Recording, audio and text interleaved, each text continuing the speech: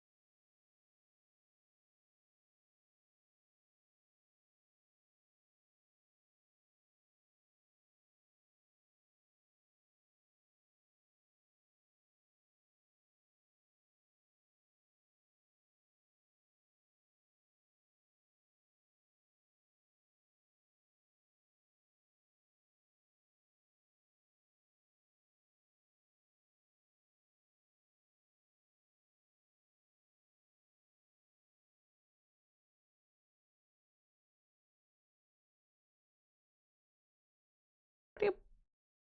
Today, surprisingly, we continue overtime safari week. Be doing that indeed.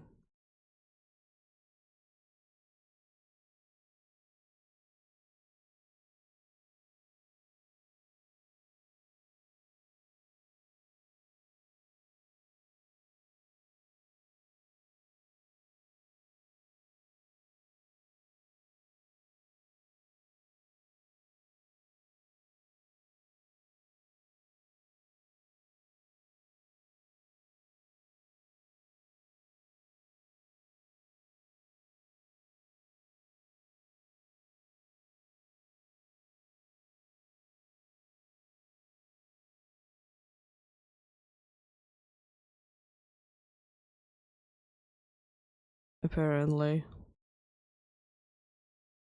I have one friend that is online.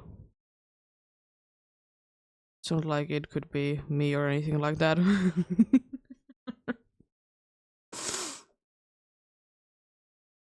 What? Um. Yep.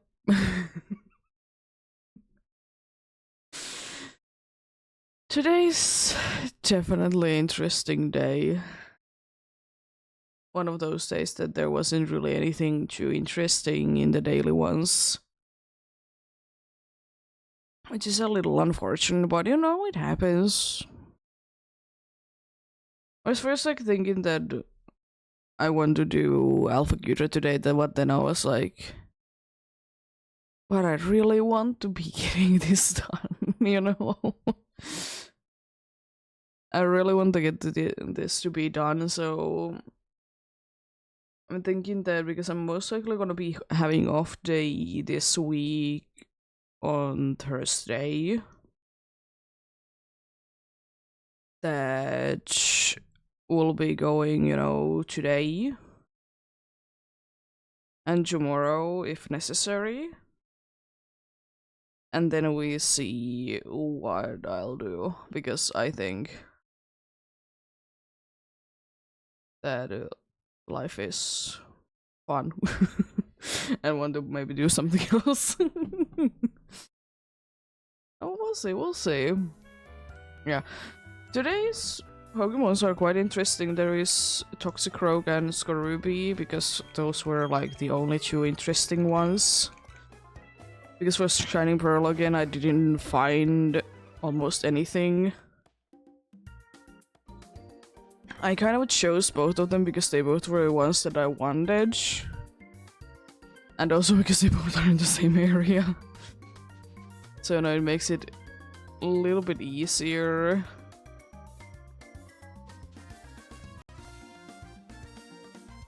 A little bit easier to be getting to, you know, to the place.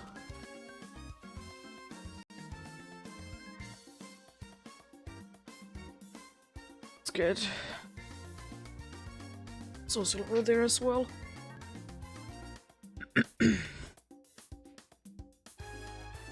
Yeah, both are at area 6. There is a Toxicroak indeed, and a Skorupi.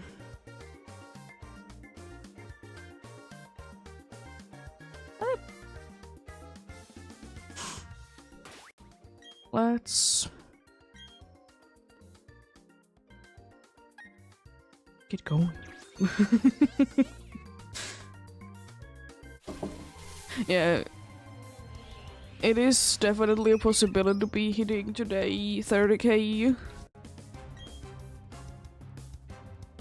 We started the day strong by throwing Safari Ball at the first Pokemon, and we're gonna be capturing it.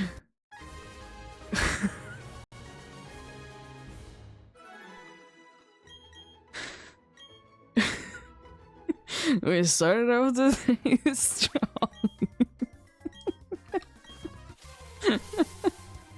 Yeah, happens, I suppose. Anyways.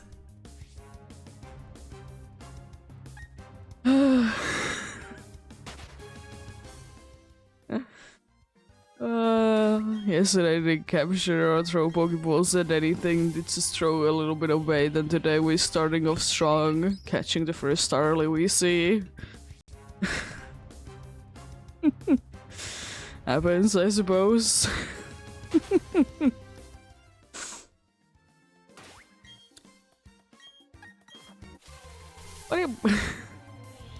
Anyway. Yeah. Indeed. The only Pokemons that I did find in Shining Pearl was indeed a Skorupi, Golduck, and a... No, it was Staravia. It was Staravia and then Krogunk. And Skorupi was like, didn't get one, so you know. Did fail one, so you know, I'm gonna be going for it instead. And Toxicroak from the Brilliant Diamond seemed like the only cool option.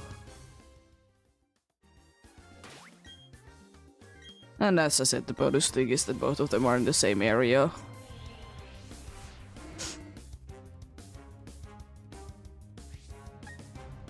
But I don't know if I have ever personally gone for Toxicroak. I don't remember.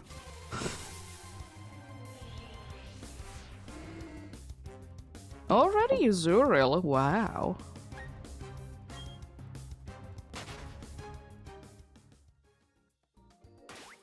I've seen it a few times for sure, but I don't know if I have been specifically going for one.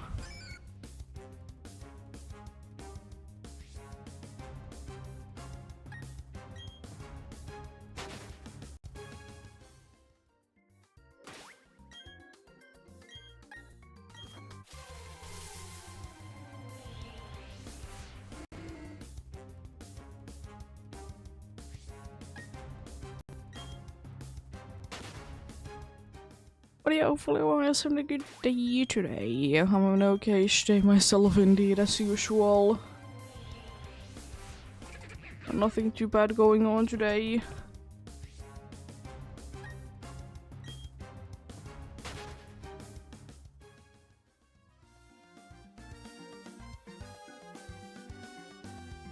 To center it a little bit more.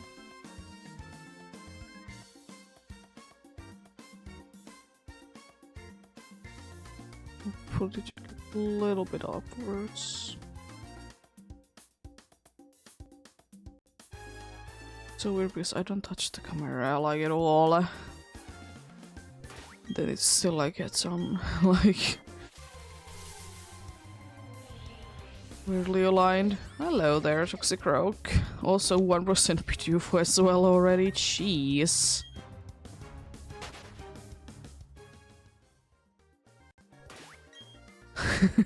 But yeah, I will say one thing though that was quite interesting to say the least. Thankfully, you know, Pokemons, they do be having quite a shape that you can be knowing what Pokemon you're actually having and such. I was still having the gaming inverted from last night when I was checking out today's Pokemons, and it was like, that's so waggy looking. Toxicroak, for example. Like, oh, cool. Roselia looks quite cool when it's inverted, though.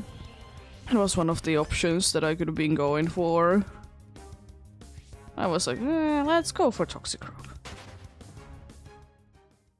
As I said, plenty of times already.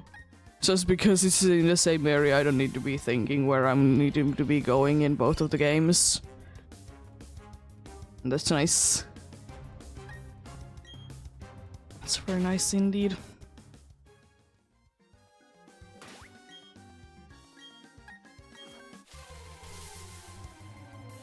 But yep. Indeed.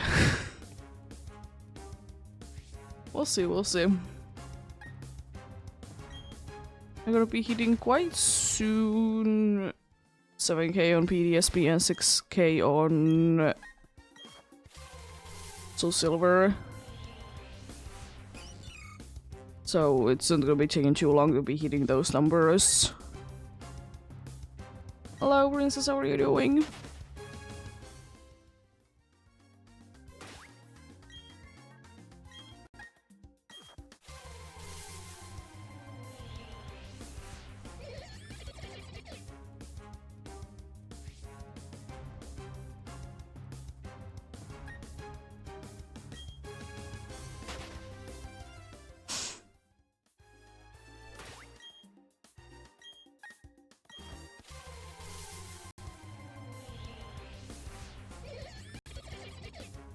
She is sponsor of Toxicroaks.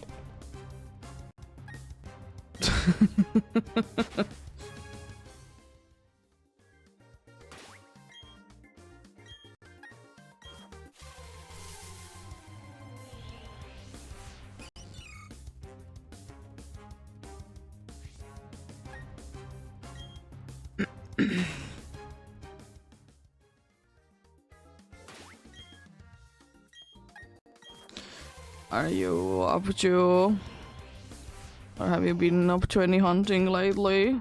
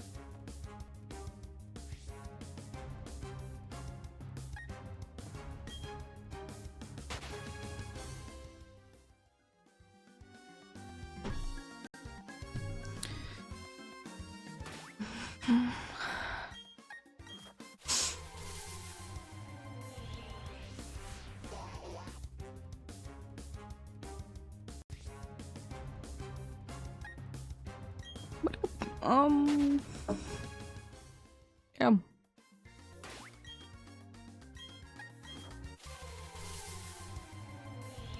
We'll see. I would really like to be hoping to be getting this thing done.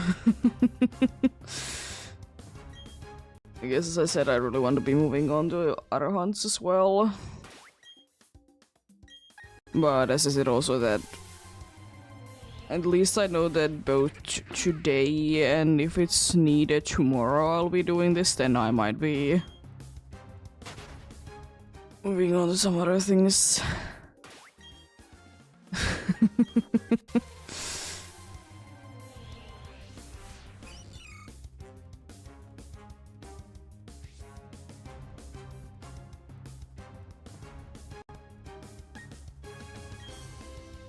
You know, it would be nice to be getting, you know, Safari Week things done before moving into other hunts, though.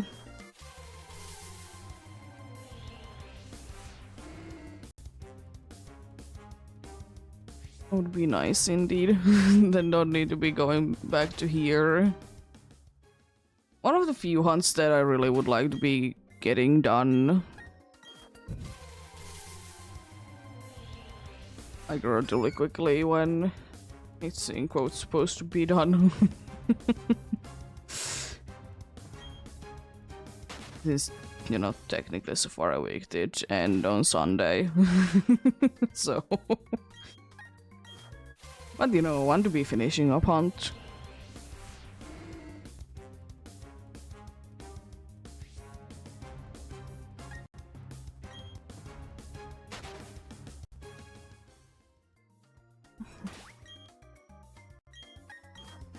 Finishing up it indeed.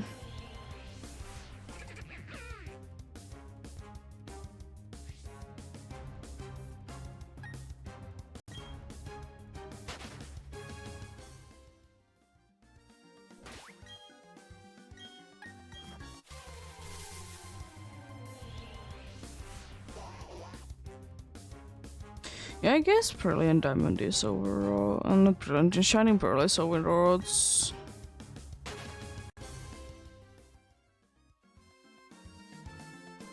Brilliant Diamond is soon going to be overalls as well. I'll say soon, it's gonna be still taking quite a good amount of encounters. It's technically put that in half, and that's where was the last time that Brilliant Diamond did get shiny?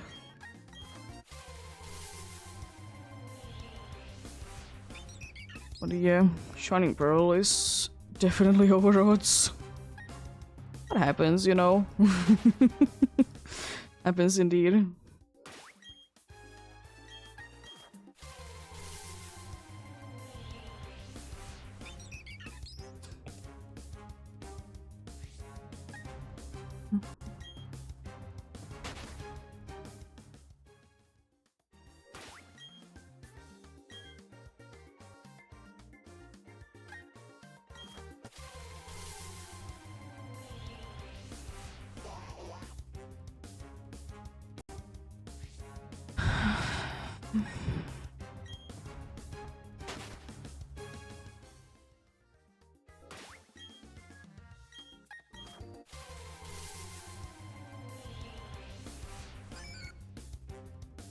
Haven't seen any of the 1% in Brilliant Diamond. I've been seeing them on Shining Pearl quite a good amount though. So I would be hoping that be seeing like, I don't know, Zuril soon.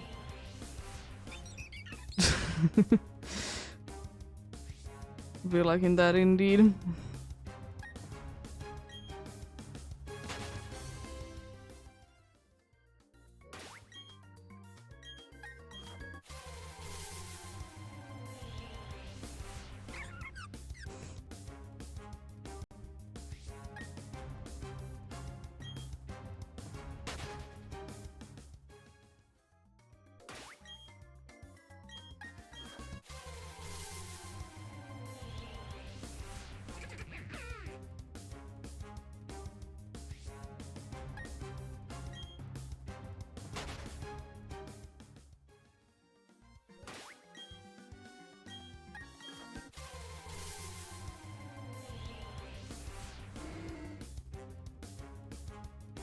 It just feels like, by the way, that the game knows that, you know, Safari Week is supposed to be over because it's not giving me any cool Pokemons anymore. Of course, like, it's down to just luck when you get whatever Pokemons, but still, it really feels like the game knows that. I guess it already started on Saturday, though, I suppose.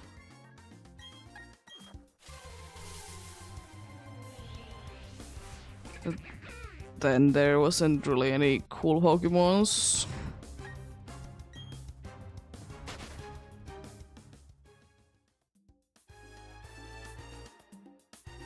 I wonder what kind of trophy carrying Pokemon I've been missing out on.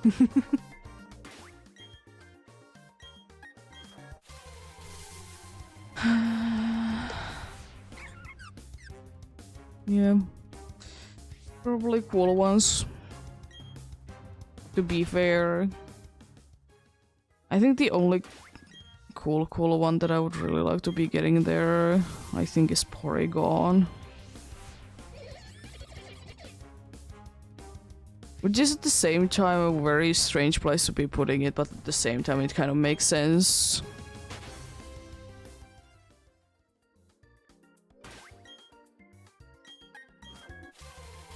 Honestly, why couldn't Porygon be found in the Ultra Wormerites?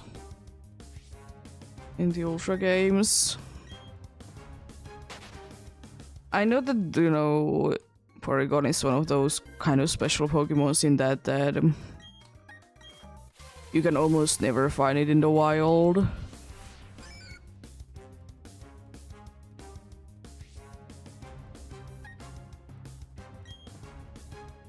But yeah, Ultra Space would have been working. I really hope if and when, you know, Alola do be getting remakes, that they are gonna be still including the Ultra Space and like add some cool Pokemons there. And I will say, even though I don't like usually, you know, as a concept, I like gyro physics, gyro things. But usually in games it's not done the best way. But I feel like it could be working quite okay on Switch. At least you don't need to be, like, you know, doing it to your entire system like in 3DS. Because I could be seeing that to be kind of working.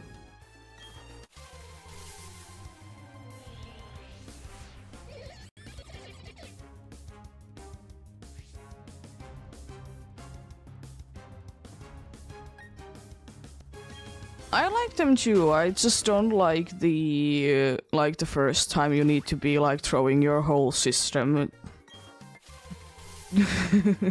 to the other side of the room.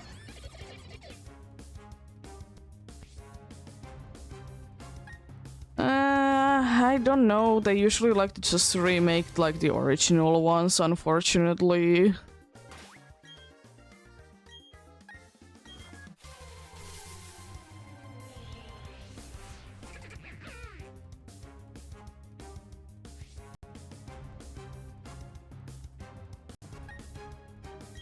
Like you see with PDSP, it doesn't really have anything added from the Diamond and Pearl. Doesn't have the platinum things. Neither did Auras be having any of the emerald things, really.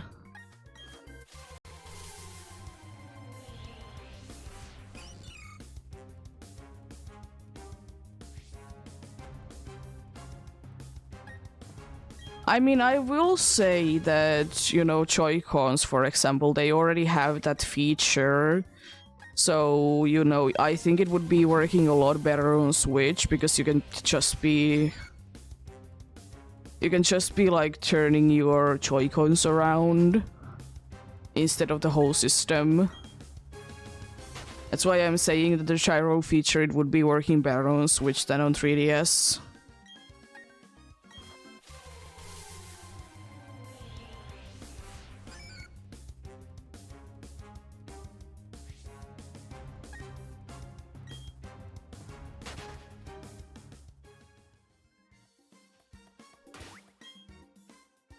But yeah. But I doubt that we would be getting Alola remakes in quite some time, though. I don't know, does Pro Controller have the gyro magic thingamathing? Because quite a good amount of Switch controllers do be having it.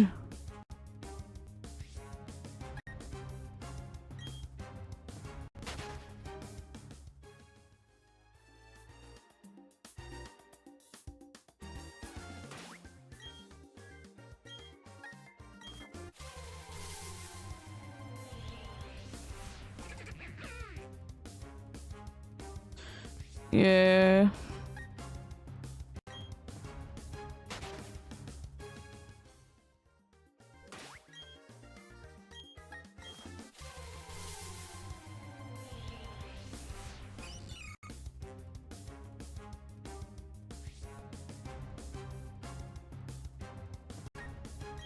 I mean, I wouldn't call them X and Y remakes myself. They're kind of their own thing, like, kind of look to the past, how things were.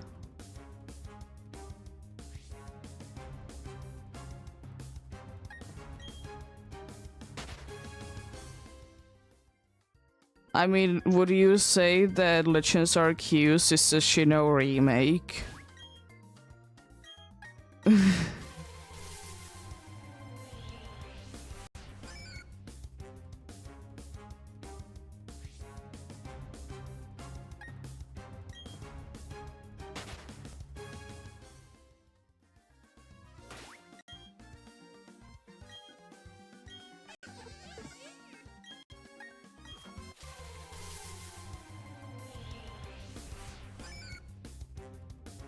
I would not say that it's remake, it's probably gonna be its own game. I don't think that the...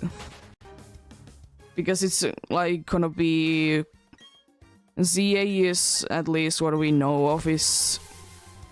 Like you are like somewhat concentrating how the place is built. So I doubt that there would be like a gym challenge, so it wouldn't really be an X and Y remake.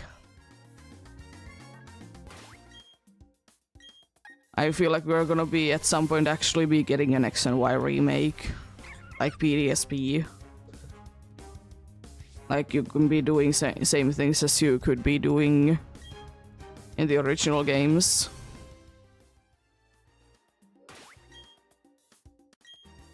They didn't say that Megas are in the game, but they did have the logo at the end. They didn't say it, but they did show the logo, so... You know, one could be assuming.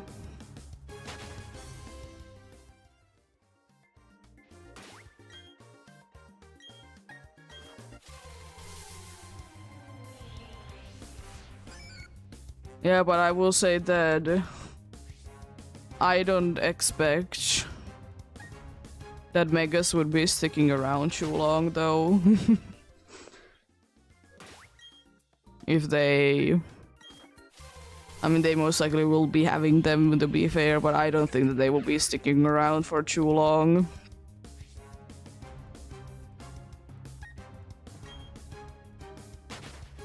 Because I will still say, as cool as like features are, like I understand that Megas are cool, but I still want new things for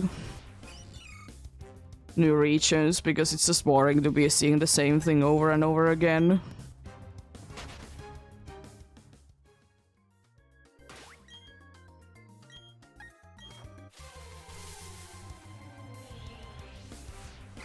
I would like to say that quite like that there is going to be regional forums or controversial forums or whatever thing Wiglet is.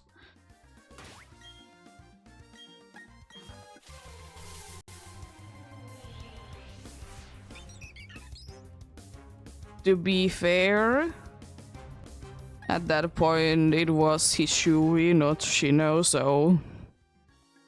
You know, they were old kind of Pokemon.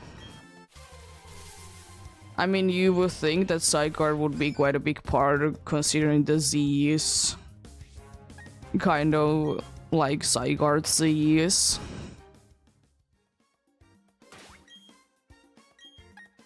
So quite likely, quite likely.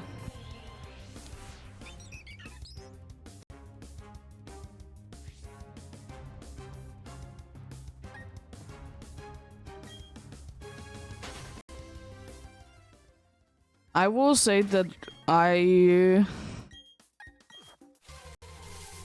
don't necessarily mind that the Zygarde shells are in the original Sun and Moon, but at the same time, I find the totem stickers from Ultra Sun, Ultra Moon a lot cooler. Because you'll be getting cool totem Pokemons instead.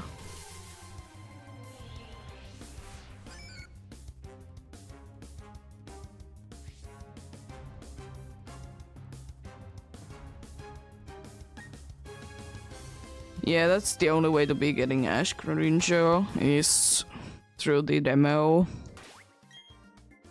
People want it back, but at the same time, would it be making too much sense? Not really. Do I care if it is or isn't in the game? No. If it is, it is. If it's not, I don't care.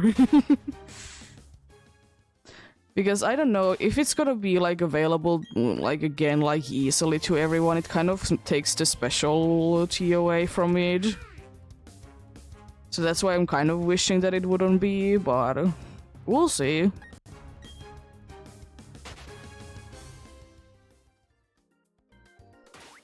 And to be fair, I don't know how Ash Greninja would be working because Legends Arceus didn't really have abilities apart from Regigigas.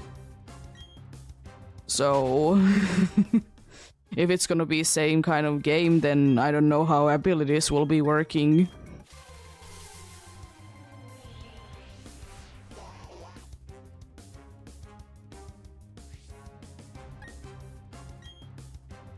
But anyways, we'll see. I'm still hoping like soon-ish new information about it. But it really depends on what time of next year is gonna be coming out, like when can one be expecting to be getting some news about it.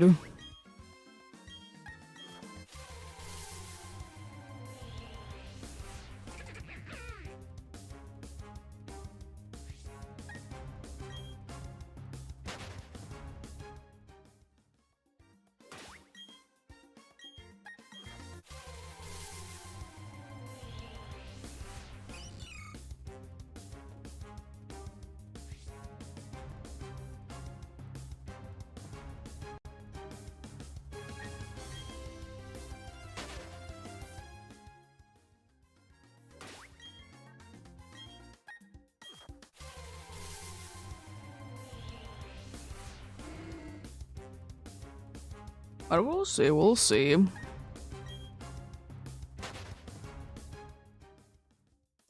I did talk about yesterday that all the legendaries that were available in Legends Arceus, they are not in Scarlet and Violet.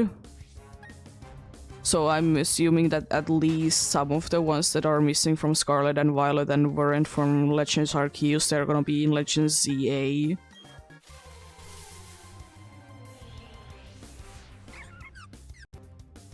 Like, surely they can be transferable, but or at least some of them.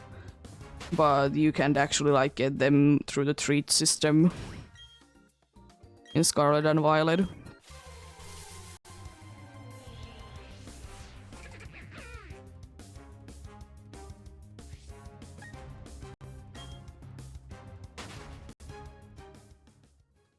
We'll see. There's definitely gonna be some more legendaries there for sure.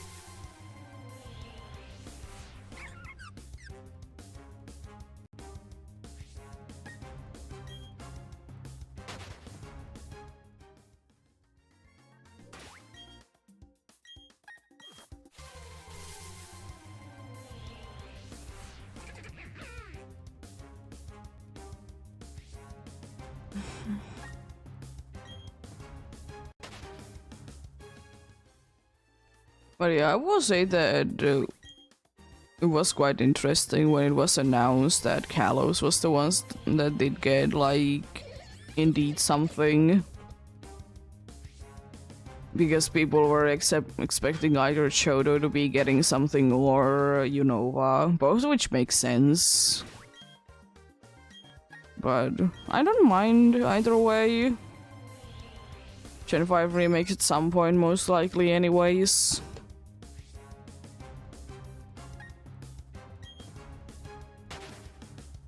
But we'll see, we'll see. And I will say that I don't think that I will most likely be caring that a bunch of people think that they are trash. Because I think it's cool that I can be playing it on Switch. Because I think that's the thing that people tend to be forgetting, that it's like almost impossible to be getting older games, so it's nice to be getting them into a newer console. Because it's just ridiculously expensive sometimes to be getting older games. I hate it. But it is what it is. Like, the thing is, I don't mind PTSP. I don't think it's a perfect game by any means. But also, I don't understand the trash talk about it. Because it's a remake of Diamond and Pearl, and people are complaining that it doesn't have the platinum things. But you know, it's not a platinum remake. Like, surely gonna be having something from it, yes, but does it really matter though? Especially because on Switch, especially now, it's easy to just be transferring Pokemons from other games if you really want to be using them early on, so I don't understand really the complaint.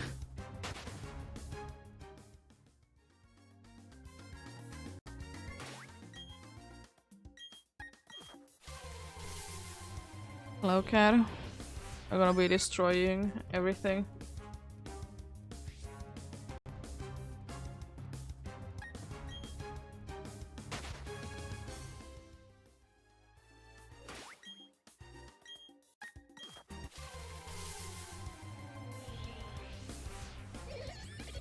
I certainly like some things that it would be nice if PTSP wouldn't be getting from Diamond and Pearl.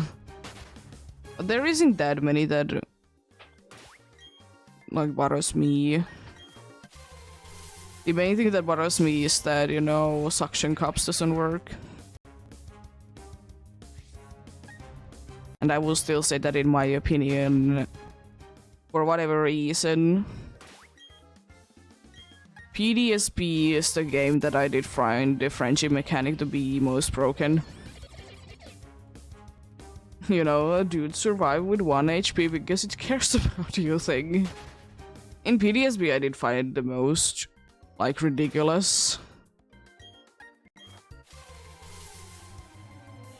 But it is what it is. I would be kind of wishing that there would be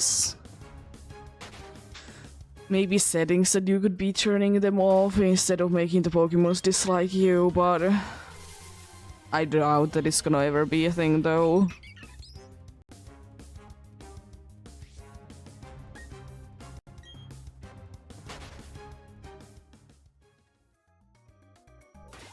But I will still say though one thing.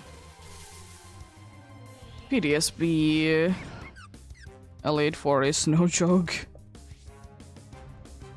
It's one of the hardest, like, most recent, like, the Elite Four that I've been going through. I'm not really counting the one that I did not too long time ago in Ruby, because I did have only grass types in that team, so that by itself makes it hard.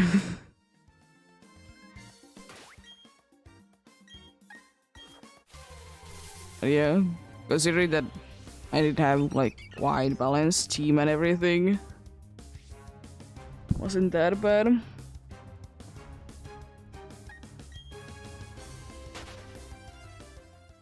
In any other game but PTSP.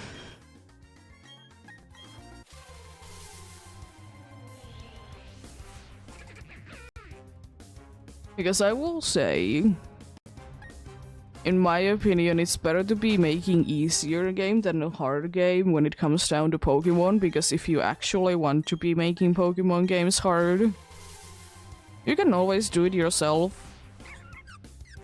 You know, no over-leveling, no switch style.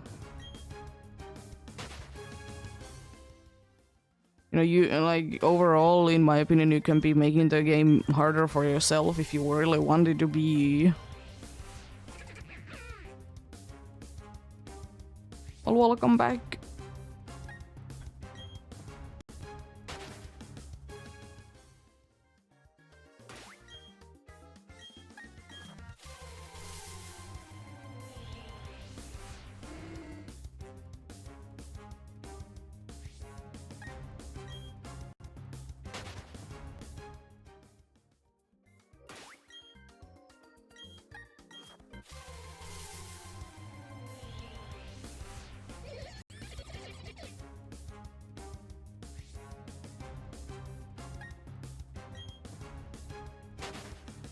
It's like in cooking, it's easier to be adding salt later down the line than to remove it.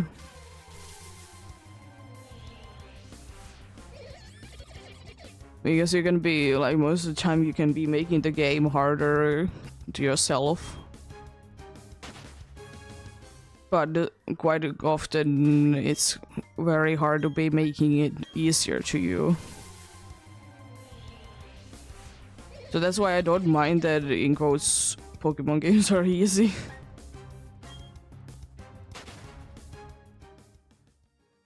I guess, you know, if I want a challenge, I can be making it more challenging. But I mostly just want a chill game, honestly, myself.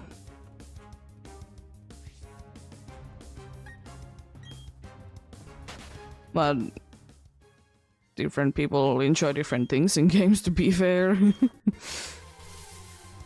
Nothing wrong with that.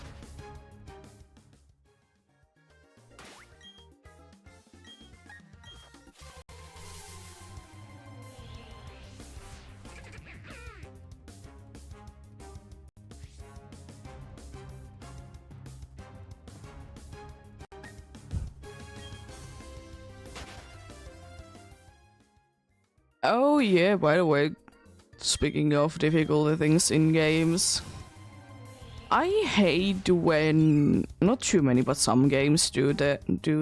That like if the game thinks that it's too easy on you, it's gonna be making it harder. Thing like it's adjusting your difficulty. I hate that. Because, you know, when I'm setting up a difficulty, I'm setting it up because it's the level that I enjoy be playing at the game. So why are you changing it?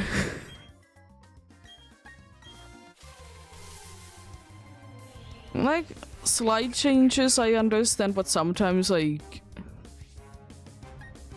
you start the game on the easy mode and then all of a sudden it's on hard mode. And it's so annoying.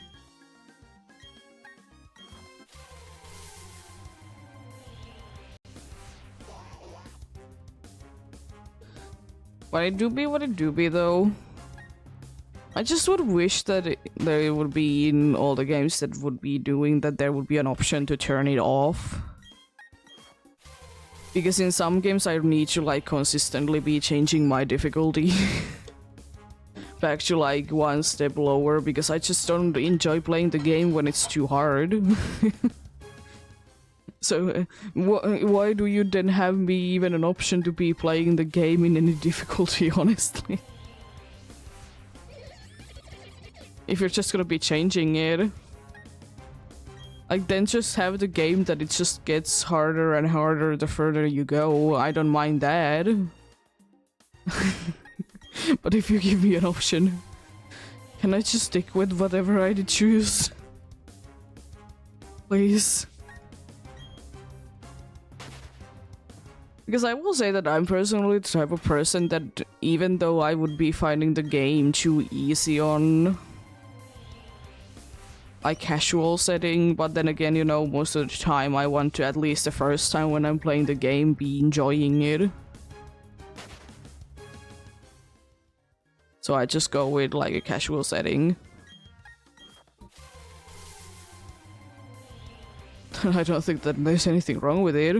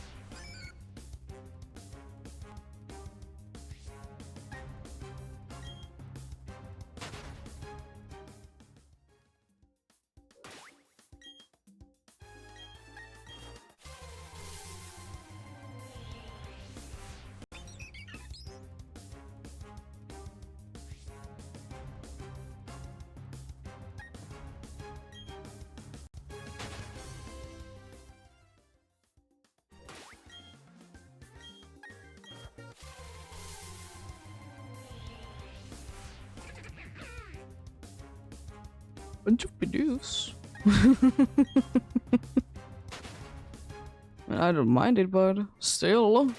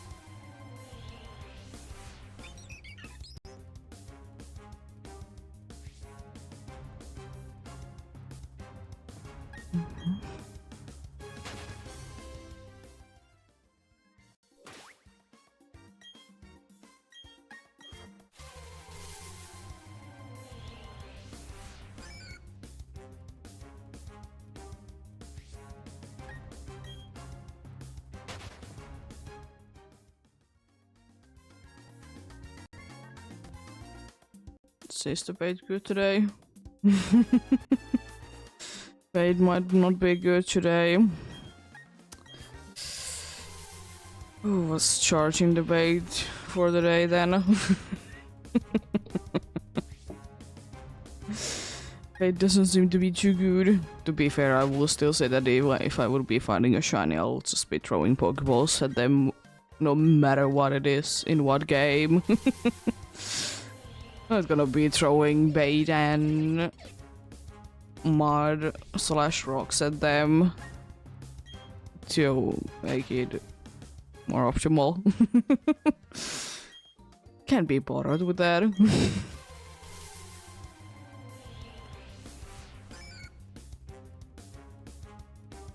And be bothered to be finding a guide how you're supposed to be doing it and such.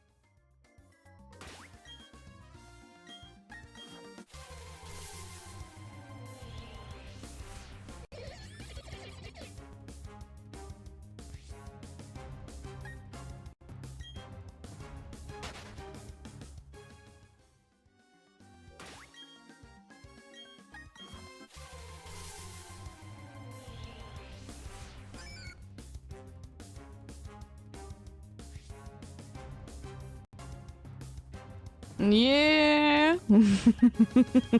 It is, of course, by the day, because, you know, only 24 hours is it. It's only 24 hours that you have until it needs to be sorted out.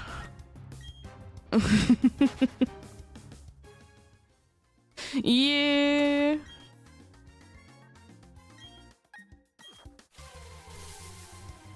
Understandable.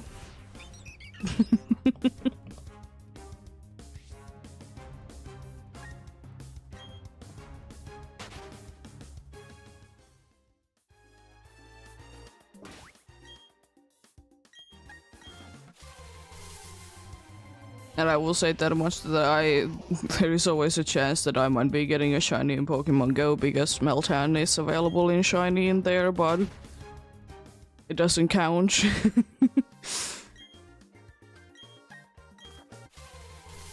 It's not even an option.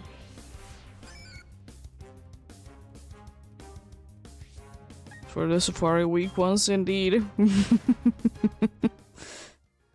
But yeah. None is always a safe option. Always the option chosen at the end if I don't find anything.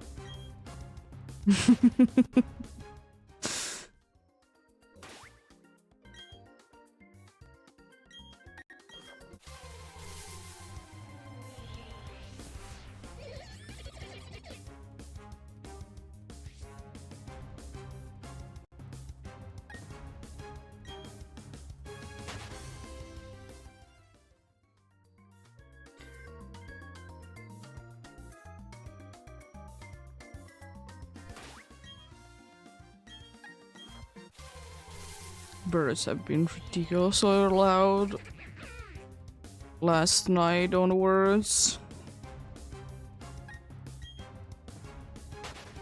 There were some seagulls that were very, like, territorial or something like that. 4 in the morning. There's a crows going crazy right now as well.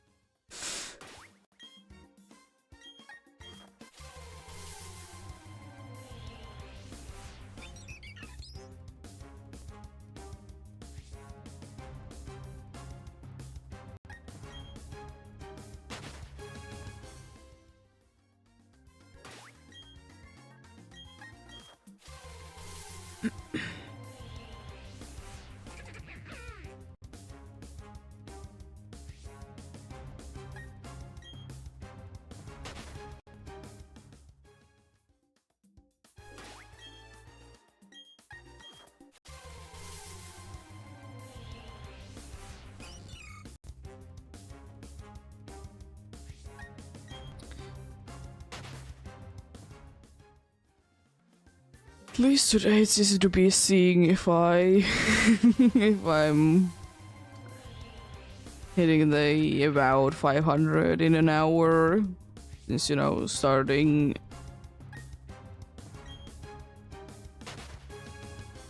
with a nice flat number today, unlike in quite a few other times. I think this is the first like flat number like that since the beginning, maybe. But that's pretty cool.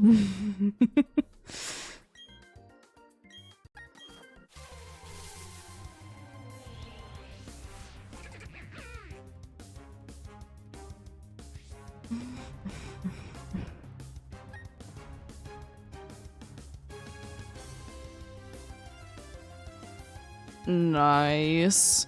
It would be so nice if in the Safari Zone you could be checking out do they have the held item or not though before you catch them, like with Frisk. But unfortunately there is in the way. Definitely worth it if you get it though. It's annoying.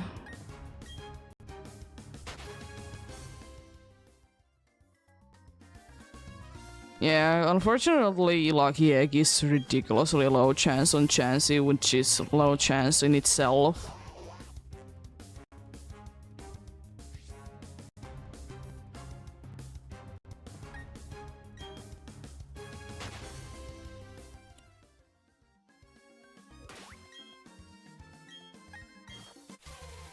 I will still say that most of the time Frisk is completely useless. It's few times that it's actually worth it, but quite often than not it's quite useless as an ability, unfortunately.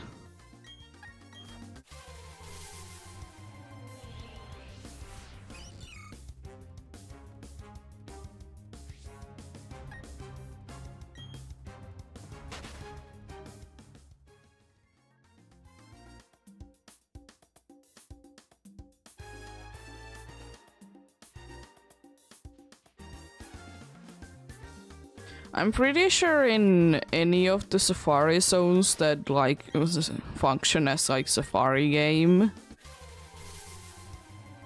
that you can be using your Pokemons, to be fair. It's kind of the point that you're going without Pokemons to Safari zones.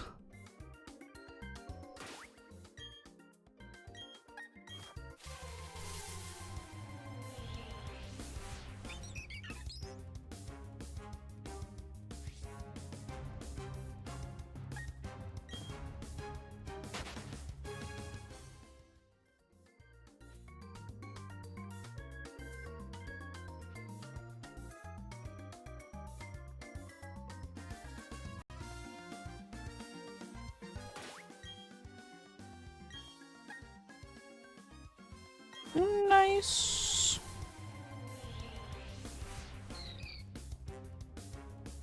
Yeah, it's nice that there is good amount of moonstones in Fire Red and Leaf Green. Considering the fact that for whatever reason in games like Emerald there is only one moonstone ever for whatever reason. But anyways. But yeah, anyways, I'm gonna be doing a few more encounters and we're gonna be having a break. It's coming in soon indeed.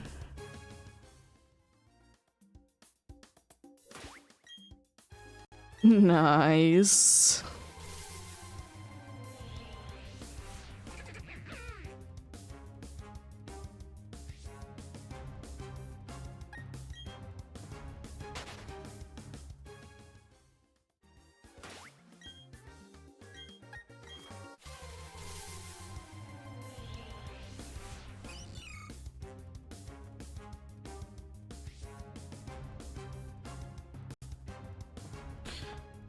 Yeah, EXP share definitely helps out.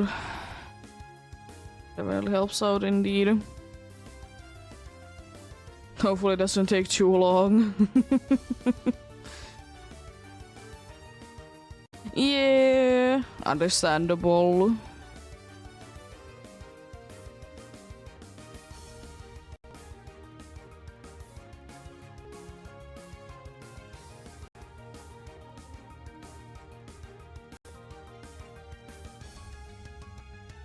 Yeah, exactly. I mean, at least the good thing is that like if you're equipping the lucky egg and don't use EXP share, you're gonna be getting a lot more EXP.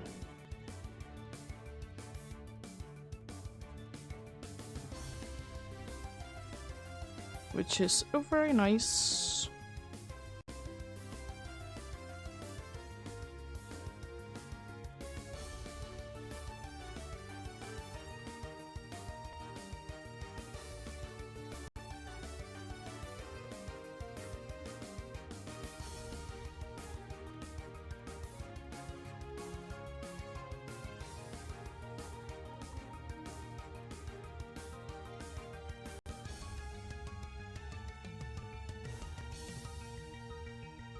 Yes, every islands they do be giving you quite a good amount of EXP.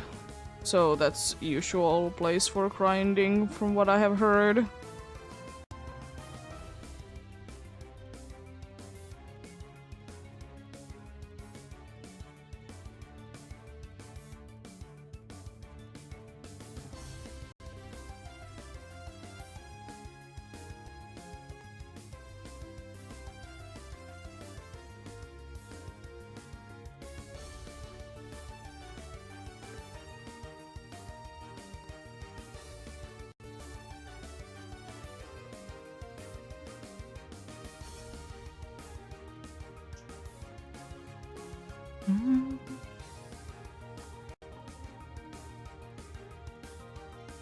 Nice.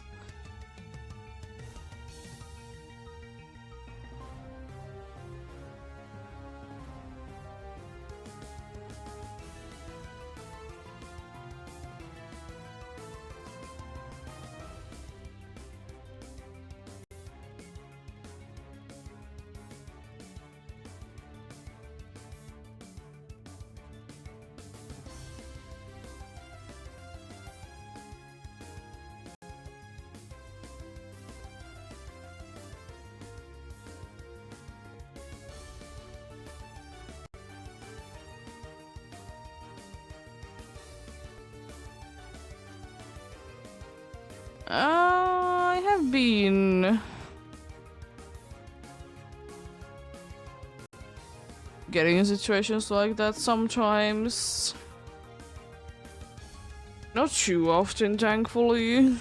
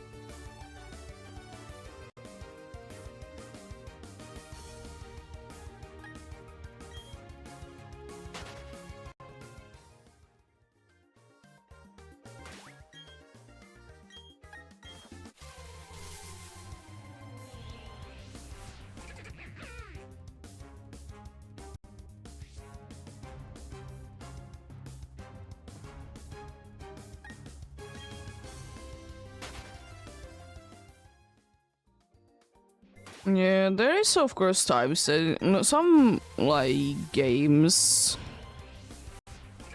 they definitely are more into like updating the game thing than others.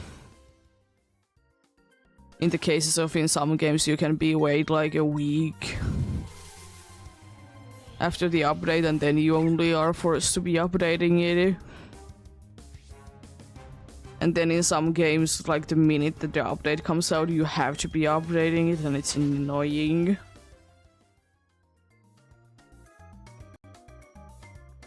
What happens?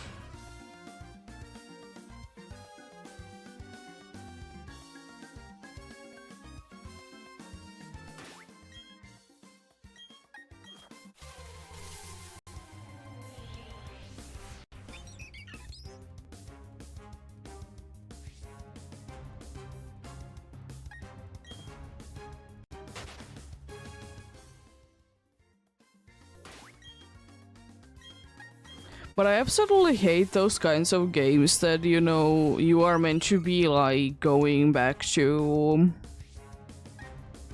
the start, like reset your progress, but you get some extra points that you can be spending on things. Those are so many times so annoying. Like, I understand as a part of the tutorial it's the case, but at the same time, every single time that you hit a certain point where you can be resetting your things, like, it always is highlighting it. Because most of the time I like to be doing more than the game is, in quotes, wanting you to be doing before you, like, reset your stats.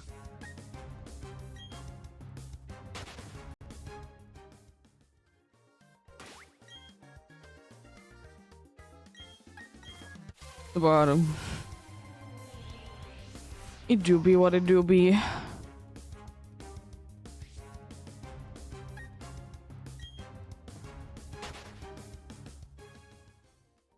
It's like there is like games that like you like there is technically an infinite amount of like levels to be going for. But then, like, always after the World 3, it's like, you should be resetting. But then you're like, yeah, but I also would like to be going to, like, level 10, so I will be getting a lot more points, and it's not that far to be getting there. And it's like, but you should.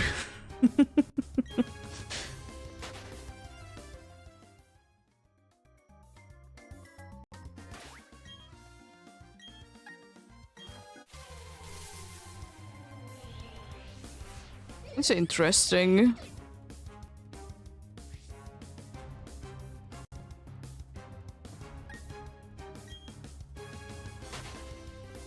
Seems interesting indeed.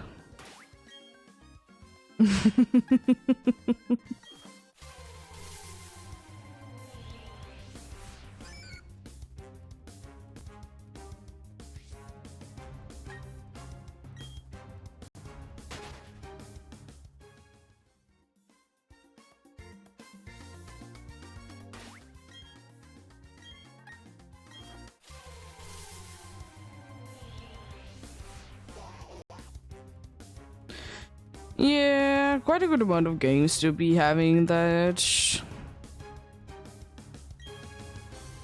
Because they want to reward you and encourage you to be resetting every once in a while.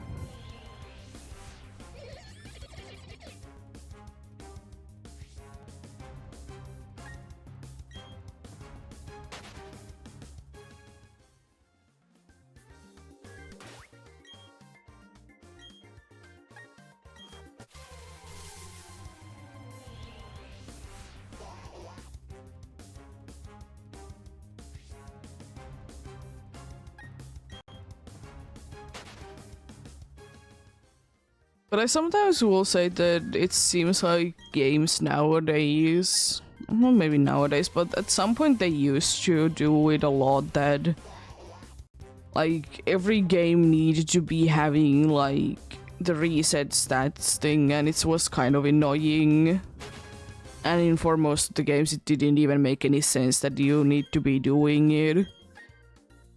But then again, it's how things go in games. Especially mobile games, they need to be following trends and stuff. It's annoying at times for sure. It is what it is.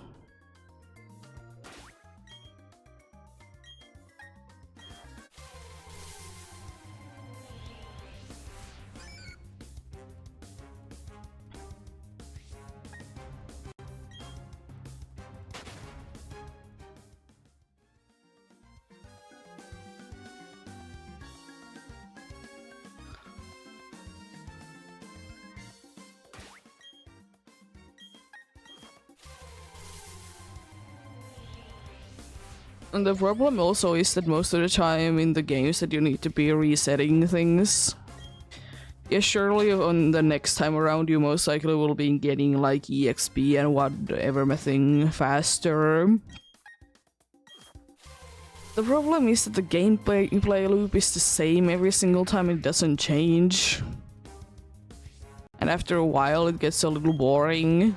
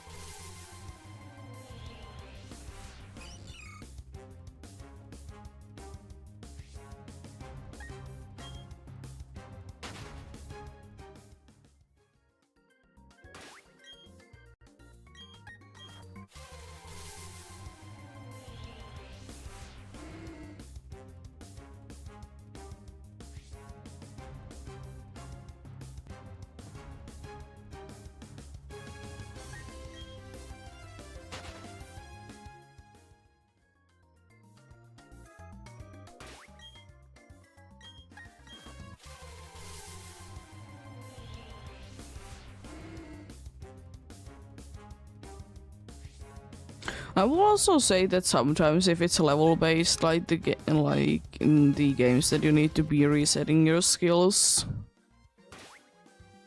I hate that you can never be going back to stage. I don't know like in how many times I would like to do that, but it's annoying at times as well that you need to always be going forward.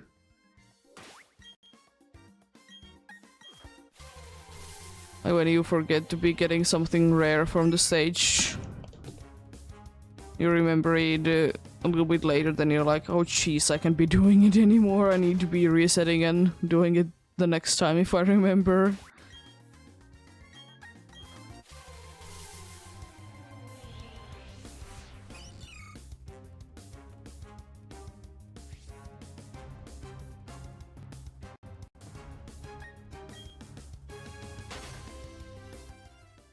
At least I will say that thankfully there isn't too many of those kinds of games that you need to be resetting your things.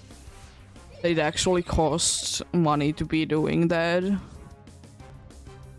I know that there is some games like that and it's so annoying.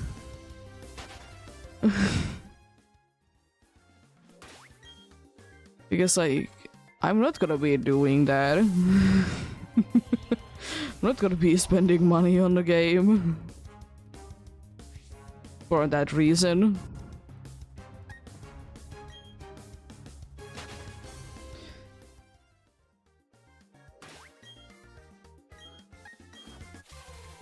Also, speaking of paying to be playing the games, jeez, is it ridiculous how expensive sometimes it's to be removing ads from the game. you know, some games are like it's €1 to be getting rid of ads for the entirety of the game, like one-time purchase, and then somewhere like, yeah, pay you €5 a week. Yeah, no.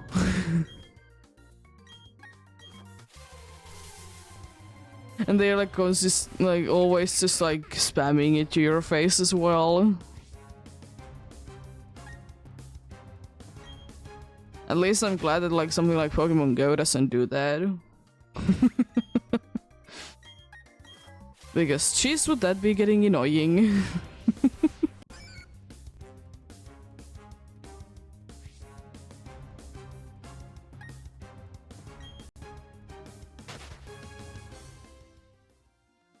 Also, you're gonna like quite often be seeing how much does the well, whoever like is getting money from the game, is it the publisher, is it the developers, or who it is, how much they care about money.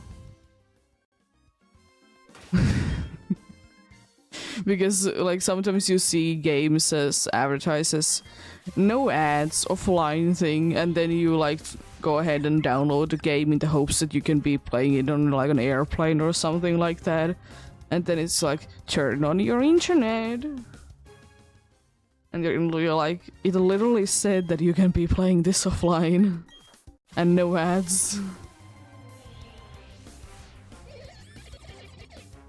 It's so stupid. I hate it.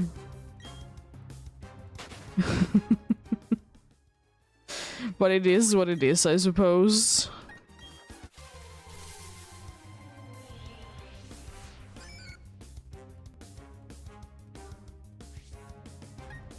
Then again, I will say that if I feel like if there is the game is advertised that there is no ads, there shouldn't be any ads.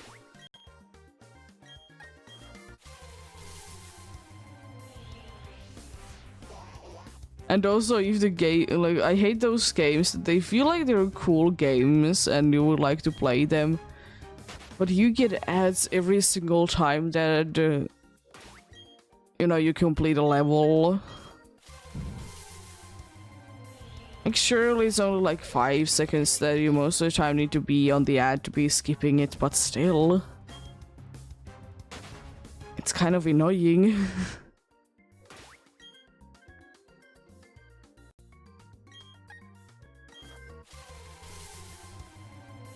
And most of the time from me they're gonna be getting the thing that I'm not gonna be playing that game anymore.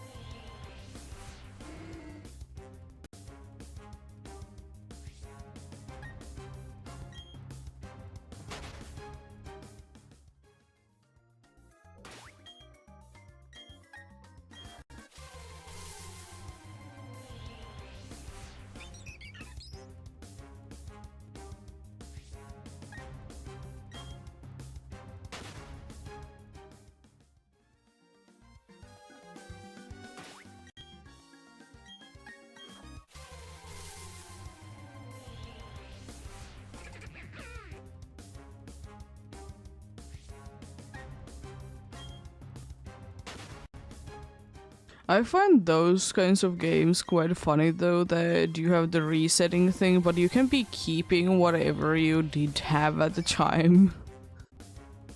Like, you know, you go to the area 1 with like level 10 equipment. There isn't too many games like that, but it's always hilarious when a game is like that.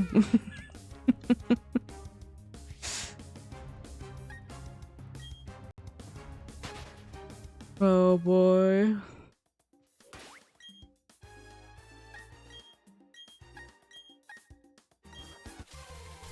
Also, I feel like even though I don't really need too many, games, like I don't need new games too often that I can be playing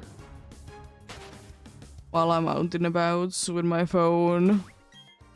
But I feel like nowadays it's ridiculously hard to be finding anything cool.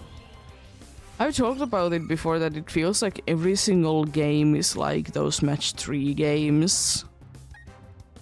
Which is like cool, I don't mind it, but at the same time, why is it always that though? Or merging, that's another like very popular thing.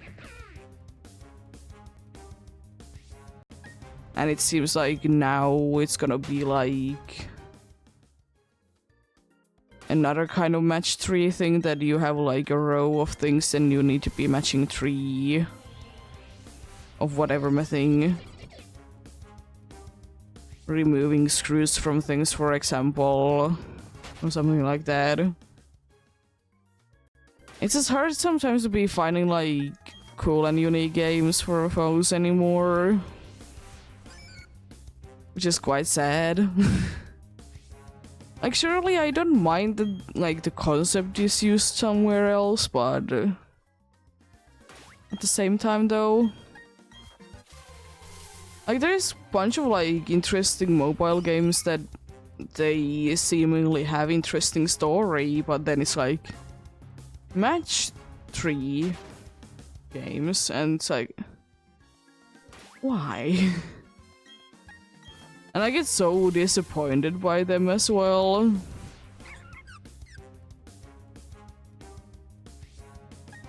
I'm very excited to be playing the game, but then it's like match 3. Oh gosh, again. And it's like, I try to be, because of that, I try to be looking at all the pictures and stuff. But sometimes they don't show up in there. And I'm very disappointed that I wasted my time on the game.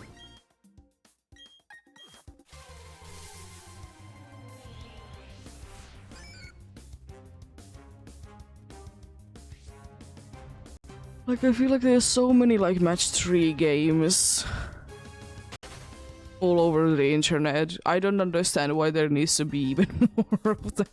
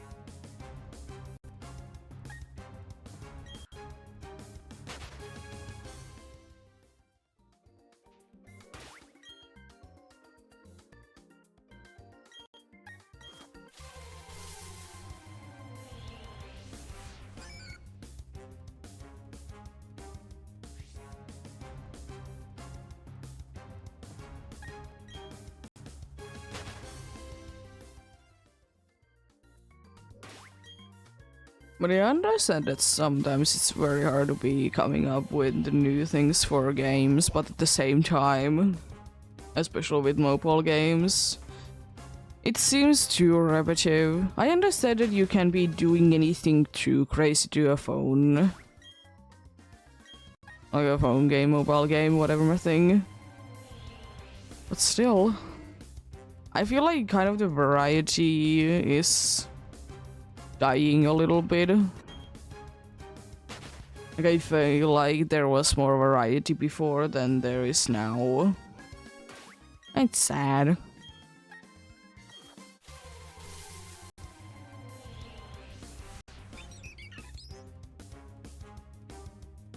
But then again, as I said, mobile games, they unfortunately, if they want to be very well selling, they need to be following the trends.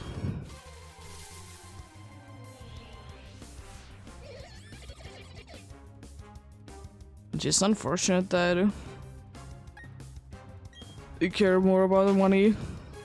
Like for example, like when like cleaning carpets was a big thing. There was like ridiculous amount of mobile games about it.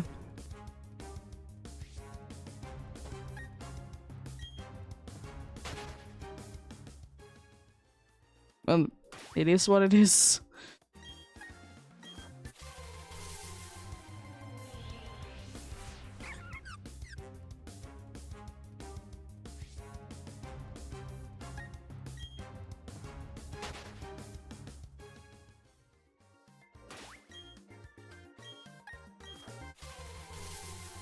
And those are the games that have like some sort of energy system. I'm fine with it. But the problem is when the energy system, especially in the start, is that once you like get to 0, you'll be getting automatically like more.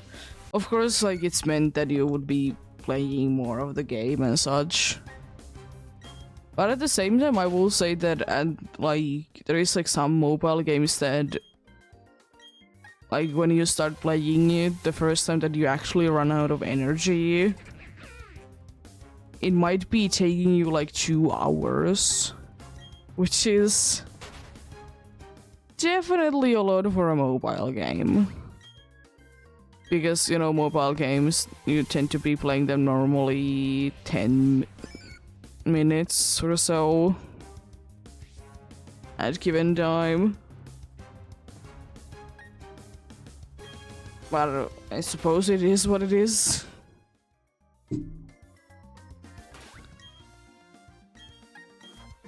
Like, I understand that it is the way that, you know, be keeping the players playing the game.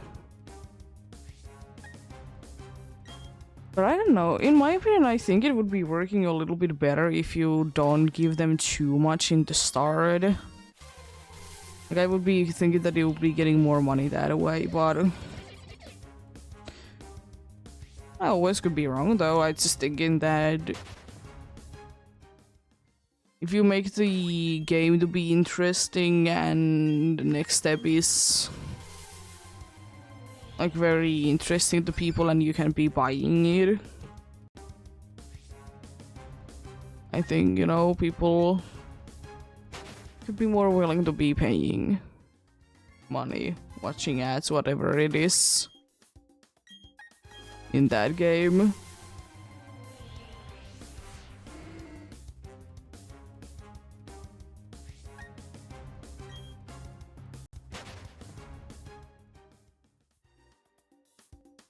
Especially thinking that since it is apparently the thing that, you know, young people these days, they don't want to be spending too much time on one thing. They get bored of it too quickly.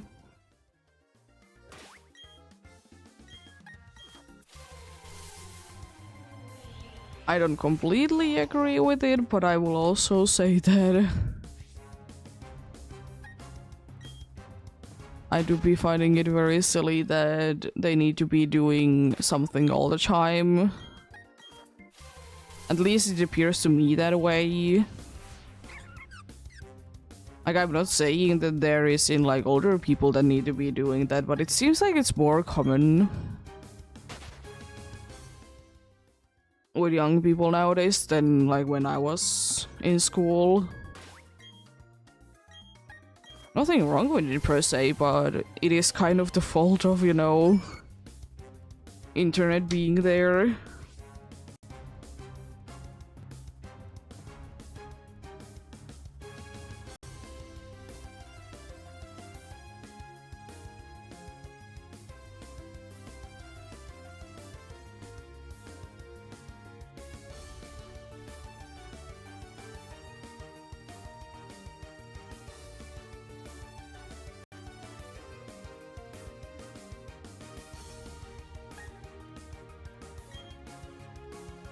It's kind of the problem with internet always being there indeed.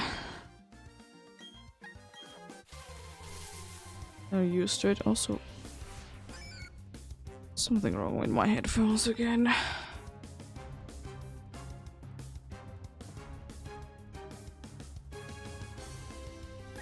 Oh, no, it's good.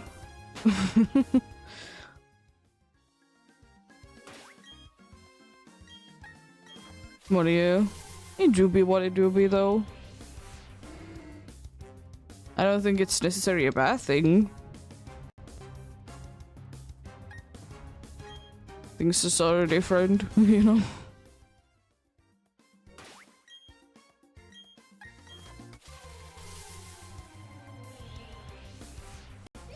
I mean, I will say that it is also a fair argument that the reason why kids nowadays, they more or less need their phones all the time is because the parents are letting them to be on the phones.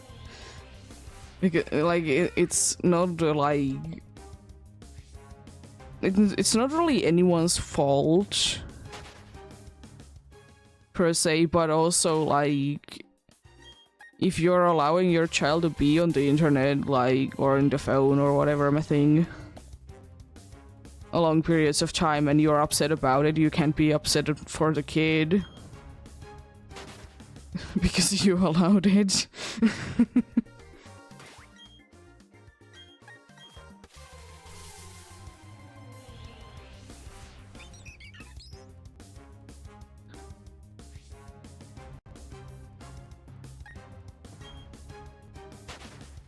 You know, if you don't want your kid to be attached to the tablet all the time, you know, don't let it happen. I think it's quite easy.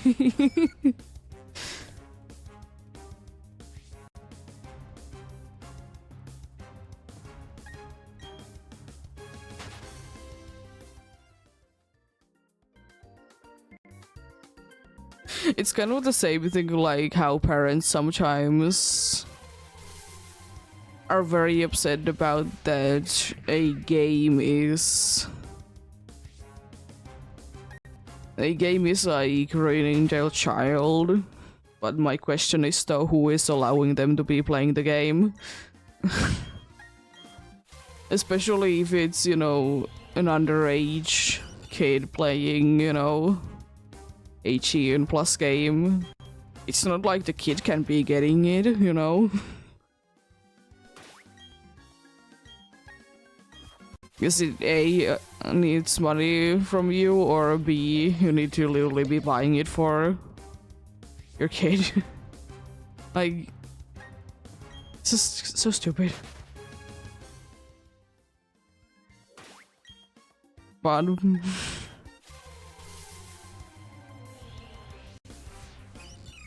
it is always the case though, unfortunately. It's forever and always gonna be the situation that the older generation is gonna be talking trash about the younger generation.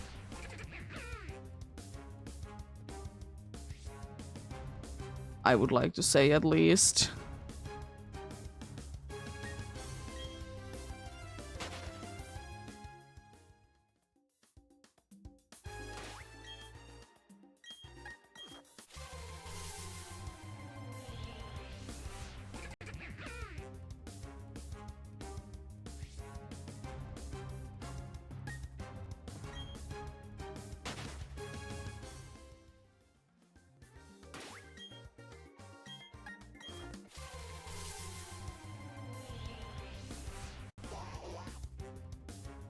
What do you...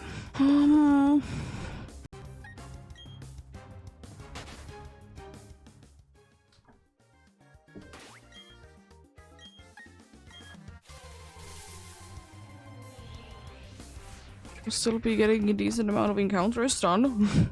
Good. Good indeed.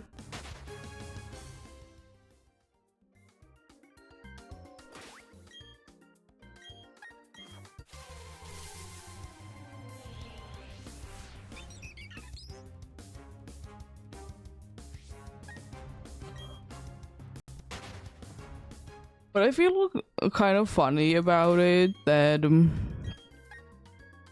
like how things have changed over years as well.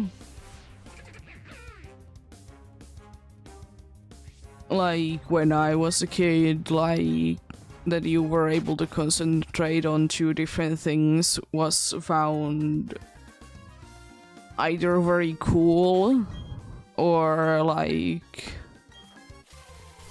a thing that like, why are you doing that thing?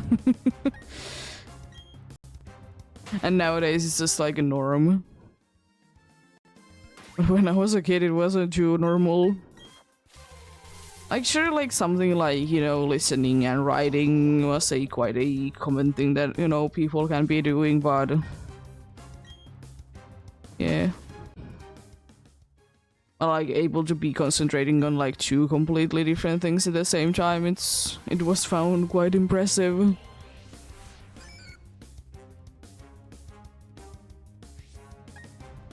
I will say though that multitasking overall is a good thing. Do I think also that it's always necessary? Absolutely not. Because, you know, there's times that, you know, it's always just good to be concentrating on a thing at a time, though.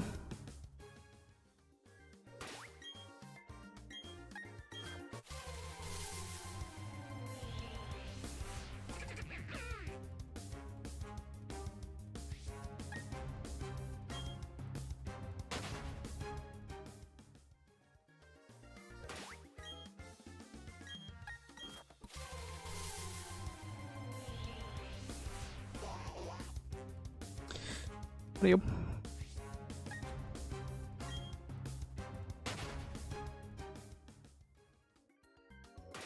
Do be interesting indeed.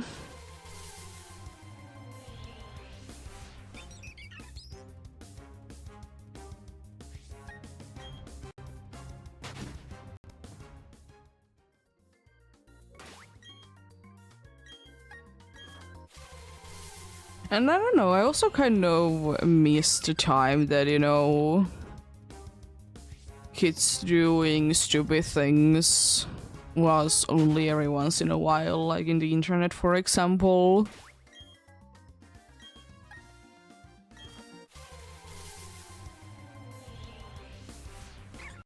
Because, you know, nowadays it is unfortunately the case that more stupider and stupider things are being done daily. Because, you know, people want to be getting viral or whatever.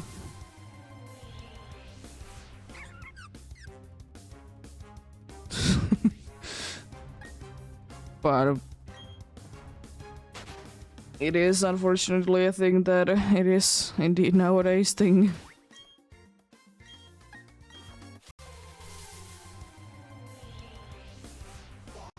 Like the thing is, like, yeah, have I done a stupid thing when I was a kid? Yes. Was it recorded? Very rarely, but you know, happened still. Because I was kind of in the weird situation, like, in between the stages of, like, you know, cameras need to be their own separate things and, like, smartphones being a thing. That up until I was, like, 5 or 6 years old, like, we did used to be taking a lot of pictures. Then go to, you know, places and get them, like, physical copies of the photos. A thing that is not really that being a big thing nowadays. And then it was also the case that for whatever reason, for like quite a good amount of years, it was the case that there was no like pictures taken. And then we did go ahead and switch into like taking photos with phones.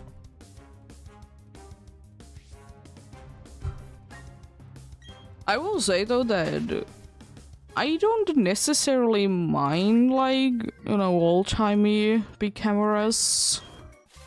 Even though they still make them nowadays, but nowadays you think of camera and you think of phone, I would like to say, most of the time. Because it's easy access, everyone basically has it.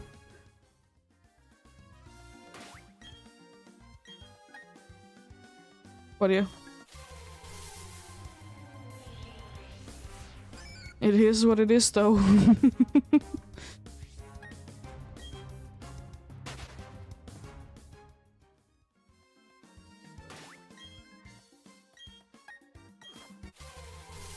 Yeah, old-timey cameras, I like them, into a sense. It's for sure. It is, you know, of course, sometimes quite a bit of a hassle to be carrying them everywhere, so that's mostly why, like, those kinds of cameras are only, at least for me, carried in, even though I don't have one. It's mostly carried in special moments. If it's like a regular old daily thing, I'm just gonna be taking pictures with my phone.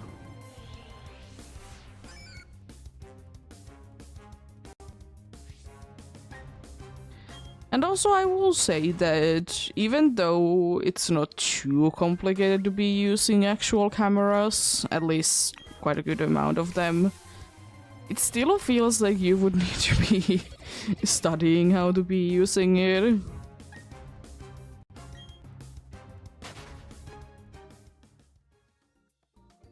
But, you know, different people, different things.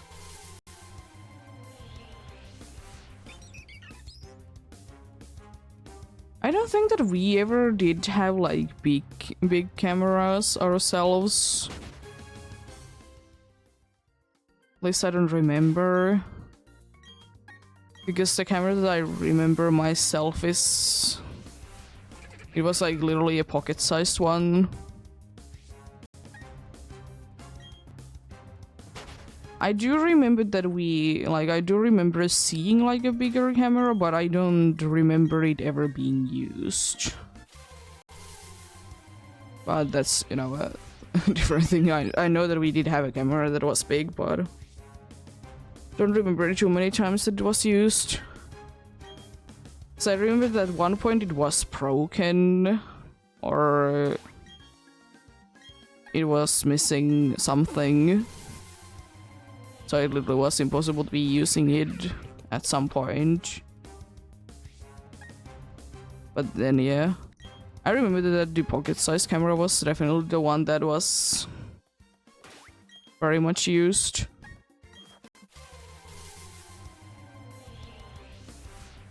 But I also will say that I personally think that taking photos is not that important. I would always be preferring to be filming things instead.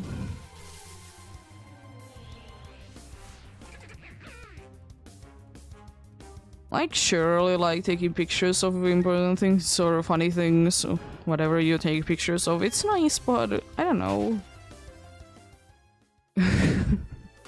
I like to, you know, live in the moment. I don't really care to be taking too many pictures.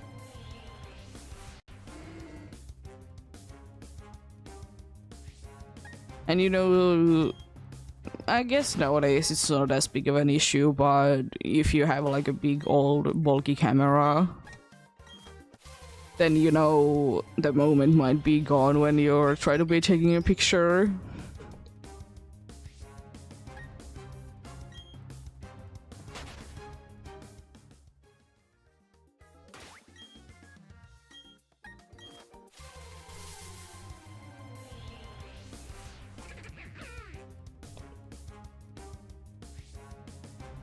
I do remember though that we did used to have like a photo album.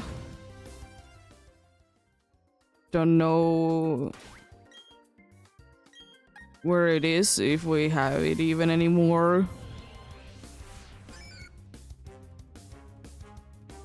Was with my mom, but I don't know if my dad did get it at some point.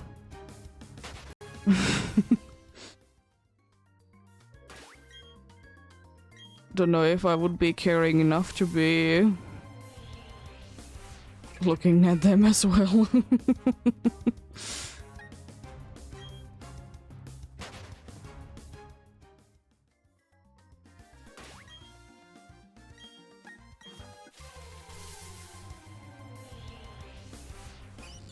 But yeah, do be what it do be.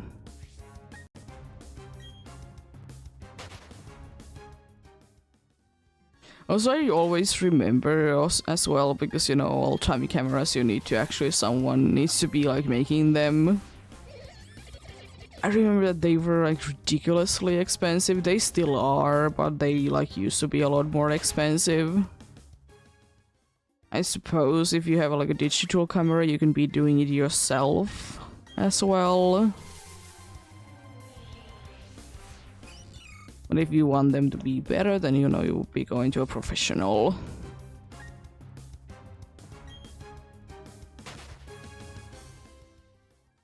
And also, one thing is that I don't mind watching someone else's pictures, but I never want to be seeing my own picture.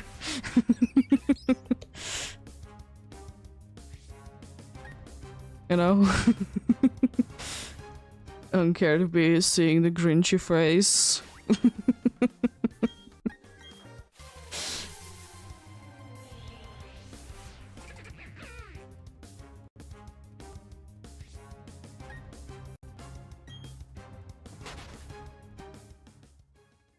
Cringy face of like 5-year-old me. Not too interested in seeing it. That was real.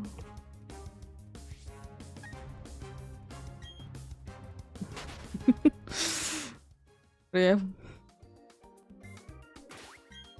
Do be what it do be.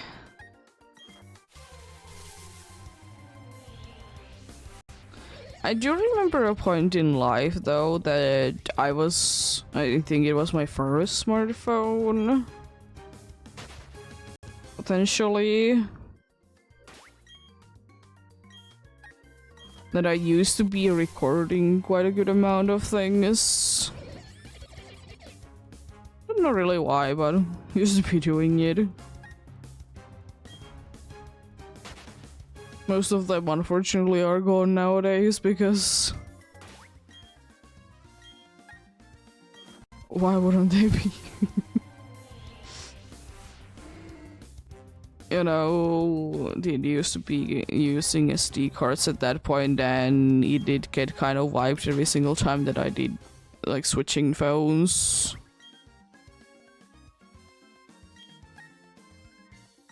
But yeah.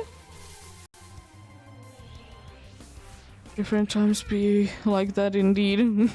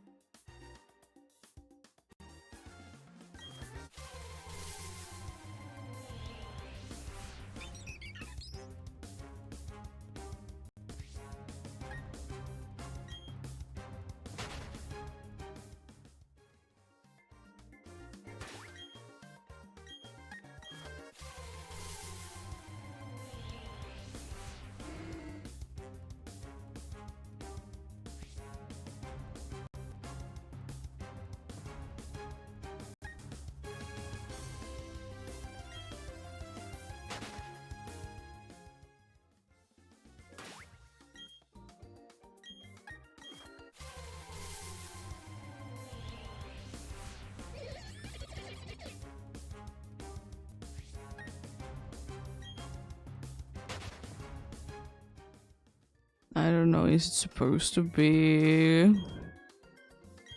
like that, but when I hear toxic rogues cry, it seems like it's laughing.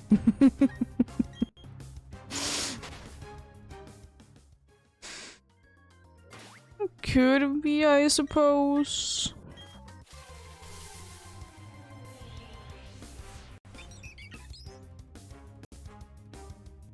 This was some Pokemon cries, there is actually meaning behind them.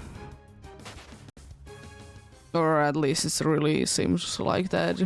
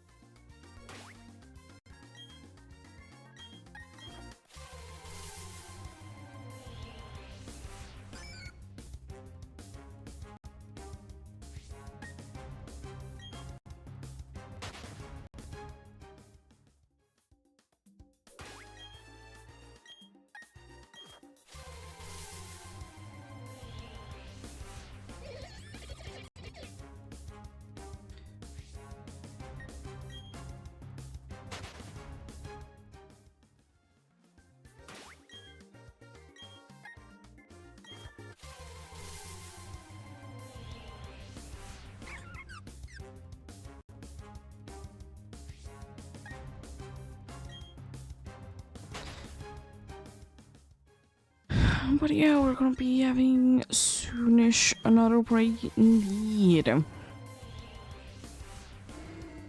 They do be always good times to be getting something to drink, something to eat, you know, take a break, some shape or form indeed.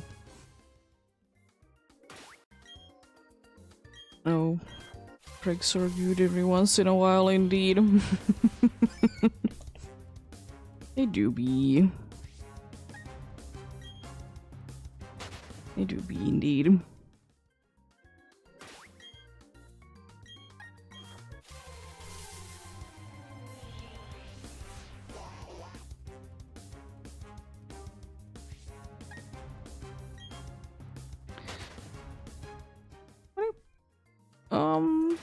Yeah, I think today is, if I didn't say it already, I think today is gonna be indeed the day that, again, I'll be hitting like 30k if I get there. Then, you know, it's done for today. That should pretty much guarantee a little bit of a shorter one.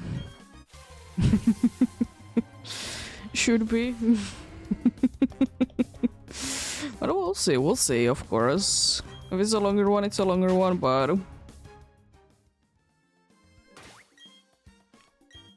it should be a shorter one, though.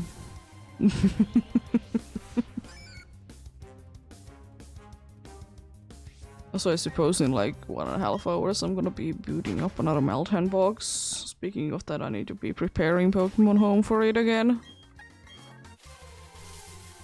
I hate that you need to be like receiving the Pokemon in Pokemon Home. So I need to be probably releasing soon the Pokemons that I have been transferring there as well.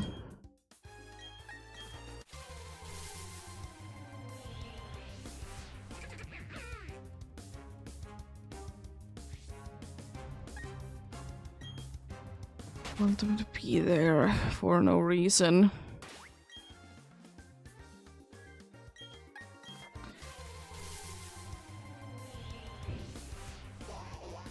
Guess most of them, like, I think all of the Pokemons that I like be throwing from Pokemon Go to Pokemon Home are indeed Pokemons that I couldn't be caring less. They are there. Pretty sure about it indeed. Guess most of the time I don't care at all. The kind of the thing is, why would I be transferring them, you know, if I wouldn't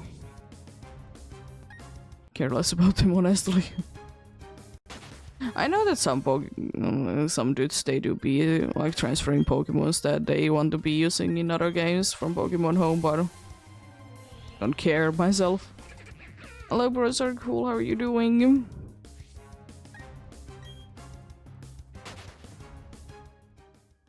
Hope you're having a good day. I'm doing okay, thanks for asking. Good to be hearing that you're doing good.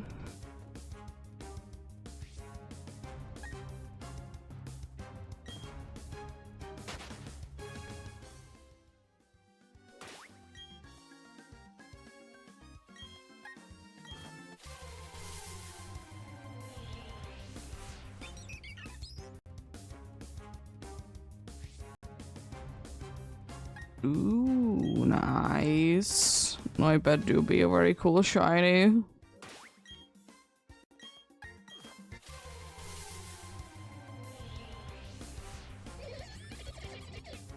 I'll be leaving it there for now.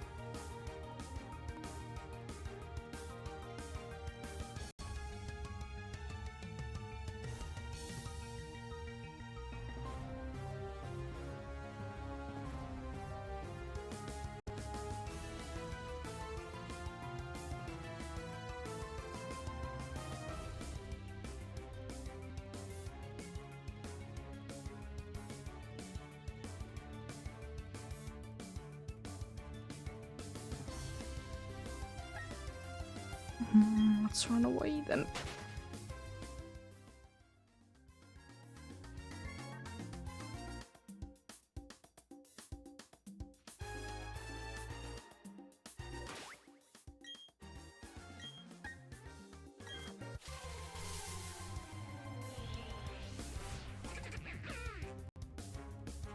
But yeah, I bet it's indeed a shiny, definitely.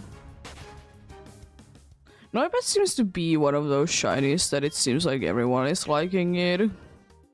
I don't know why, really.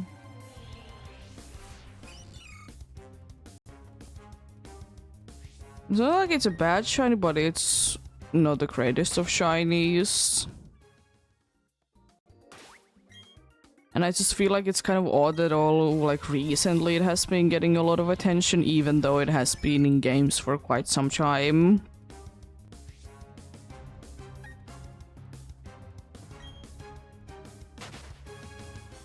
But yeah. Noivern, though... It's certainly something else. It's not bad, it's just interesting. Like how many colors they did get into Noivern.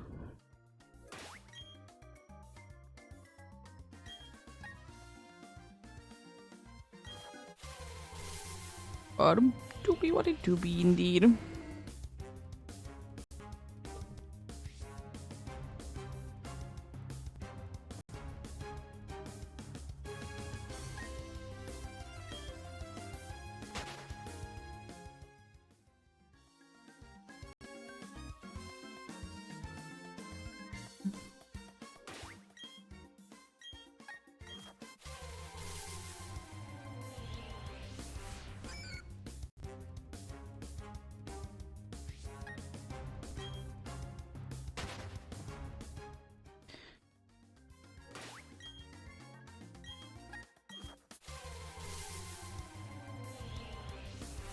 Yeah, I don't know. I don't think that there is too many like shinies that are colorful. Especially considering if the base form doesn't have too many colors.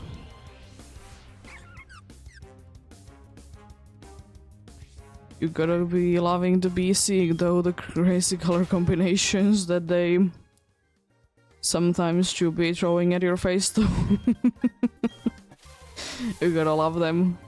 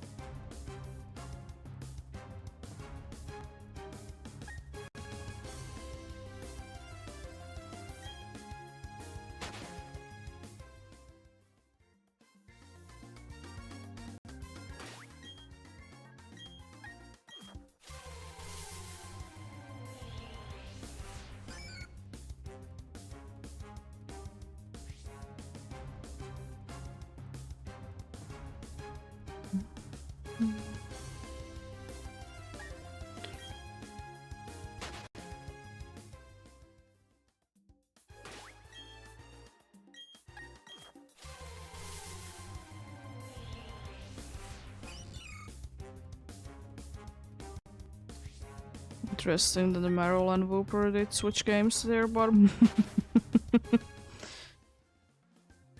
happens, I suppose. Interesting.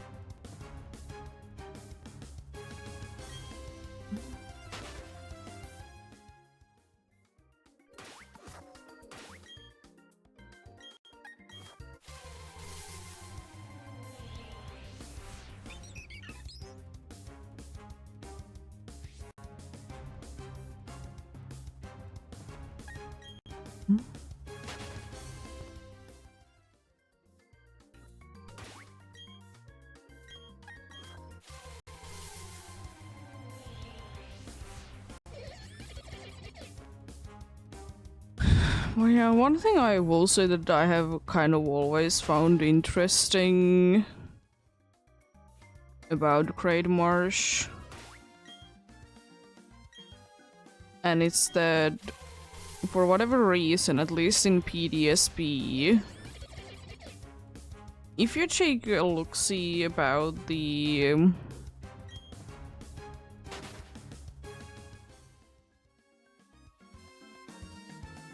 if you take a nice look-see at the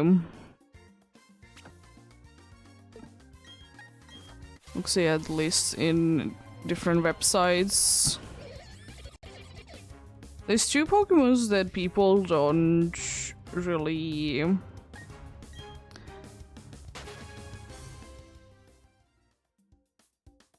seem to really be agreeing on, and it's Toxicroak and Drapion. Because some sites, they say that they are available before the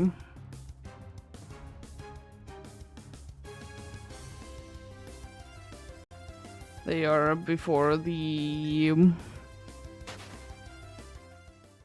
can be gotten before the national deck. Some say that it can be. I will say though that from my experience, at least this year, I haven't seen Toxicroak in the game that doesn't have national decks. But then again, does it really mean anything? Not necessarily.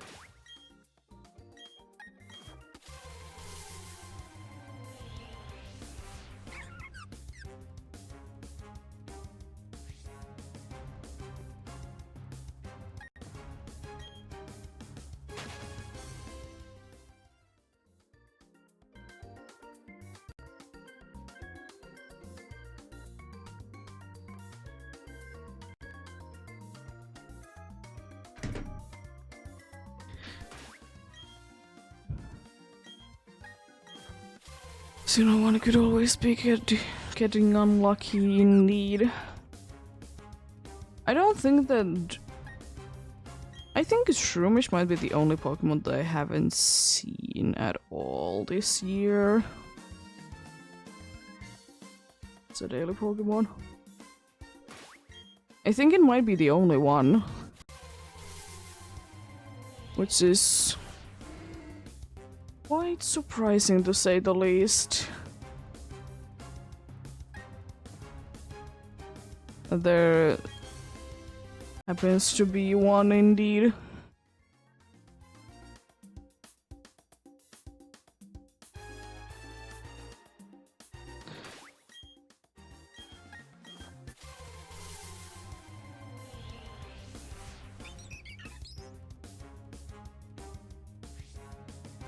I'll take a little look-see at the list again.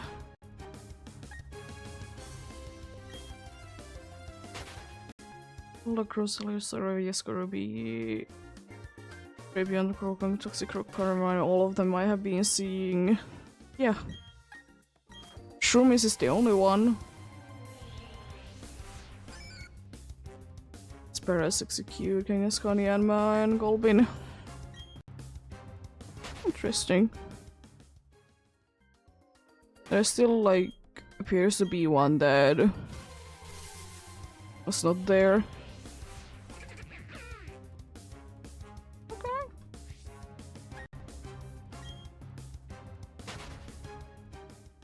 Happens.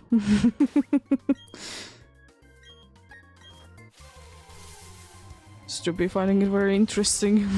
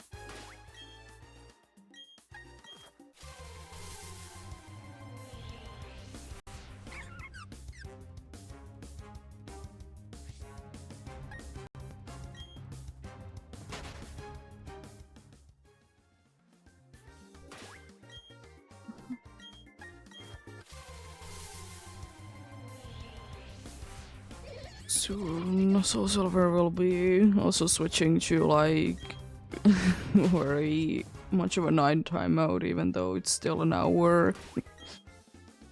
We're a little bit over an hour away, indeed. You can kind of see it already, where it becomes more apparent.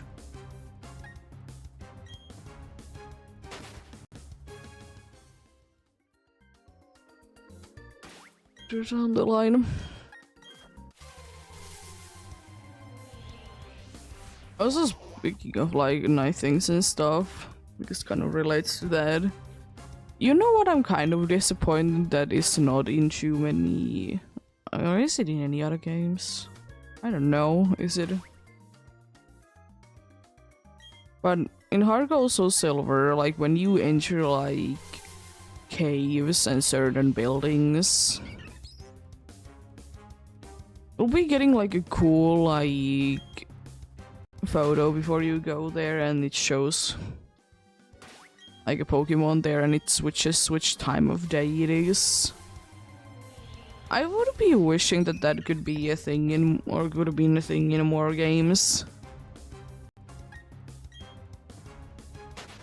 It was kind of cool that, you know, depending on, like, in the Ruins of Alph, for example, depending on what time of day did you go into the Ruins of Alph, a different unknown will be, like, showing in the picture. They are usually not that easy to be seeing, but if you take a, like, closer look, you can be seeing what they are. I found it always so cool. Like, honestly, why couldn't it be a case in more games?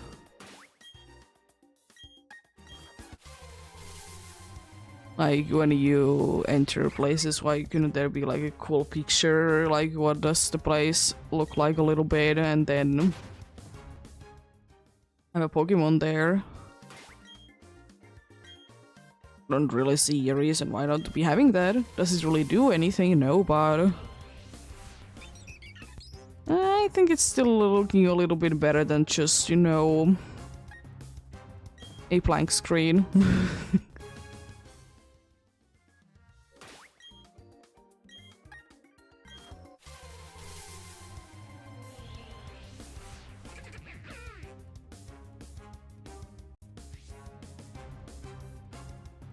But yeah, it's kind of cool though. Then again, I will say that in any game, I do be appreciating when the loading screen is not just a blank screen. Like, even if it would be something completely unnecessary and unrelated, it's still cooler than nothing.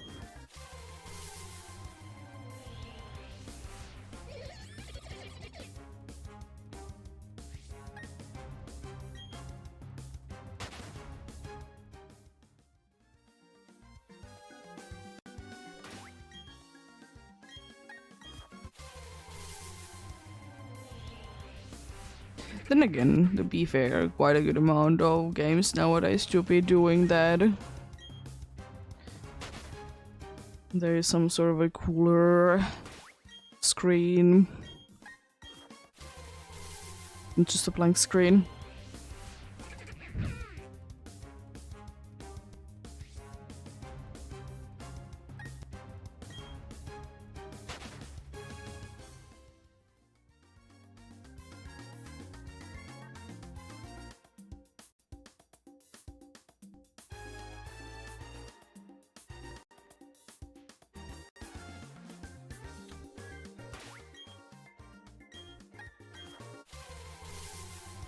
Of course, like, in some situations, it's understandable that there is no such thing as a screen in the middle of, like, the transmission, like, two different places, like when you enter or exit an area. Because, you know, of course, like, older consoles, they didn't have as much power, but no. Then again, nowadays, it is quite rarely seen that there would be, like, loading screens that much. Which is, of course, a good thing. And usually, if there would be normally a loading screen, it would be just, you know, you just smoothly transform from one area to the other. Which is also very nice indeed. Because, you know, they can be doing it nowadays. I suppose they could have been doing that for, like, older games as well, but I don't know, there was, I guess, a decent amount of open world games.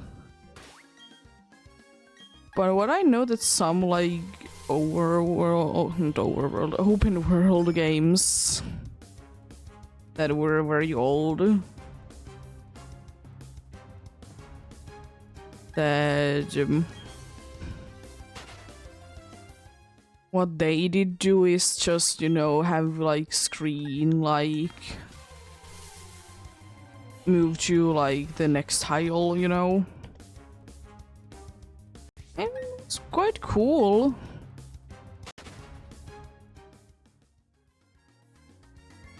Quite liked it. Haven't played too many games like that, but few, yes. Because that's like, considering, you know, at the time it is pretty like advanced. Like having a screen just like move over without it needing to be a blank screen in the middle. Because as I said, like older games and older consoles, they didn't have that much power to be working. So whatever they can be doing, be preventing is good. Because unfortunately it was either dead or loading screens. If you wanted to be having like some sort of like transferring from like different area to different area. Or it could be that you're a ridiculously small pixel on a big screen and you only have just like one. Like you have the entire map like shown to you at all the times. Which also works, but at the same time it is indeed the case that you're a small dot in a big world. I mean, does it work in some like maze-like games? Yes. Could even be going still nowadays as well. I mean, you know, the entire maze at all times on the screen.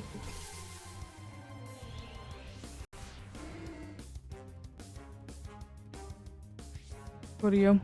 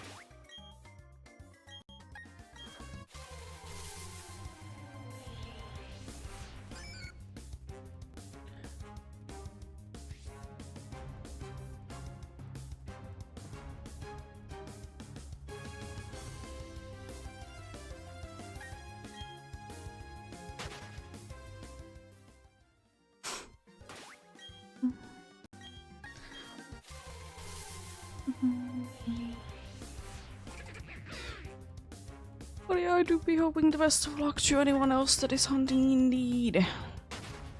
Hopefully you can be finding whatever you're looking for or get something indeed. But remember always, progress to be progress indeed.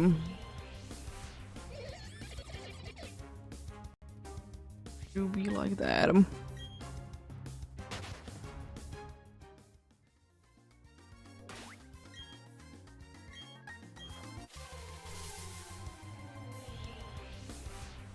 You know, one thing that I'm quite surprised about, by the way, since I know it can be happening in Hard Gold Soul Silver that I haven't gotten in ages, is the weird, like, texture bug.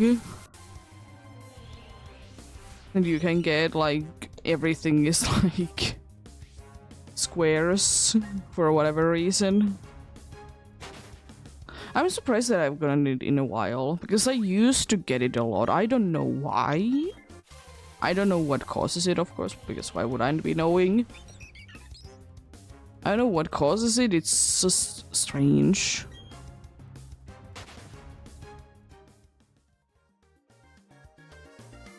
And then again, does it really matter? Not that much, to be fair.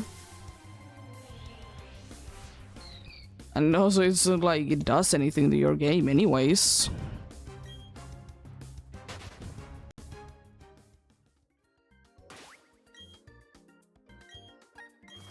It's just like makes weird boxes appear.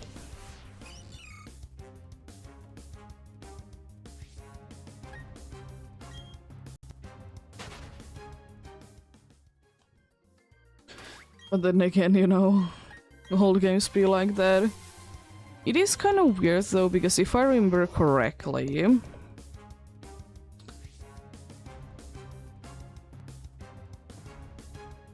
because there is always a failsafe in pretty much any game if you leave the game without getting like a Pokemon. After a certain point, of course. But I'm pretty sure the thing that shows up randomly when the game decides that you're just, you know, a bunch of just boxes basically, squares, whatever things. It seems like the same texture that you throw out if you don't have any Pokemons, which in most games, even though the sprite doesn't really say anything, it is usually a shiny Bulbasaur. Which makes sense because, you know, Bulbasaur was the first ever Pokemon in Pokédex.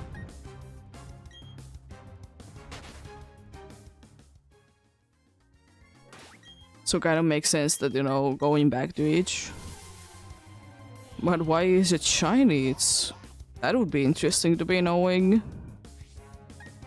I'm sure that if I would be interested enough, someone probably would have been finding something, you know. All the games be like that.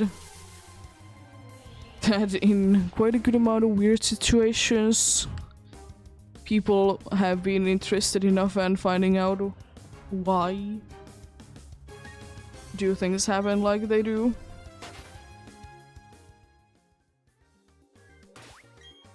Because, for example, I still don't know. I still don't know why, but like a little while ago, I did watch a video why Super Mario 64 sometimes a very hard game to be playing because of walls.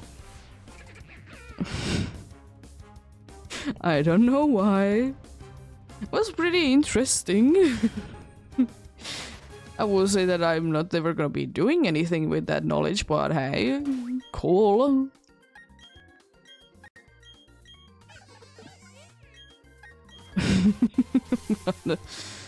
Eh? It was a very informed video. I don't remember who it was from. It's a bad habit of mine. I never remember who I watched things from. It was pretty cool though.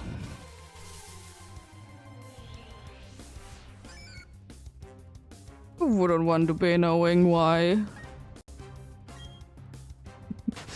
why, you know, there things happen. Oh boy.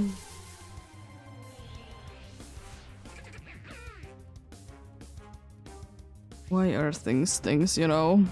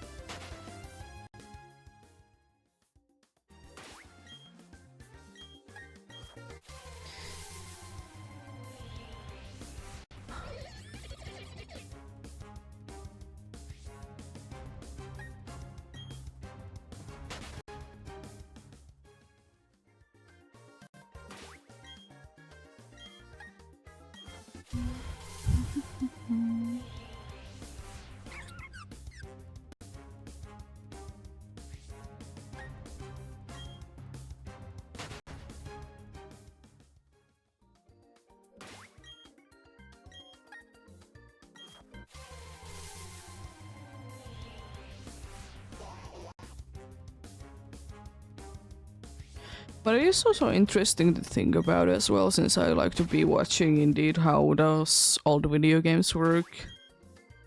Quite often indeed. It is quite interesting to know, like, do I understand because the person is explaining it in a way that, you know, it's understandable, or do I understand it because I understand how programming works? I mean, I will say that there is some things that they do be going over my head.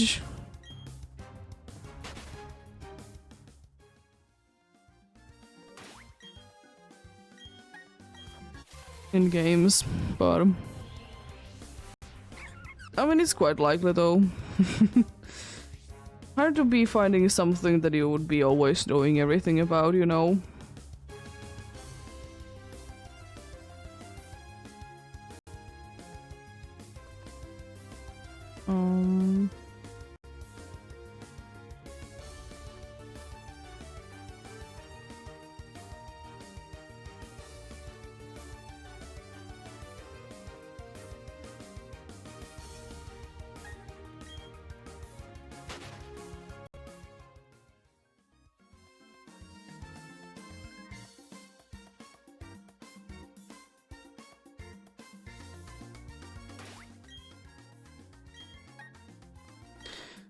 But yeah.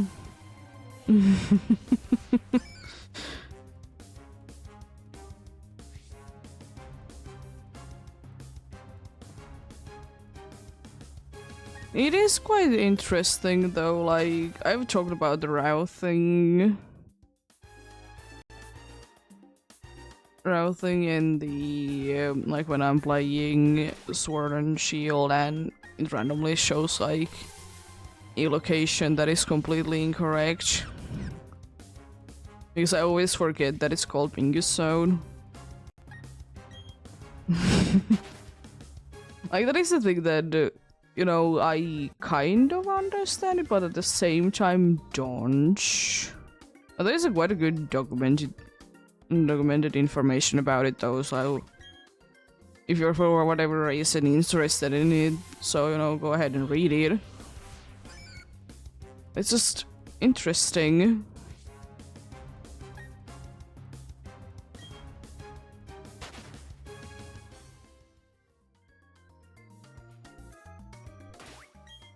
But yeah,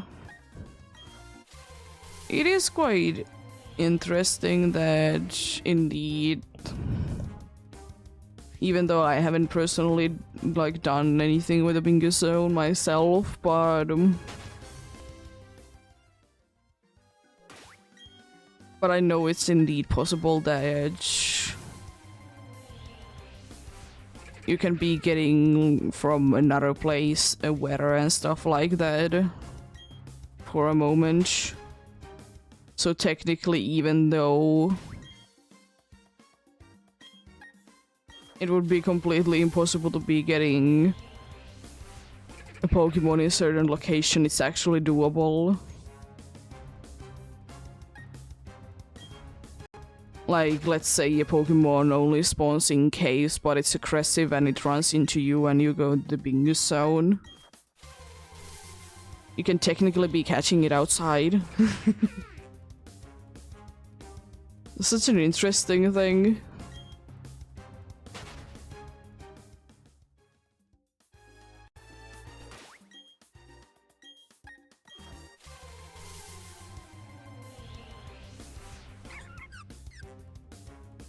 Bingo zone.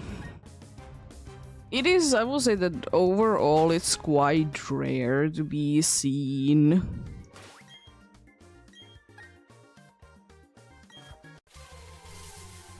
Quite rare to be seen, honestly.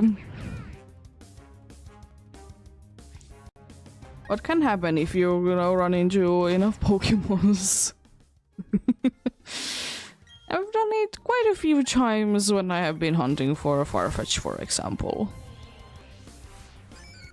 It's quite interesting that even though it most likely would be possible to be getting it in any place, there's only like very few locations that it seems to be happening. Like it's not the entirety of the game.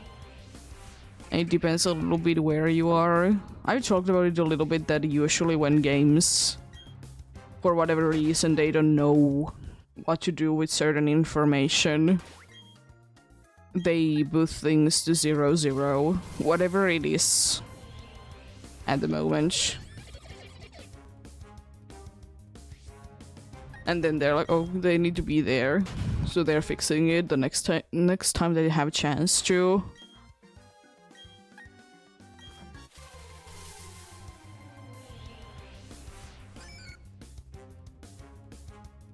For example, it's, I guess, I don't know if it's only in the Congo's Cavern in Ocarina of Time, but for example there you can be seeing it that sometimes you can be hitting 0-0 and every like enemy is stunned because of that. This is a place that I usually see it in. But it's quite interesting that it still can be happening, you know, today. But then again, is it a good thing to be always having a default location everywhere? Definitely. Because is it better to be putting a default location that the game is gonna be putting you into if it doesn't know where to be putting you to? Or is it better to be putting you into a void?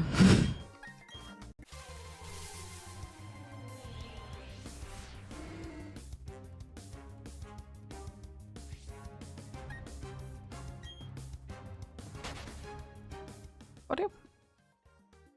Happens. Yes, indeed.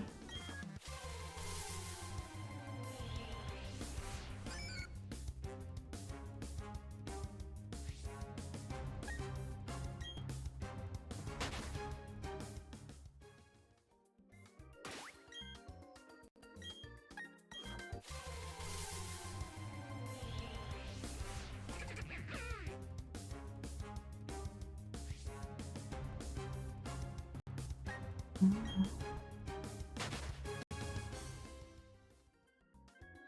was also thinking that I'm gonna be soon-ish putting the game Brilliant Diamond to Inverted. It will be about there until I hit the double odds.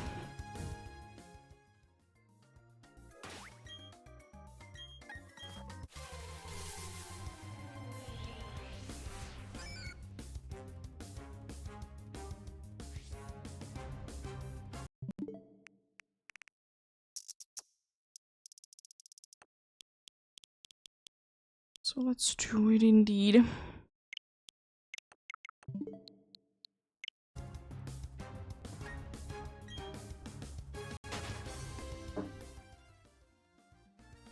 Because I guess the last time when I was in big numbers it did help out when I was in inverted.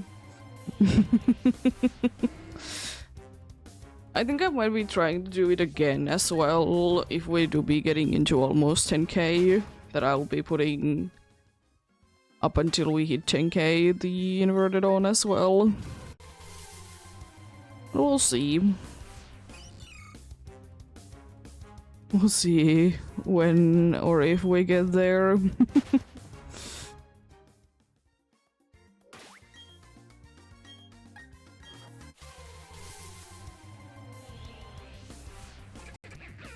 But yeah, back to the like 0-0 thing in games is that it can be resulting into quite interesting things in games.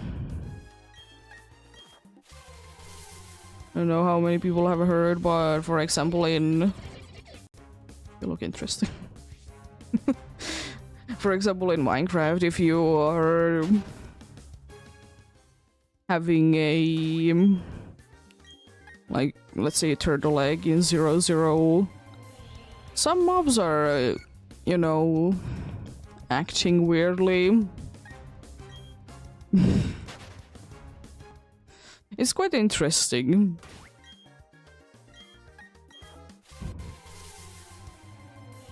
It's quite interesting indeed.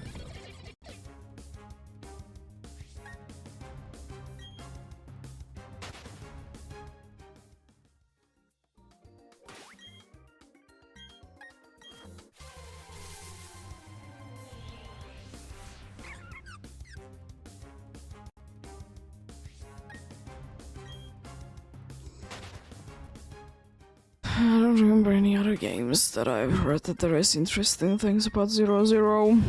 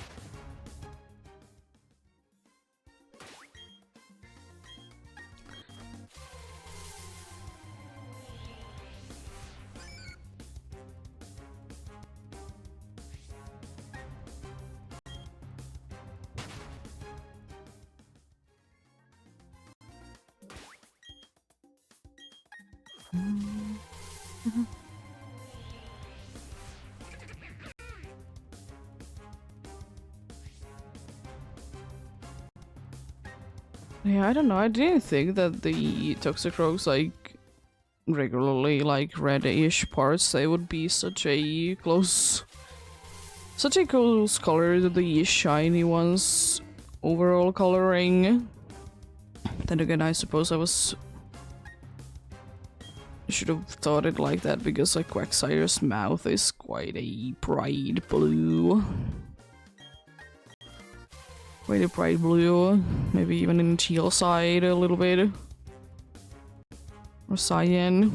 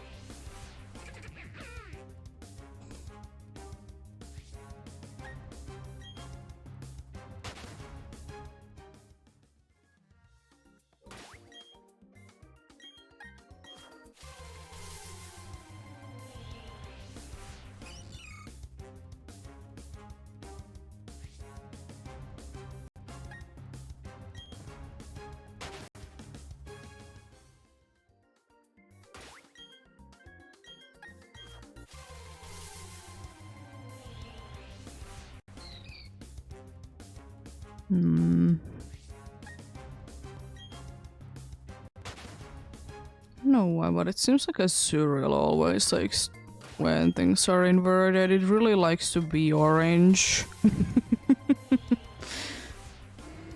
It really likes to be orange. Maybe it's still telling us that all of them should be in different colors.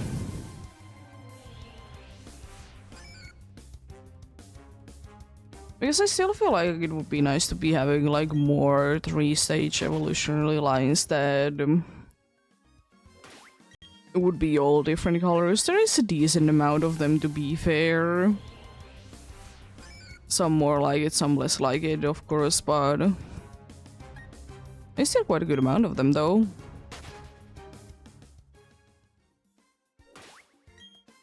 But yeah. Maybe, oh maybe.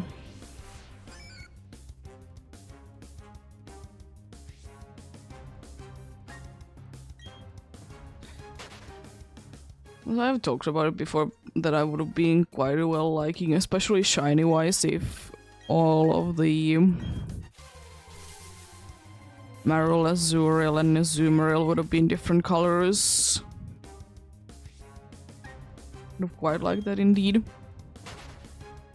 Because it is just kind of odd that, you know, Azumarill is the only odd one out. I don't mind the yellow. It's just... it's kind of odd that it's the only odd one out, you know. Oh, shiny Geodude! Hello!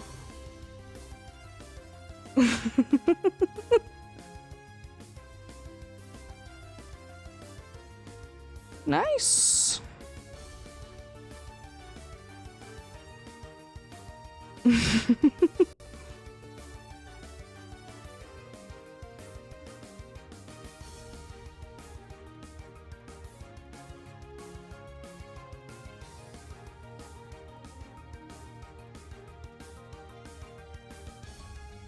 Nice.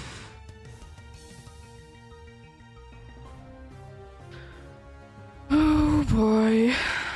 Gonna double check that the encounters are correct real quickly.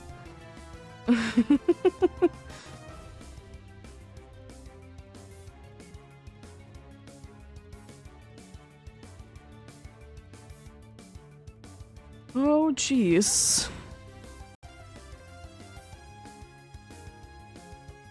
Are we gonna be catching it, though? I'll let it run for a few minutes. But that means indeed that I'm not gonna be doing anything else in Soul Silver. So Silver is done.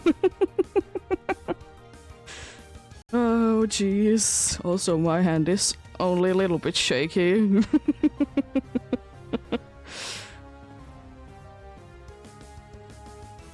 Only a little bit.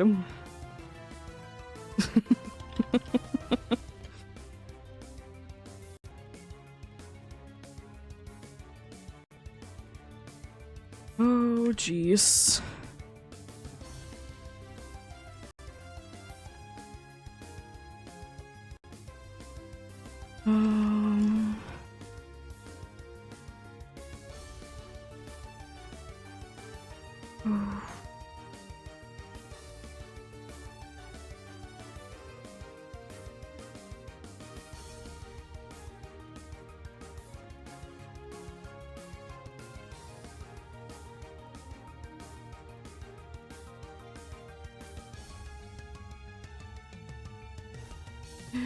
Counters are indeed correct. Oh boy.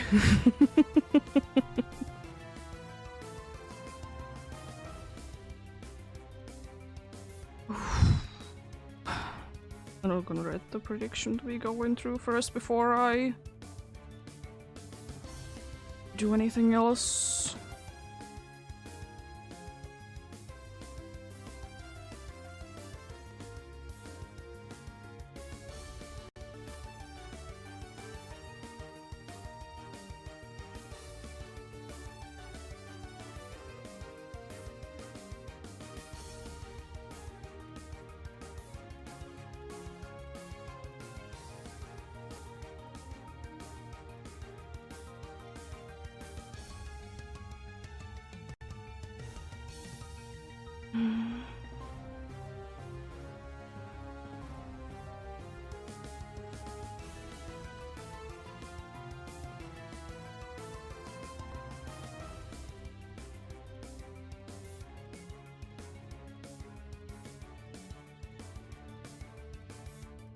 Oh boy. Let's try to catch it then.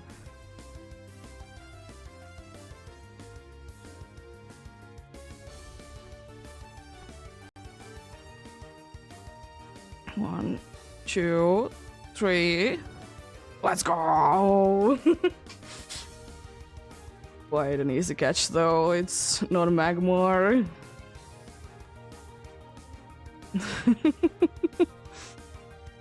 Look at the dude. It uses its arms to steadily climb steep mountain paths. It swings its arms around the Vanguard. I'm gonna skip out on nicknaming. I'm gonna go ahead and want to be saving.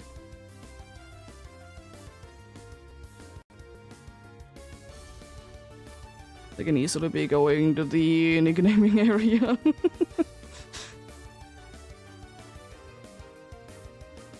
Save up the game.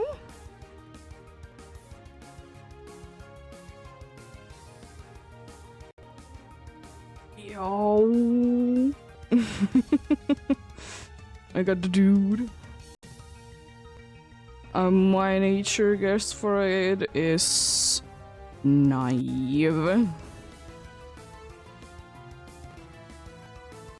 If I can be entering this building.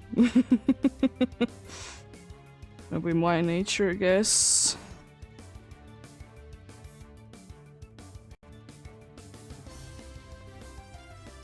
Move Pokemon.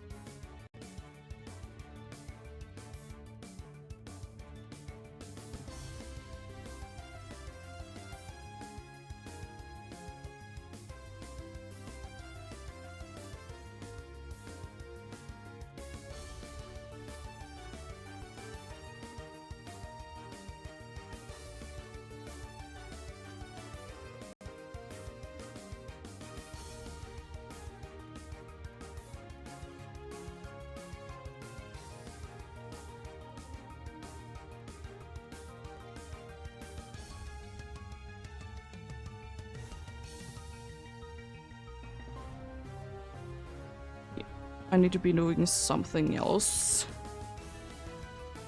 Because right now the thing is counting, you know, the 3 times things I need to be switching, so it's only counting twice. Do that real quickly, then we can move on.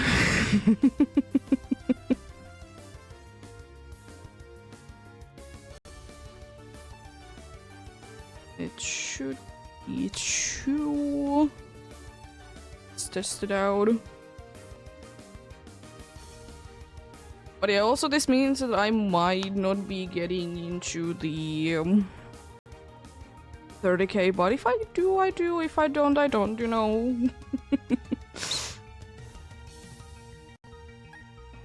But then again, I will also say one thing, encounters are probably gonna be a little bit faster because I don't need to be caring about the 3rd game.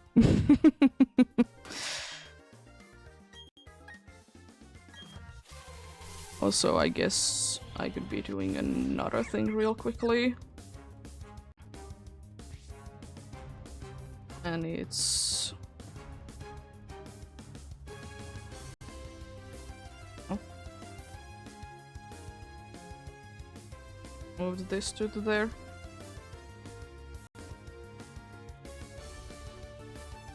There we go.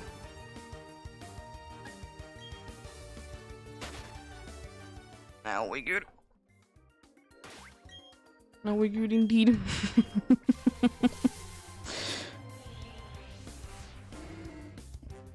Yeah, we move on indeed. Let's go.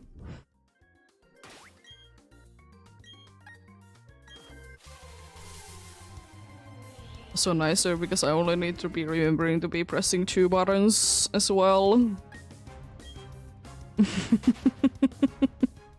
And also I suppose it doesn't matter now if my camera dies because, you know, I'm gonna probably be in that screen forever.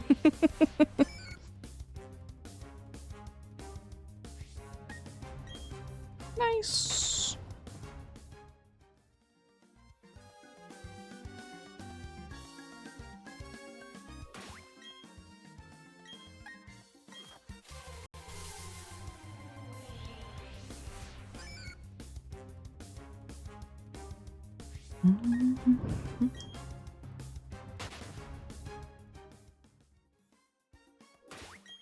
I mean, at least I will say that at least one of the games didn't take that much longer over time. You don't know, just hoping that the other 2 are not gonna be taking that long as well.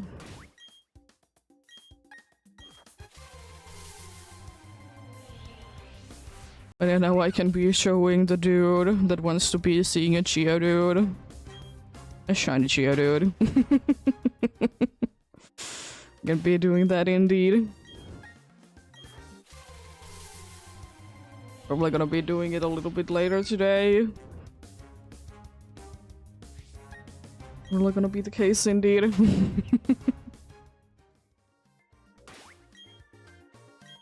Then I can, you know, mess around with other things in there indeed.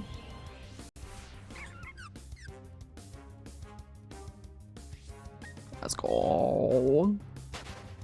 Guess we're still trying to be doing everything in Soul Silver as well. But that is the problem when you get used to doing things. You still want to be doing them.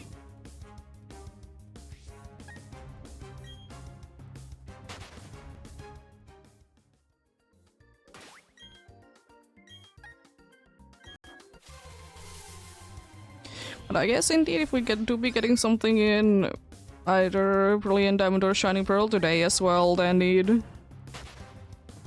means that we're not gonna be...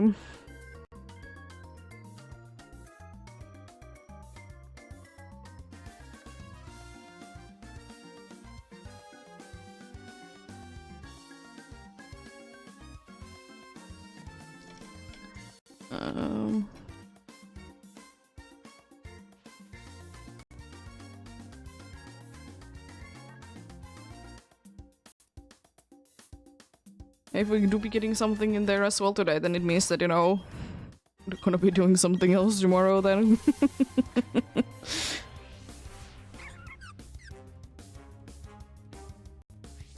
Alright. Nice indeed.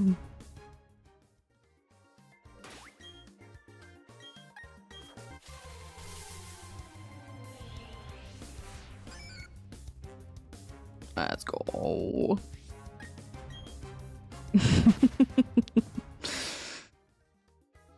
Oh boy, oh boy, oh boy, oh boy.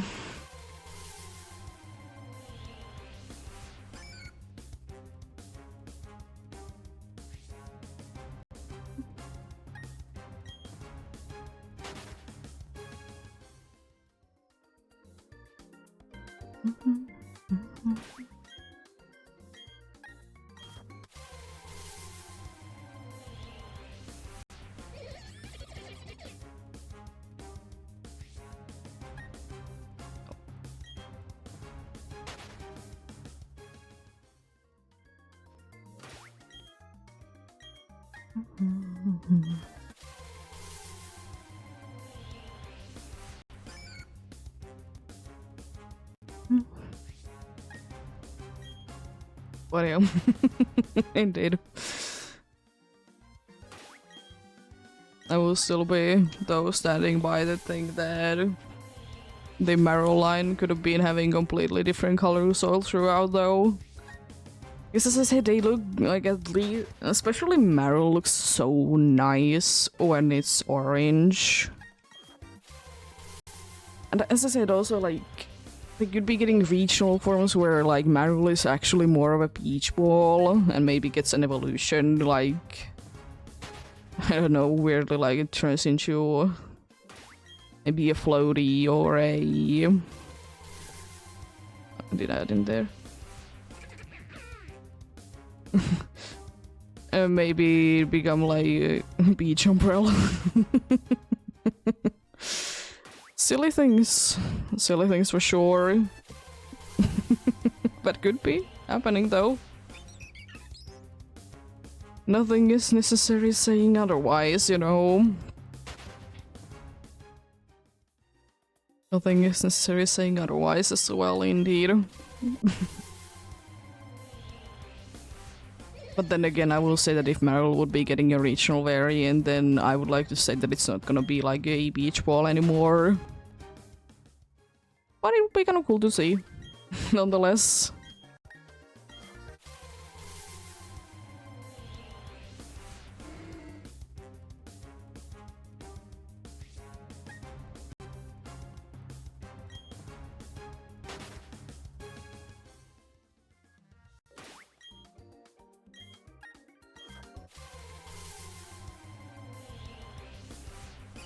But yeah, I will still say that if I do be finding something though in a Brilliant Diamond or Shining Pearl, I will be going ahead and doing the fossil thing for some time, getting, you know, fossils. As I said, readying up myself for the fossil week. Don't know how long that will be taking, some time. Sometime indeed.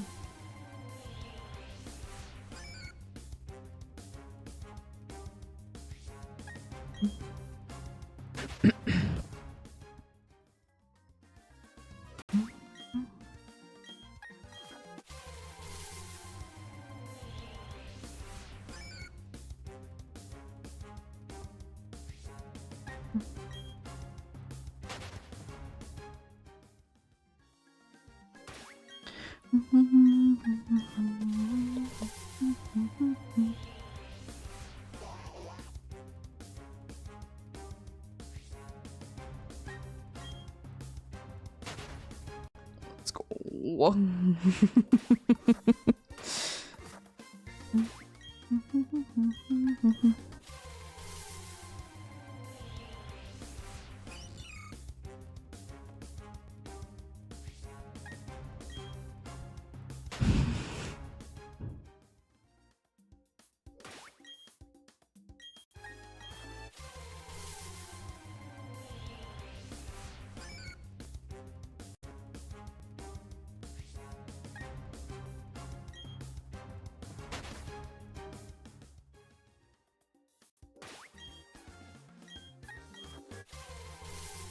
Yeah, that Geodude is most likely gonna be staying as a Geodude. So... and I can be finding rivalries in other places anyways, it's quite common as a K-Pokemon. So, you know, don't really see a reason to bother to do it, you know. But... we'll see, we'll see.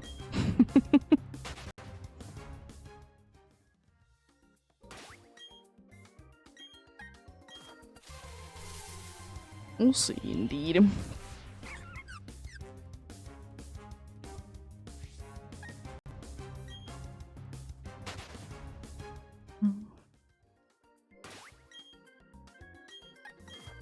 But yeah, indeed, if we get to 30k, we get to 30k. I mean, we can't be getting exactly even to 30k anyways, because, you know... it's gonna be always an odd number from here on out. But we get somewhere in there, I would like to say, still today, but... I'll be going... for maybe...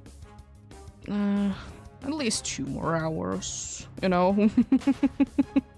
At least 2 more hours today, we'll see about it then, though.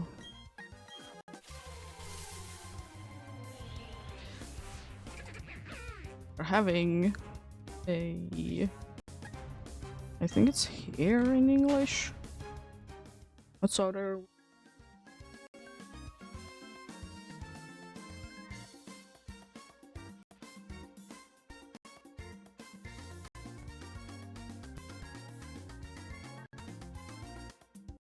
Let's check it out. Is it actually?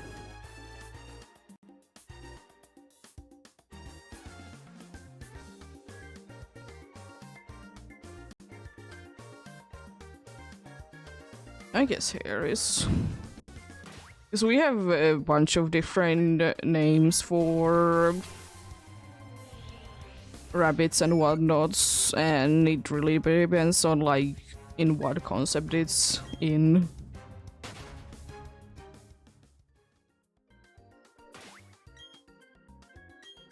Like, is it a wild one? From the wild one, is it a big or a smaller one? Or is it specifically a one that changes its fur when it's winter or not? Because some of them do, some of them don't. Then if it's a pet, it has a different name. And from there, it has like an actual name and then like more of a childish name for it. You know, you gotta be having million different things that mean the same thing, you know? Unlike... I mean, there is some words that, if you're using them in English, you really need to be thinking what you're actually gonna be saying. I've talked about it before that, you know, the fat in food and butter, they have literally the same name, or you use the same word for them in Finnish. But then again, you know, it is what it is.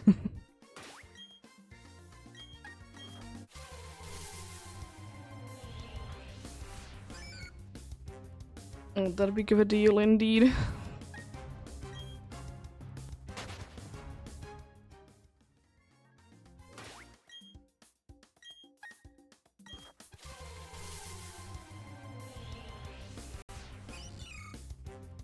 But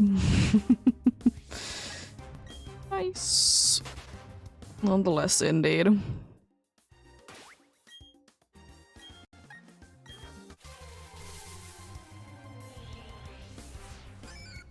Nice, nonetheless, indeed.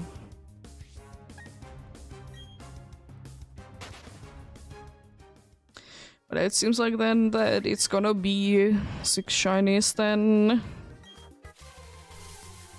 This year insofar a week for me. Which is pretty good. It's pretty good. I'm very happy about it.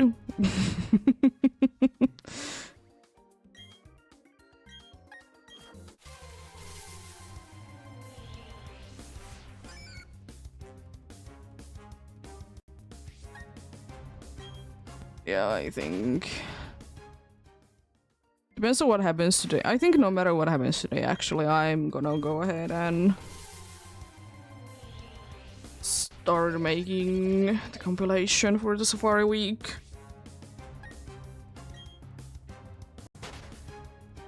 And also, I guess this means that I don't need to be going ahead and remembering where I did have my Boba Fett conversation. That's nice. I mean, it wouldn't be too bad, I don't mind it, but, you know, still it would be something that would need to be found, because I don't remember exactly. And as I said, I do remember that it was beginning of last week, aka either Monday or Tuesday, and it was late. Very late indeed. But then again, I'll be talking about this unknowingly that there's gonna be a shiny soon for sure. So I still need to be getting it up.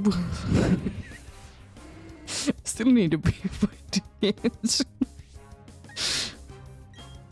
We'll see, we'll see.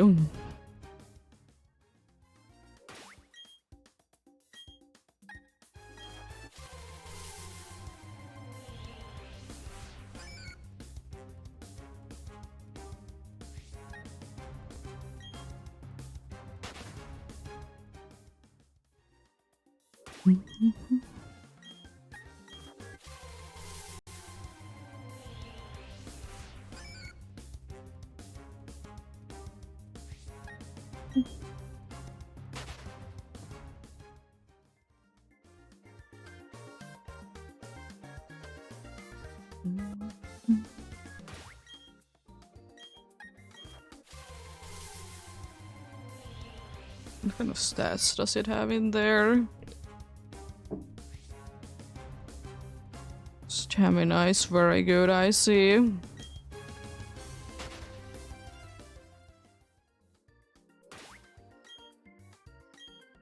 Very good stamina, I see.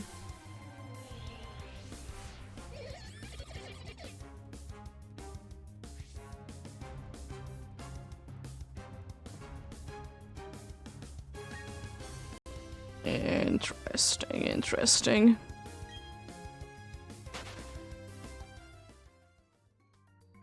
So definitely need to be taking that due to stamina thing in Pokemon then.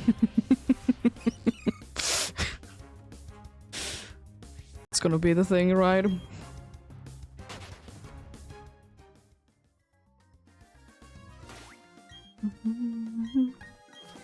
Yep.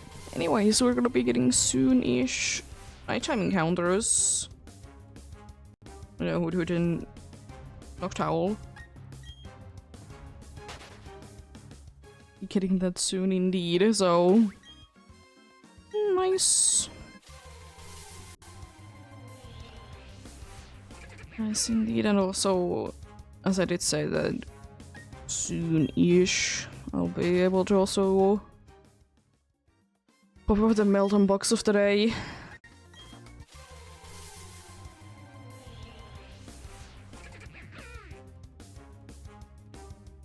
That's nice as well.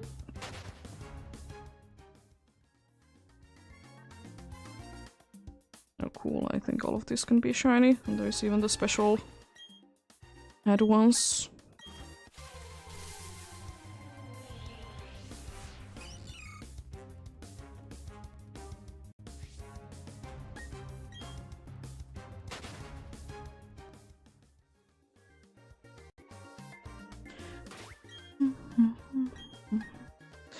I want to boot up the game just in case that, you know, making sure that I do be having a spare Pokemon that I'm willing to be throwing out. The Fuecoco from yesterday. I boot up the box. No, it still says 1. I wasn't like expecting that it would be done already yet. Probably like did started yesterday.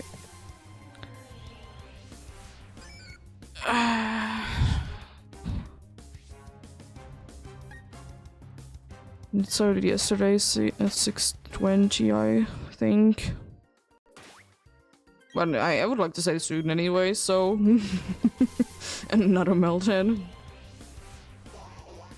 Or it's gonna be like I get the shiny Melton from the Melton box every other day. Could be, could be.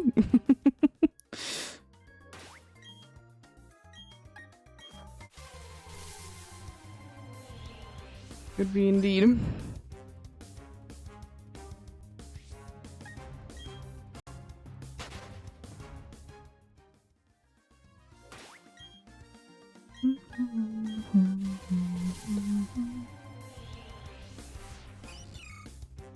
But I will still say that would be absolutely goals to be able to get 2 in 1.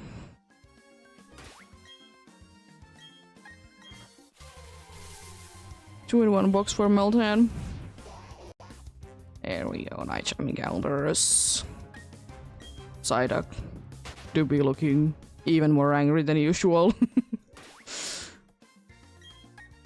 It do be indeed. There we go. Soon seeing the weird Noctowl as well, I assume. Potentially. It's very much potential for it.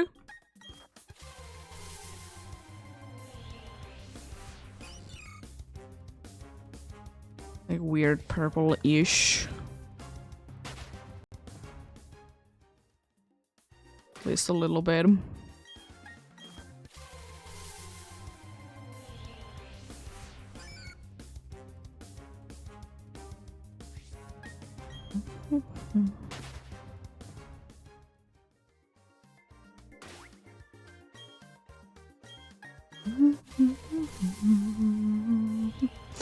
Also, this means that I can be booting my 3DS back to normal time.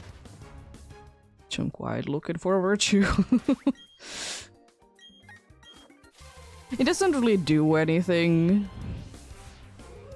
But I like to always be playing when it's the correct time to be playing, though.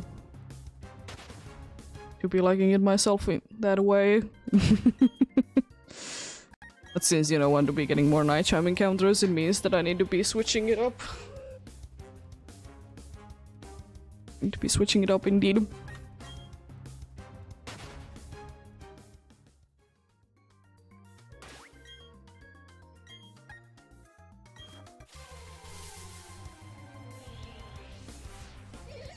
You look odd when it's nighttime, right?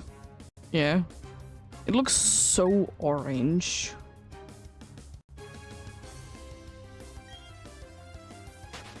You look so orange. I suppose because blue is definitely one of those colors, like when it's nighttime, it like becomes like a lot darker than it usually is.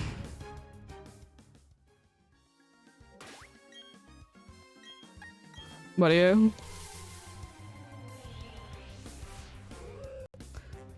You'll be logging on every single time. The nighttime ones.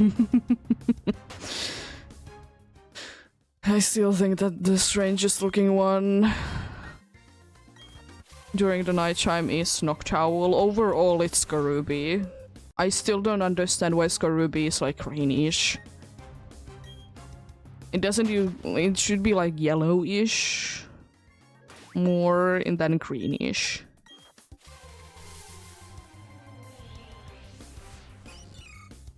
If I remember how inverted works, I'm gonna double check.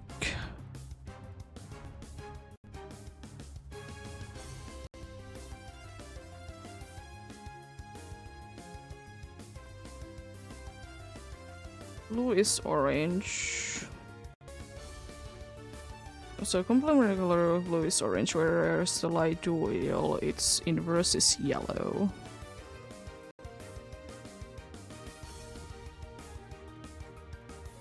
Yeah. But it's definitely more on the... Well, it's too much on the green side. It's not more, but it should be, I think, more of a clear yellow, but... Anyways...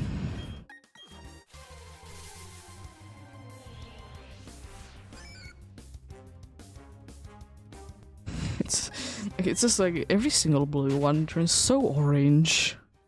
They really do. Also, I do see that I did accidentally again be adding there.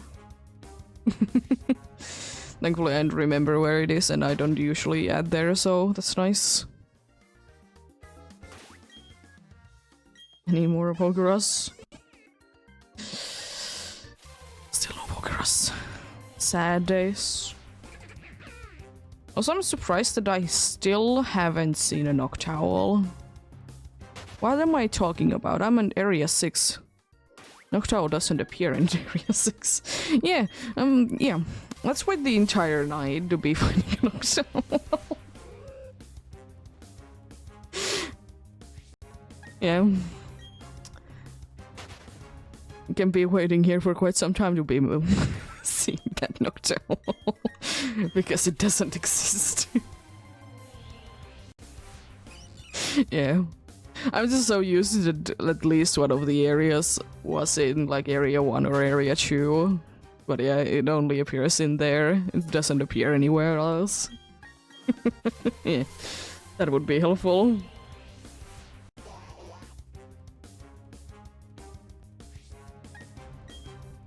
But yeah, it is what it is. Oh boy.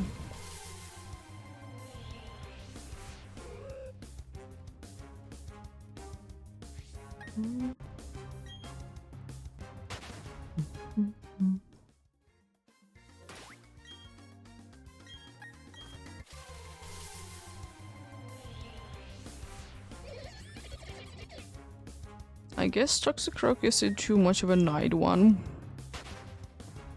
Because it has definitely started to appear less when it has been nighttime.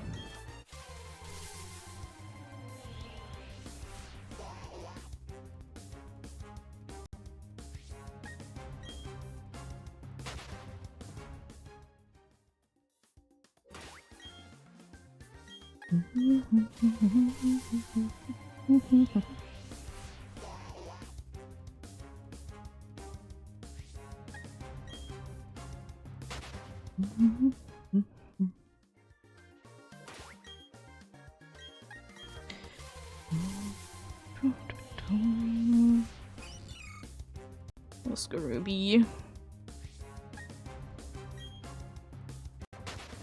And like, even though I know the Skarubi has two different shades of blue, like in as the segments in its body,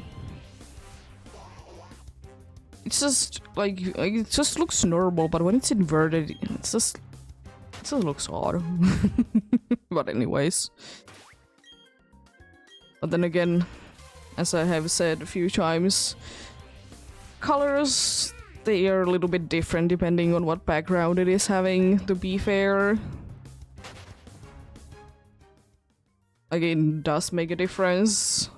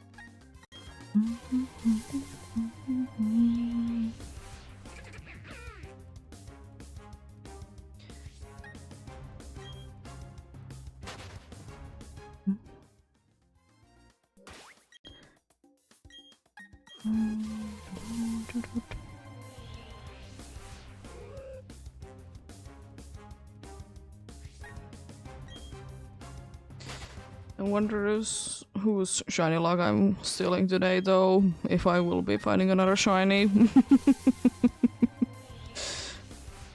Wonder who's indeed.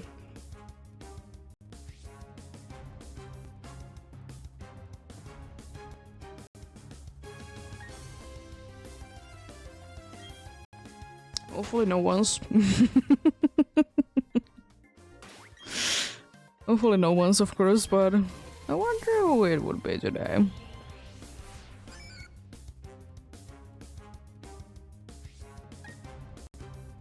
But yeah, one thing that I love to be seeing still about Safari Week though is that, even though I've talked about it a lot today, but there's so many people still like willing to be like completing their hunts. Even though they are like ridiculously overodds over time. I like it.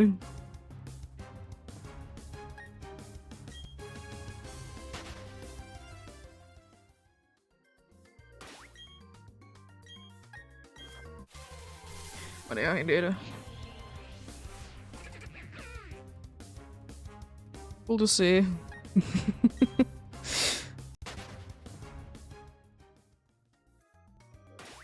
Just makes you realize that does it really matter when it happens, if it happens, you know? No.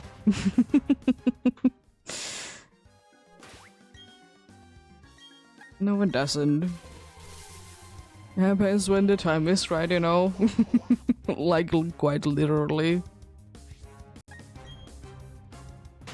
You know, shinies, they don't really show up if things don't match up.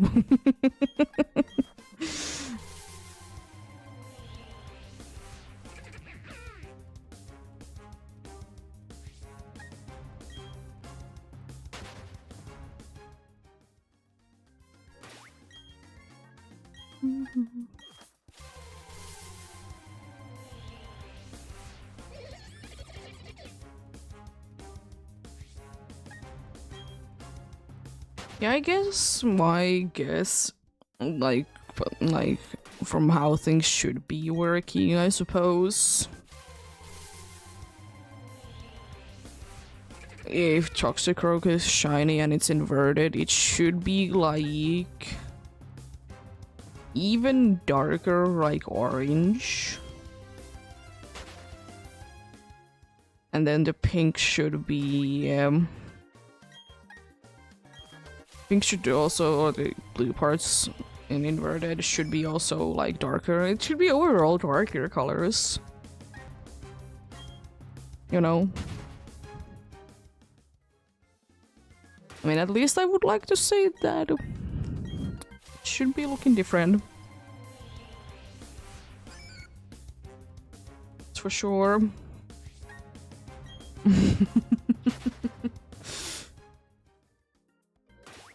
It should be the case indeed. And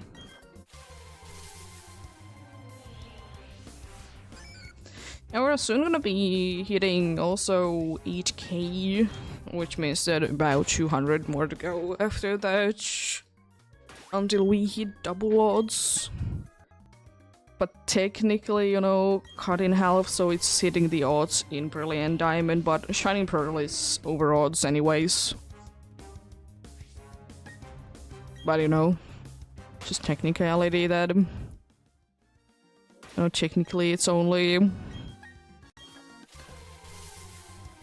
It is only the half of it per game in this phase.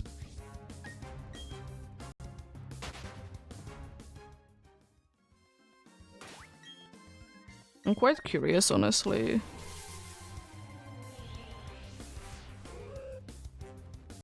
What would the odds actually be? I'm gonna check it out in a little bit later. I guess it's Pikachu's Spotlight Hour today. Considering the fact that there's only Pikachus everywhere. Makes sense, to be fair. Being one of the ones that has like a special hatch to be one.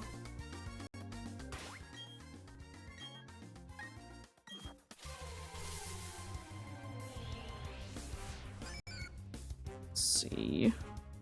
I'm gonna check it out now. If I go 9,710, that's divided by 2, then plus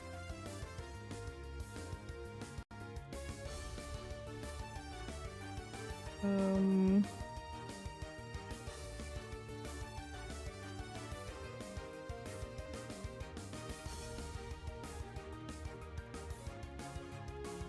Although it should be working. Make those just in case. 909. Might be that much actually.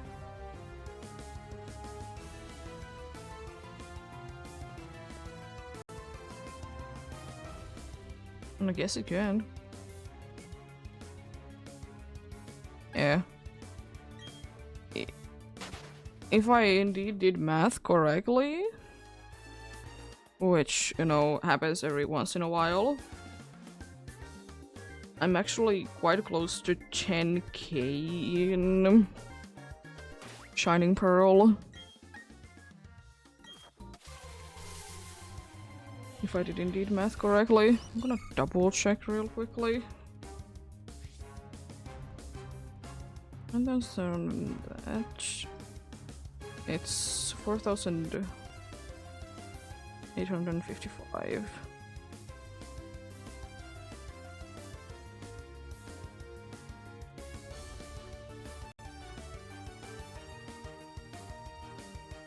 And it's H. And actually, no, that also needs to be divided by 2.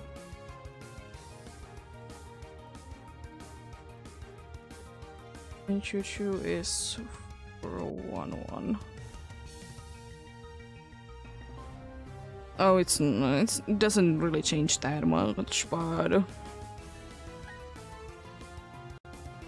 I'm indeed in Shining Pearl correctly. Currently, 9,256 encounters in.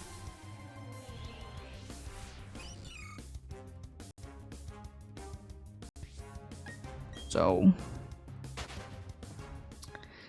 that do be something.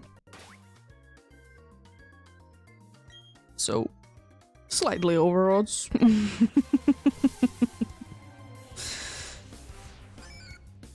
But you know, maybe it's gonna be the one that, you know, starts and ends it. Everything else in the middle. It would be kind of perfect, you know, first be getting Shining Pearl, then be getting one in Soul Silver, then 2 in Brilliant Diamond, then 1 in Soul Silver, then again in Shining Pearl. It would be quite nice. Be quite nice indeed.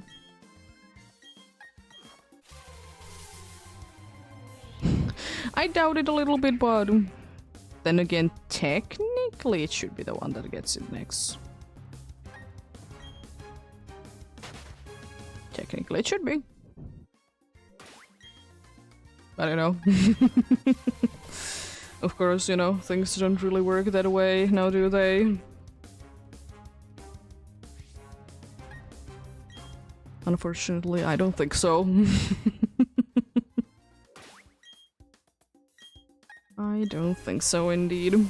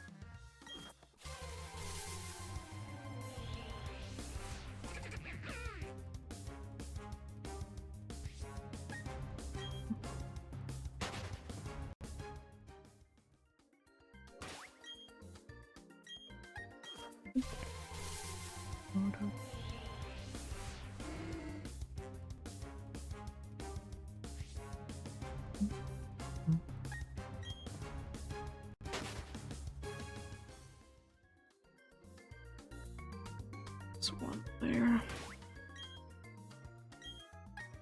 Someone did destroy a gym nearby. How dare they? How dare they be destroying gyms?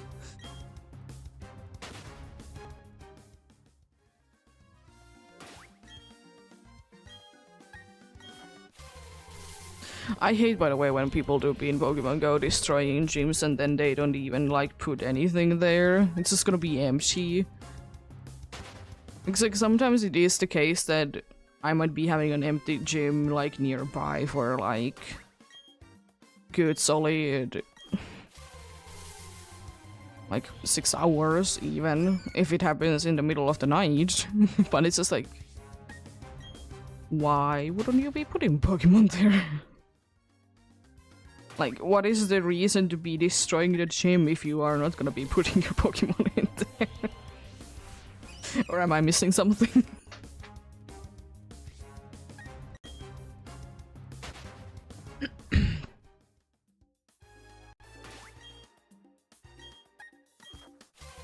Might be missing something about him. Don't know though, seems a little odd.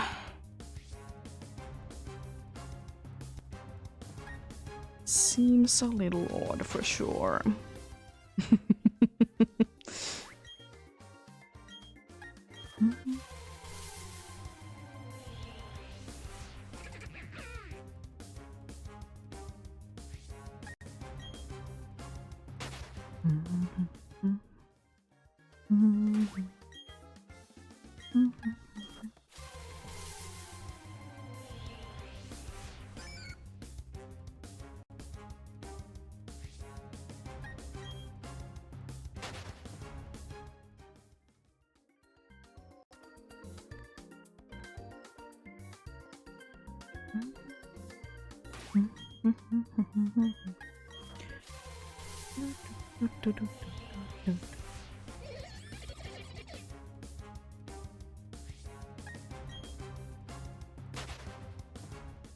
Also, one would think that frogs like nighttime.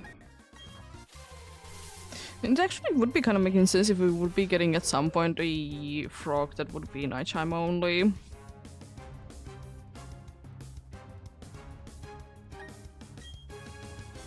If you ask me.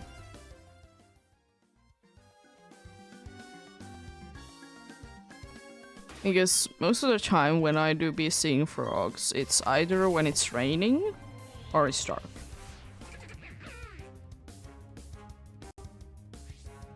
But then again, I suppose there is different kinds of frogs.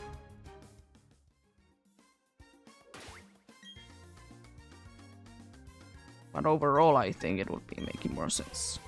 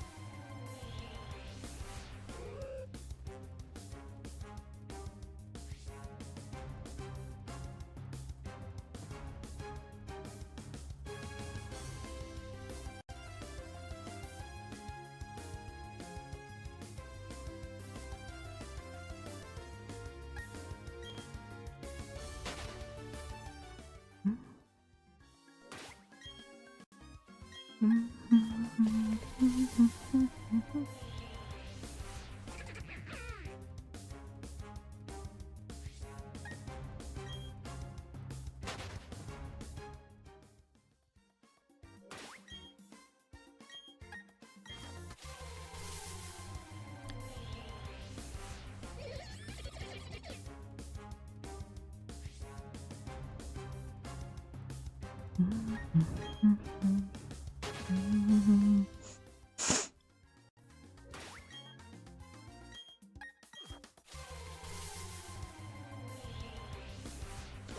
will also say that one thing would be nice about the Melton box is also that if you could be charging it for more than, you know, one time, especially when there's like these special events going about.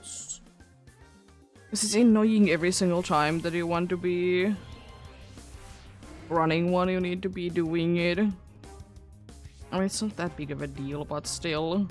Oh. Let's quickly transfer a Pokemon to home.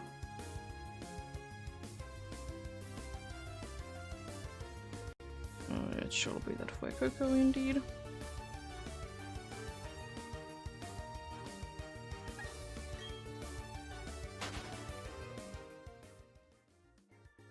It decides that it wants to be throwing it in there, that is. It had the same problem yesterday that it didn't want to put anything to home. There we go. Oh, I should be able to open it. Nice. Will I be getting third Melton from this event for it overall? We shall see.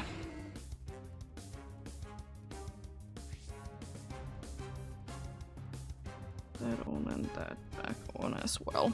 There we go.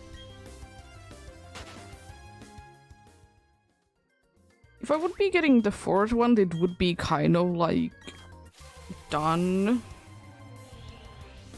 Because it's the amount that I want to be getting, because then, you know, Let's Go and Pokemon Go can be having both. But then again, you know, extra is extra always. Gotta love it to the bits.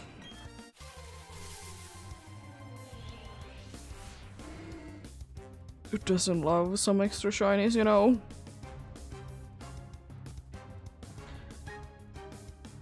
Just keeping an eye out if I would be able to get a Hondo as well. It's how hilarious it would be to be getting a Hondo Meltan and then max it out. Not evolve it, just max it out. I don't think that I can be doing that. I'm pretty sure I don't have enough XL ones. I mean, I have 300 and then some.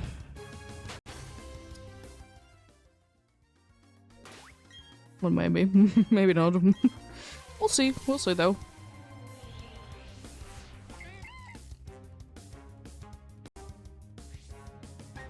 It's quite cool, though.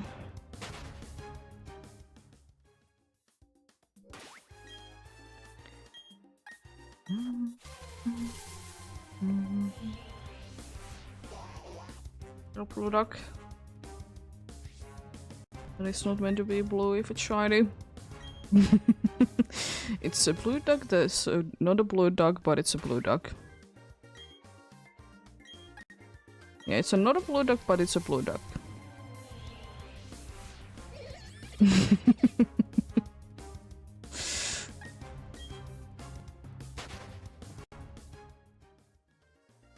I will still say though that I have found it always odd, and probably will be finding it always odd, that at least in some games, Shiny Psyduck, the peak is also like, you know, blue-ish. And I don't know why I find it odd. I just do.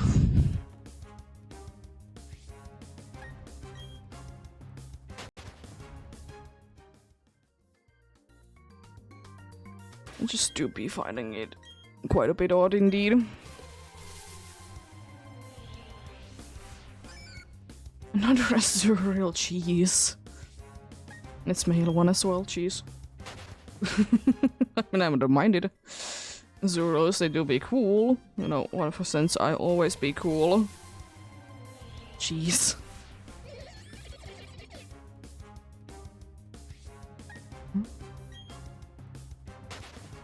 Also, we're gonna be having soon-ish another break indeed.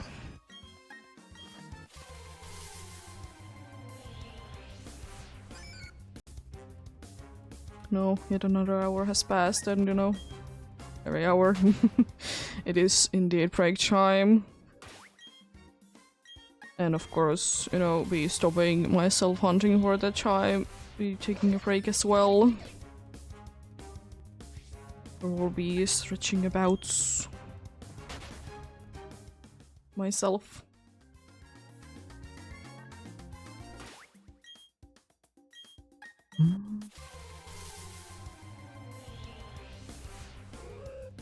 Did you know that I'm playing this game? Yes, I didn't. I don't know that I was playing this game. Lovely, lovely. Did you know that I'm playing this game? No way!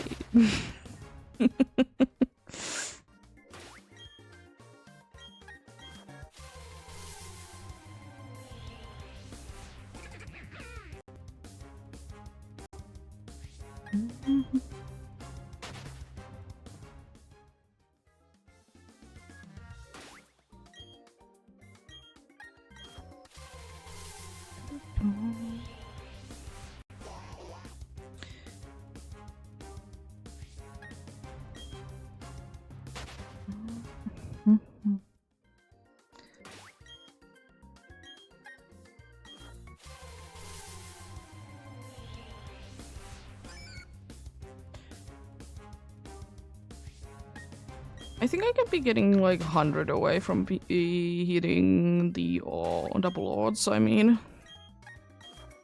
Before we're gonna be having the break indeed.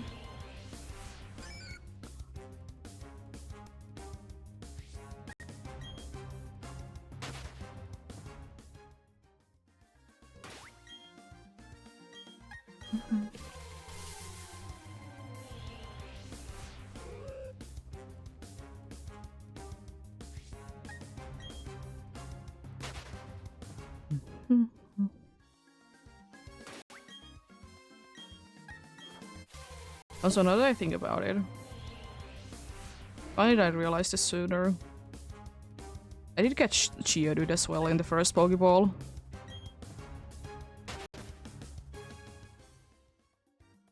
I've caught all of my shinies in this year's Safari Week so far. Don't know about the last one. In the first ball that I have thrown.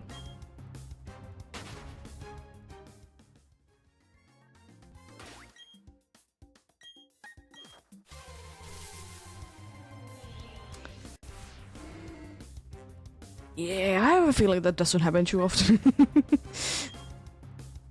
It's not like every single one of them has been that easy targets either. I feel like Geodude is because it's,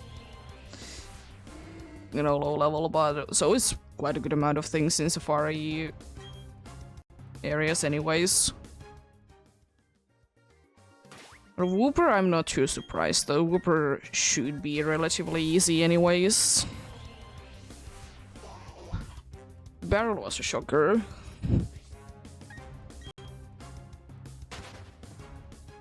So does this mean that if I will be finding a shiny and I don't catch it in the first Pokeball, it will be fleeing after the second one?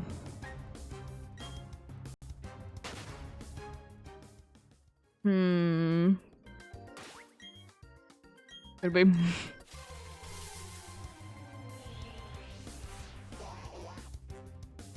Could be. I'm gonna do one more encounter then. We're gonna be having the break indeed.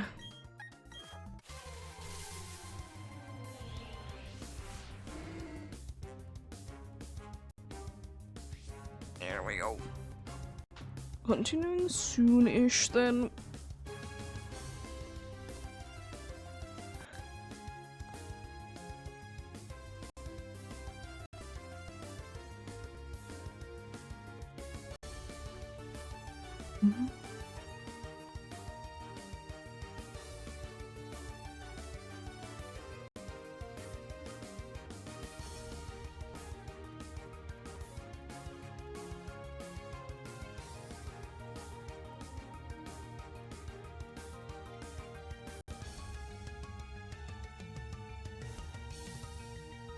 Oh, another Pikachu did spawn in. Cool.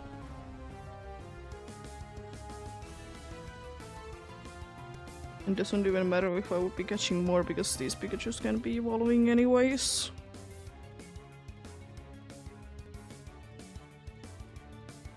So I don't really care, honestly.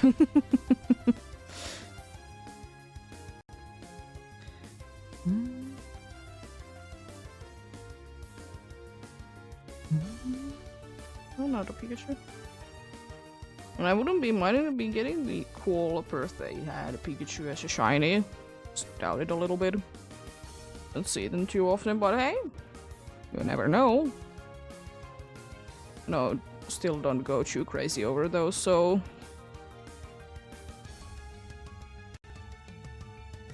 To be what it do be indeed.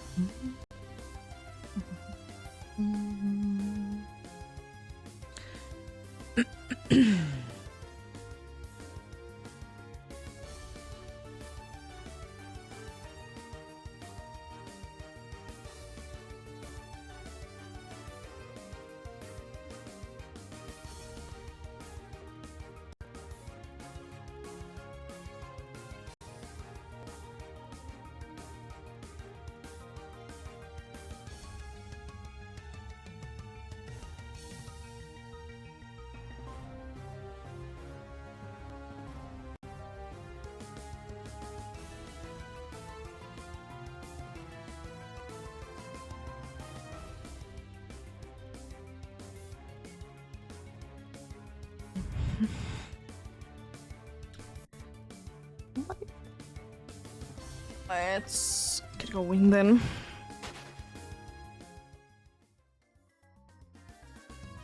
Let's get going indeed.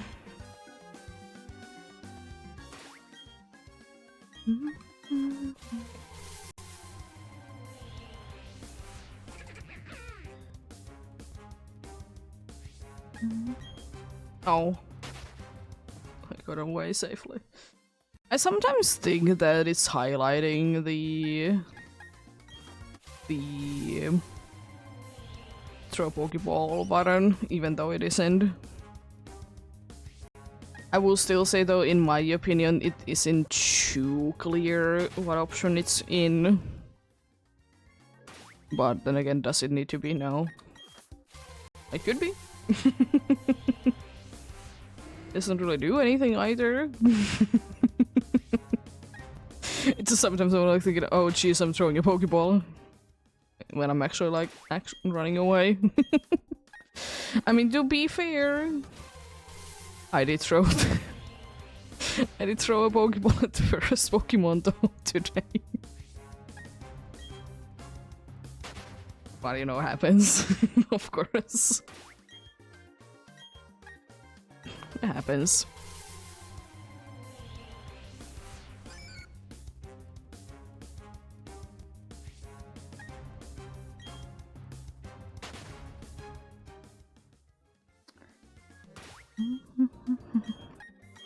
But yeah, even though I've been talking about it today already, I would be still recommending, if you're playing indeed Pokemon Go, go ahead and pop off your boxes. Melton is indeed available as shiny right now. It's one of the nicest one in that you don't actually need to be moving in order for it to be working. You just can be staying still for an hour.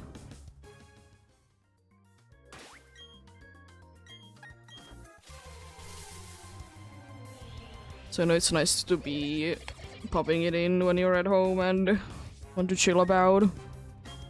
It is still, I understand, like, some people are complaining that since it is like an hour, it is quite a commitment that you need to be doing for it.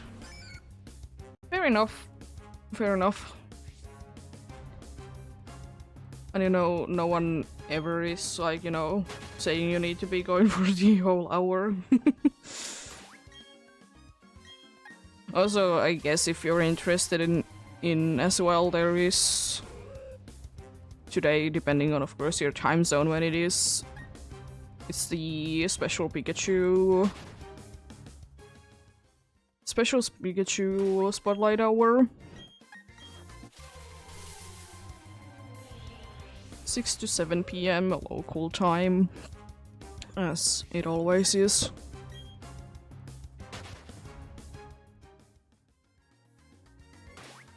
Getting more chances of getting them rare shinies indeed.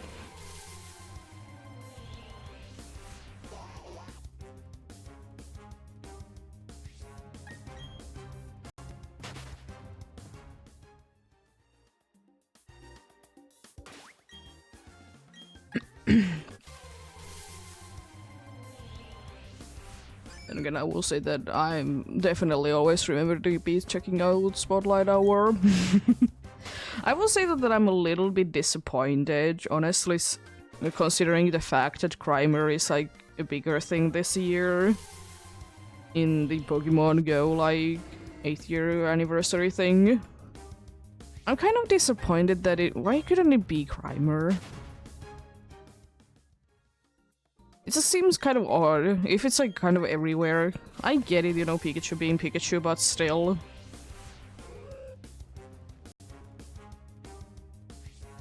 I should have been, you know, other one instead.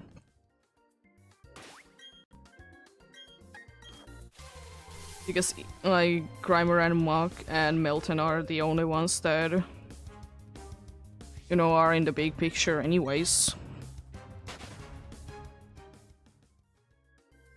Fair enough, I suppose, if it doesn't want to be there.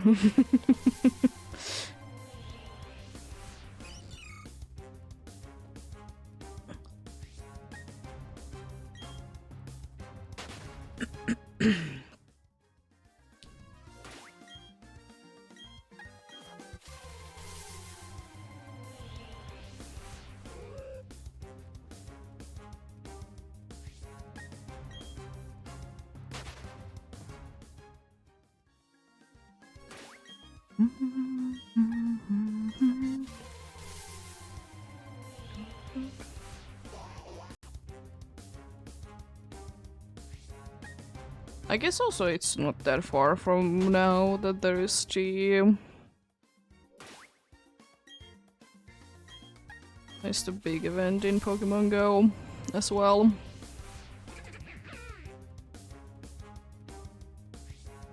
Specifically the local one. But that's nice. Go Fest, indeed. Did momentarily forget what it's called.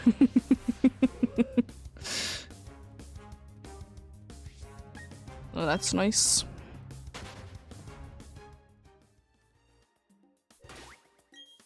I mean, I don't know if I will be doing too much during that, but maybe. We'll see. It really depends where I'm at the moment, you know.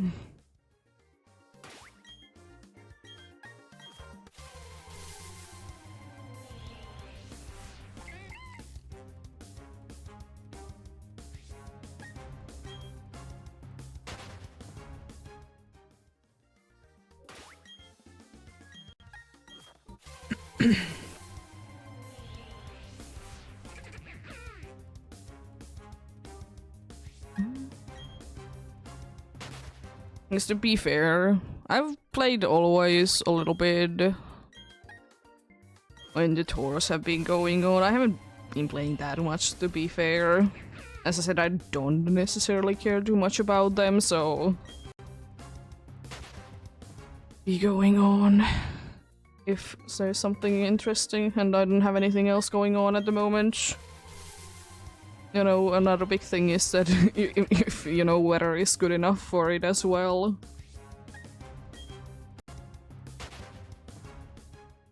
Speaking of the weather, kind of fittingly, alright, technically I didn't, but we did get the, for me, new shoes.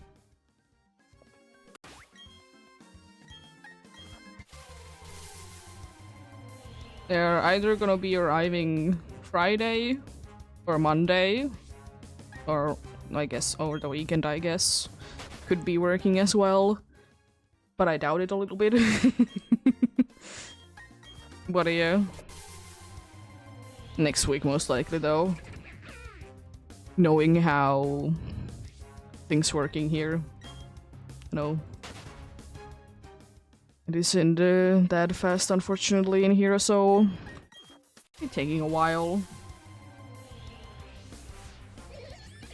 And usually things don't go over the weekend anyways. Usually during the week. Nice. I suppose there's few things that could be going over the weekends, but it's more special things than anything else.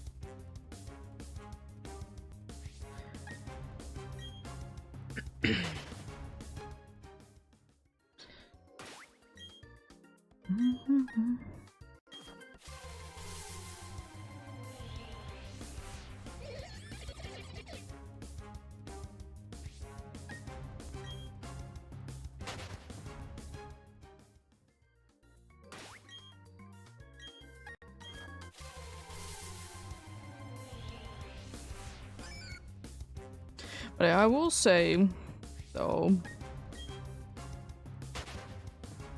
it was kind of annoying to be looking because we did like do everything online.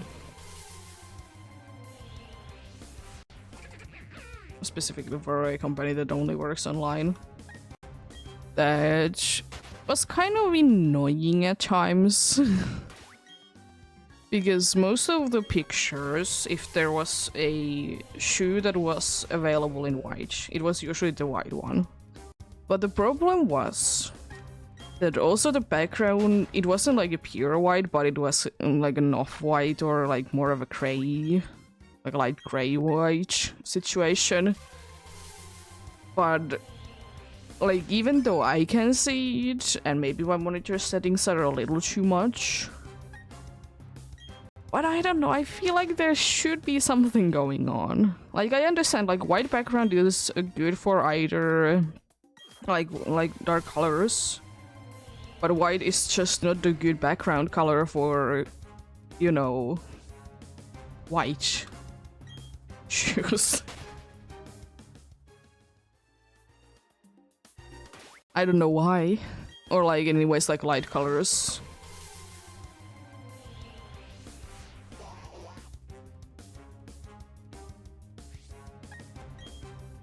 But yeah. It do be what it do be. Because I will say that it is with any kind of color thing that I absolutely do be hating to be wearing white. Because it gets dirty and it's hard to be getting it usually off. Without what it seems like very expensive products, and you know, don't want to be wasting money on those.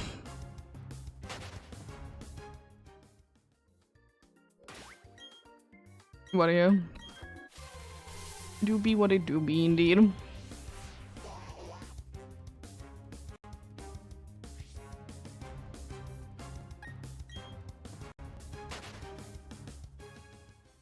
But yeah, new shoes are nice. There wasn't also too much to my taste in shoes. And also I will say that one thing that was very frustrating to me, that with the options that I did choose there, because I wanted to be looking at every like shoe variant, just in case there was like something that I didn't think of that I might be liking. But there were so many sandals. And I would have definitely want to be filtering them off. Because I don't want sandals. I want shoes that I can be wearing basically at any point of the year.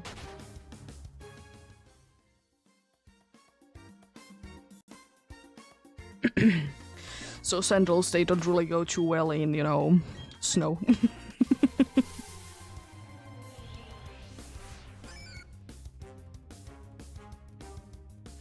And also, you know, I don't like too much of the feeling that, you know, there's something in my shoe. And every single time that I have been wearing sandals, it's always that feeling.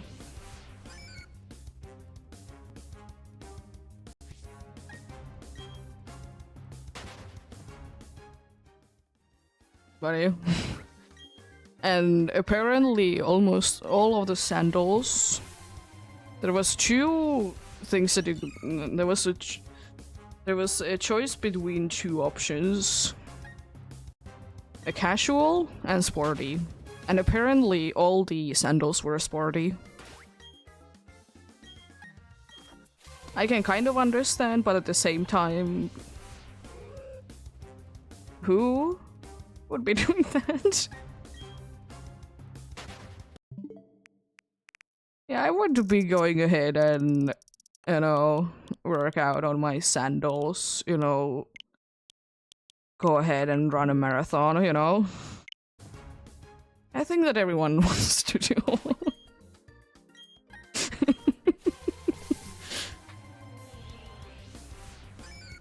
It's just kind of weird as well that those were the only two options that you could be having for, like, one of the things. Like, surely there could be something else as well, but no, those were the only two options.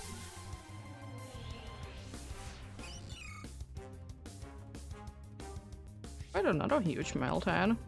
Nice. Well, it would be like to be finding a small one as well. I've been finding two huge ones. Check out what it is looking like. It's my biggest one.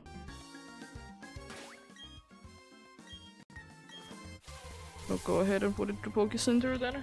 Poke Center, Poke Stop. I'm still at rank number 1. No one has gotten a bigger Melton than I have. Nice.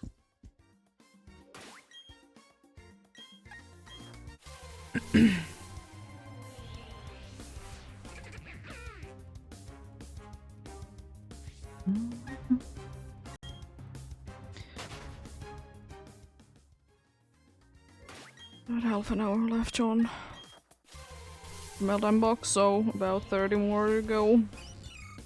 Maybe 33 because it's actually 32 minutes.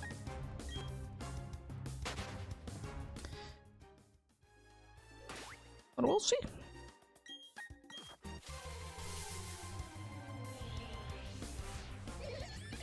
How many I can even open anymore of the Meltdown boxes?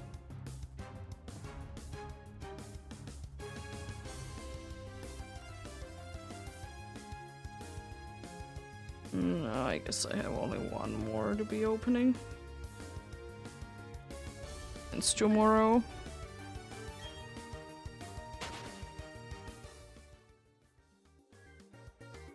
Oh, that's a hundo possibility. Sketch that.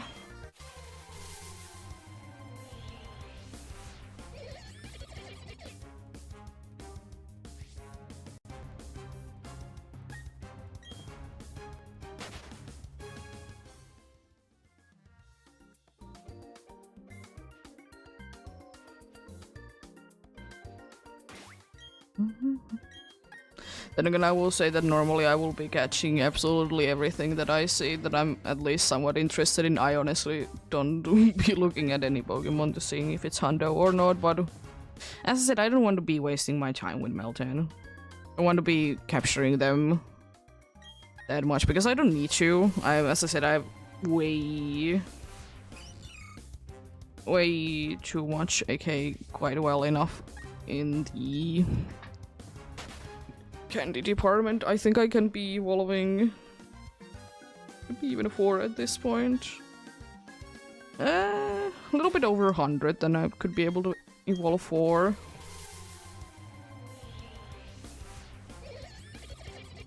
Could this laughing frog be switching to something else though? You could be staying like here in a little while and then sparkle.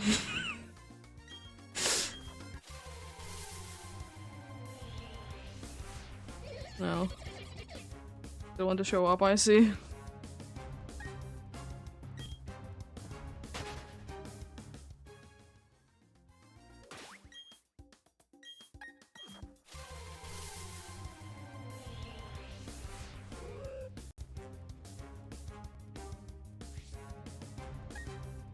So we'll be soon putting the 3DS to charge as well. Soon it's gonna be saying that it's slow.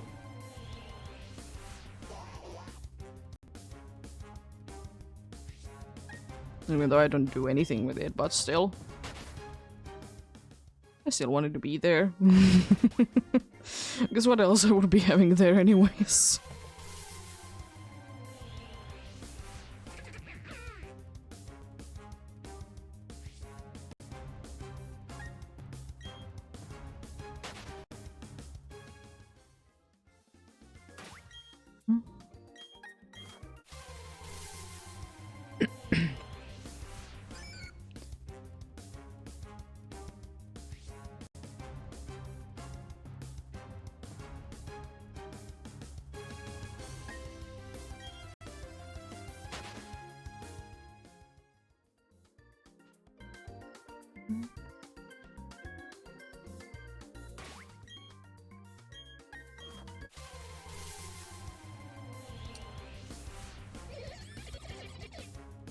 Toxic Rogue.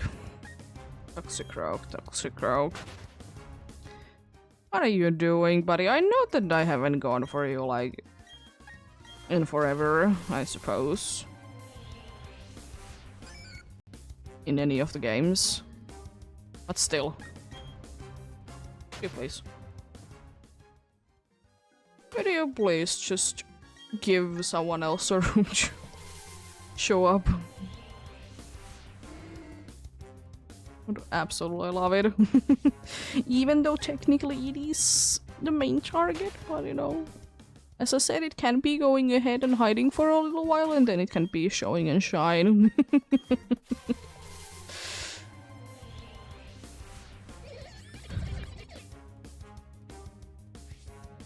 It doesn't want to go away.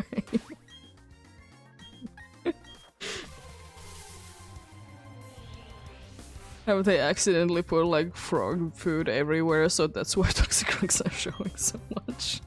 What's going on?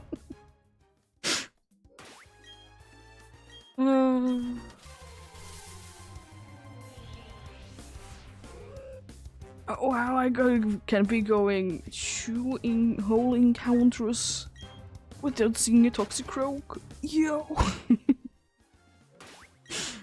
Let's go!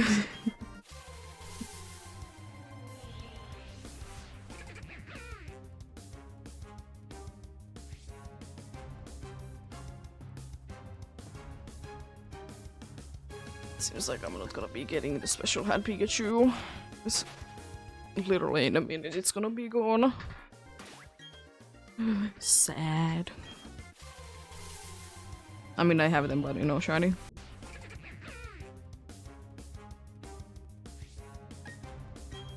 Oh, I'm throwing water. Hopefully Wooper likes it.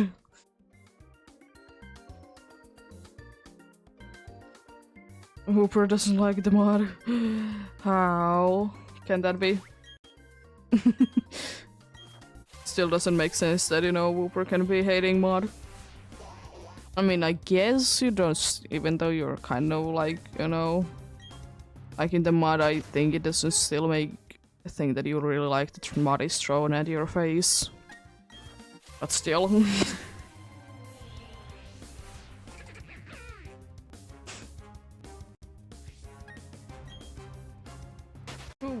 like a mod path every once in a while, even though I haven't ever been having one.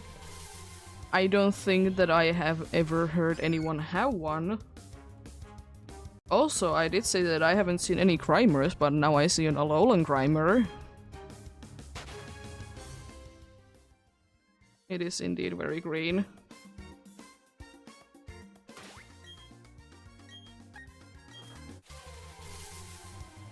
Also Weedle.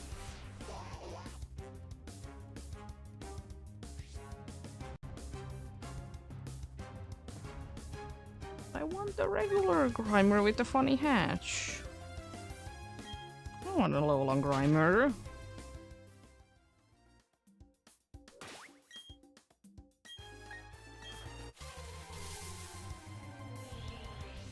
Disappointment.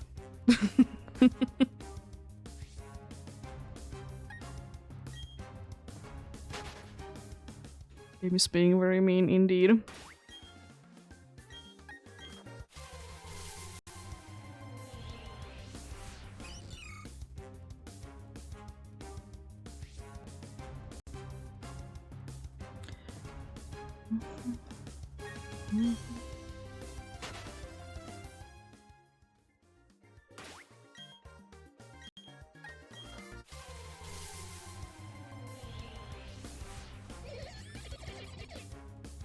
You did say away for quite some time though. Or also, I guess 29k soon. Like in just few encounters. Also, this laughing frog still. How dare you be laughing at me?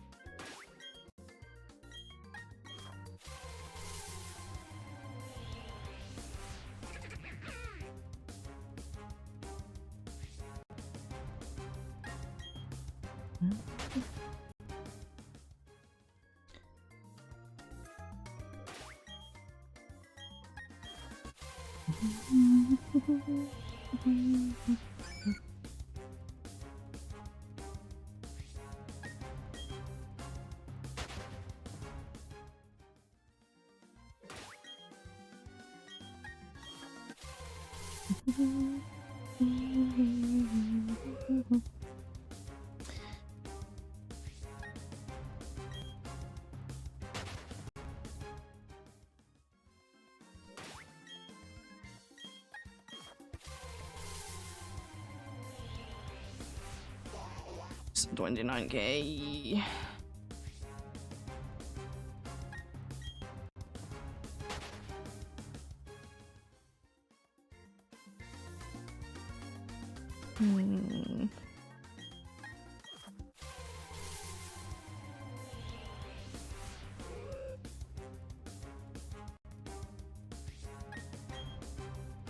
If I go with the regular thing, it's 500-ish an hour.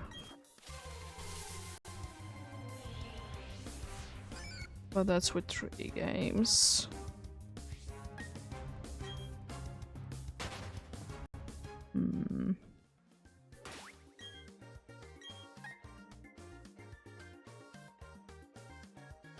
To be fair, I think I'm doing quite well though.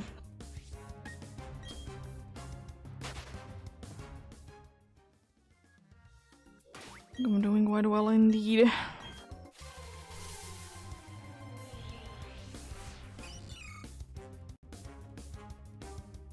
I guess it's me, I think. Or am I? No. Am I? I don't know. I'm doing okay, at least, if nothing else. I'm always, you know, happy with progress. Always happy with the progress, indeed.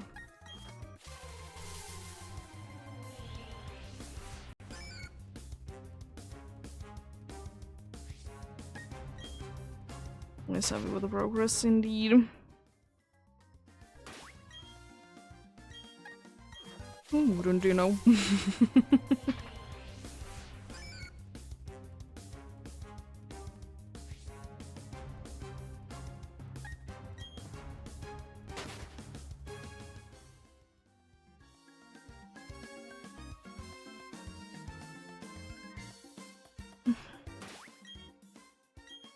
I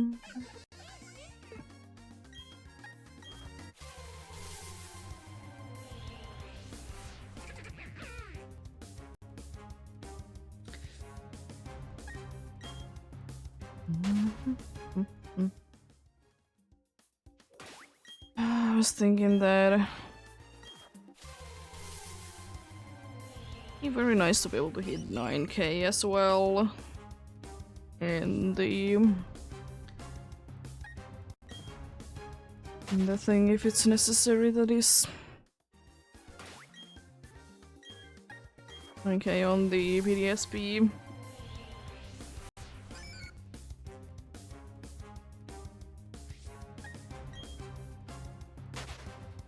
Be very nice. You know, also what would be quite nice in Pokemon? Have a way to automatically sort in certain ways that you can be choosing from your boxes.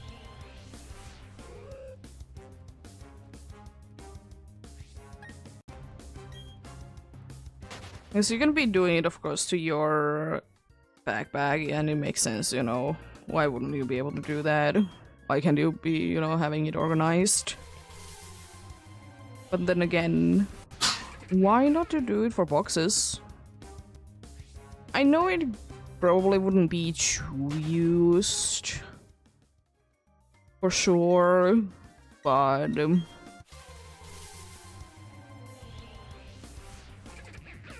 still.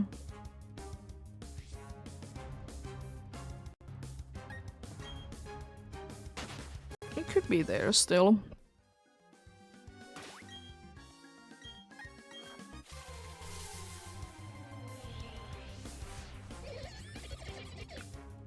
Or let's say that you can select a specific amount of boxes that you would like to be sorted in a certain way. Like, imagine how nice it would be if you want to be having like a living index in your PC in every game. Imagine if you could be, you know, sorting that automatically. Because I like to be having, like, if I do like a living index in the game, I like to be having it in order, because in the case that I need, let's say, Inkay, I can just immediately know where it is. Because it's in order, you know. And so it just would be making sense to me, like, why not? Because it's kind of annoying to be filling out the decks for sure like that to the games. Because you either need to be going in order, or you need to be like sorting it out later. I mean, sure, like, not everyone cares that their like Pokédex is in order there, but I like to. I like to indeed. Makes it, for me at least, things easier. As I said, if I randomly just need a Pokemon.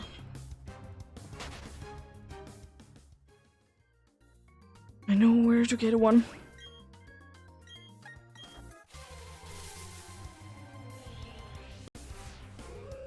Like, I know that there is a search feature in the Pokebox. But I don't know, it is kind of a hassle if you ask me. Because you need to be going down the different menus, then you need to be selecting the correct one, and it is a hassle.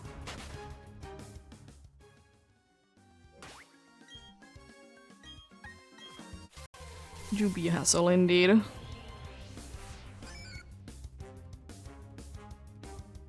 Not that bad, I suppose, but still.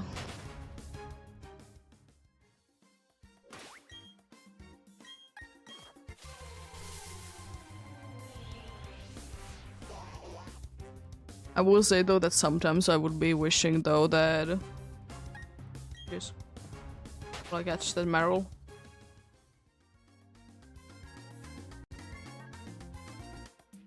I got a Meryl. Ball.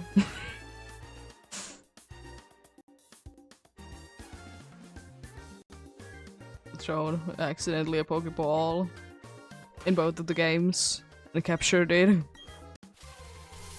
Nice. It's like, I would be able, like, the thing is also that I would like to be able to search the bag sometimes. Like, sure, like, can you be putting it in alphabetical order or whatever, I'm thinking, yeah, you can, but at the same time, though. Why not? Always complaining about very unnecessary changes, of course. But then again, you know, why not? Why not to be, you know, having, you know, both in both? Like, you can be searching in the bag and then sort the Pokeball with the boxes, you know?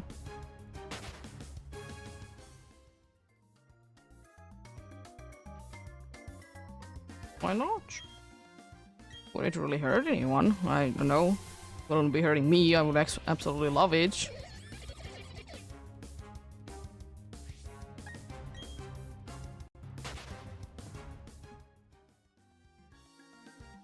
Because I have definitely not been making the mistake when I have been trying to be putting the Pokédex in order that I would have been forgetting to be adding like certain Pokemons in certain places, and that is like super annoying to be moving everything like back like a place or two. They're like, oh. I mean, then again, you know, if you don't care about it, then, you know, it's not a big issue by any means.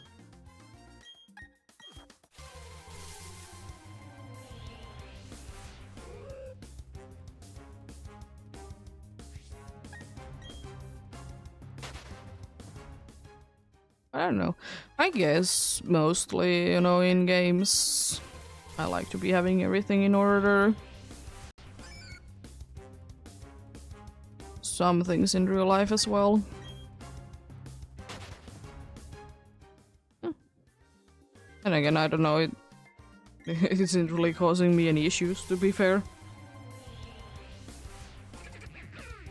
So it's not that bad also. Seems like another Hondo possibility. Let's see.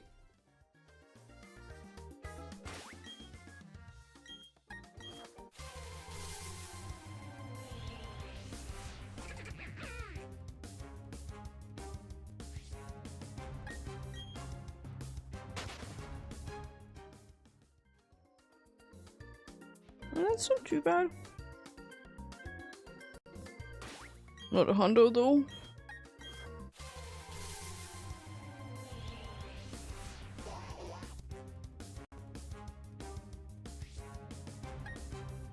So time to be... I'm gonna do like one more encounter, then I'm gonna be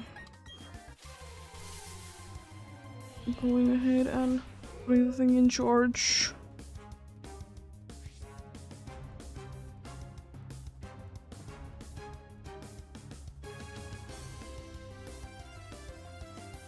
So it doesn't need to be complaining.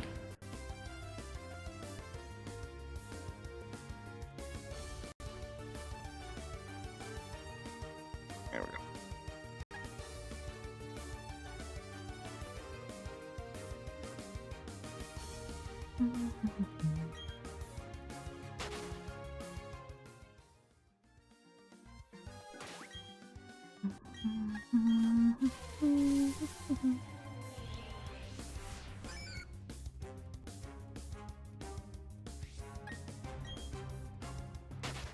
I think also I want to be when it's the next break, or if I guess get a shiny, I'll be checking out if the counters are correct, because I have a suspicion that they might not be. Then again, it's hard to be saying as well because, you know, I'm not gonna be... I don't add 3, I am only adding 2. So that's a little bit different, of course. Like, I'm just thinking that, did I forget to be pressing the button once? Or did I add, I guess, to the other one extra? Either way is a possibility, you know?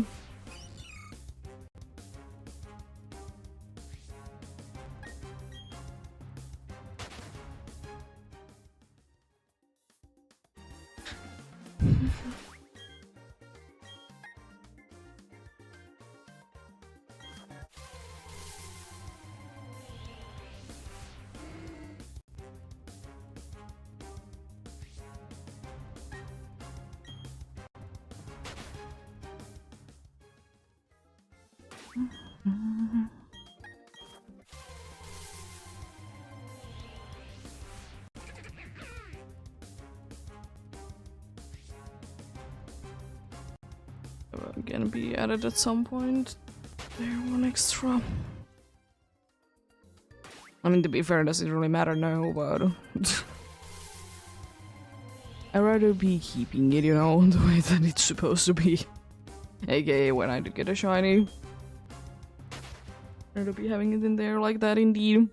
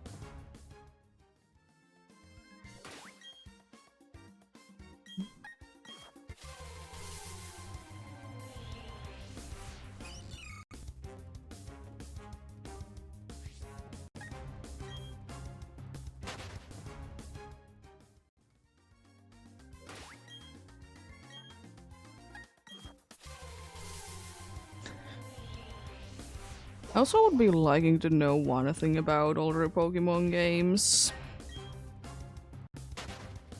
And it's... what did lead them to be having... some Pokemon fully evolved in the wild and what... you know... what not.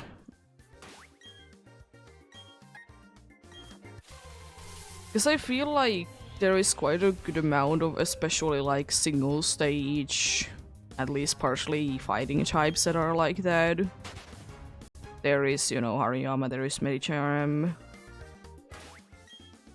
There is Toxicroak. Mienfoo. I mean, I kind of get it, like, in the way that, like, let's talk about the fighting dudes that... they might have been so passionate already, like in the wild, that they wanted to be evolving and such. But at the same time, like, why certain ones?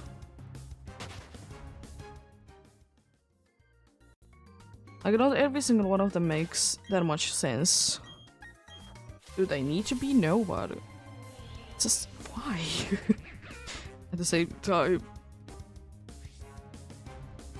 you know, what makes this Pokemon so special that it's available in the wild? To be fair, there is quite a good amount of them that make sense that they would be foundable, like, in the wild. When it's fully evolved, even, like, mostly, like, early route Pokemons. Regional Pug.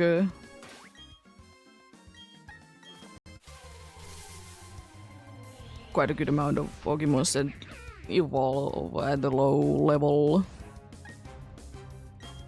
quite a good amount of water around, or fishing ones as well. They also tend to be found in the wild. And like, they make sense. You know, you never know what actually is in the middle of the ocean, you know?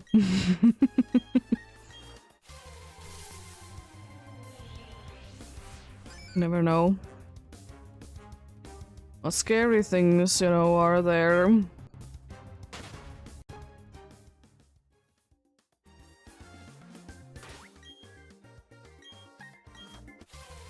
And I would like to say that I will be one of those persons that I would like to know what's there, but also I don't want to be the one that finds out what's down there.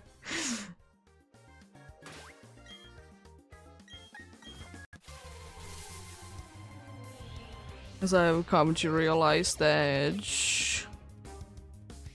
I don't like very high places, but I also don't like very, like, deep places, I suppose. Is the correct term to be using.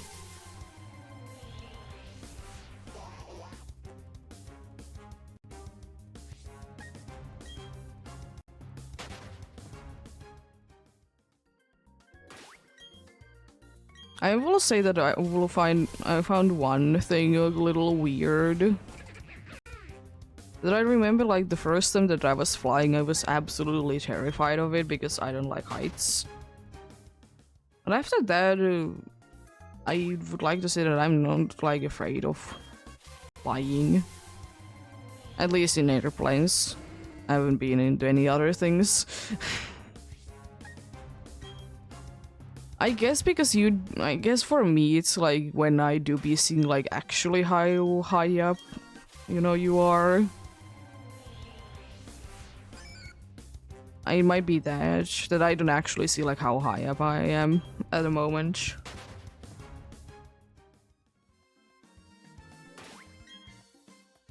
Or at least make logical sense.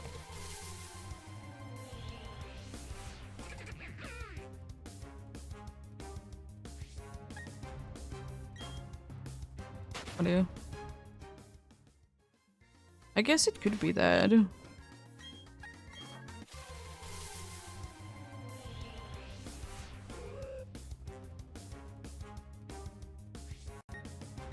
Because also, like, I'm not too afraid that, you know, there will be a plane crash, because it's highly unlikely, first of all, and second thing is that, you know, kind of what if it happens, like, what can I be doing? You know? Like, it's not my thing to be worrying about things like that much.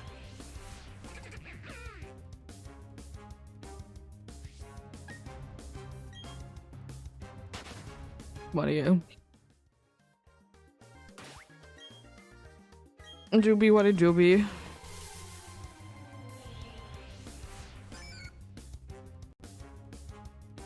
Because it is the thing though that it's like actually getting into a plane crash.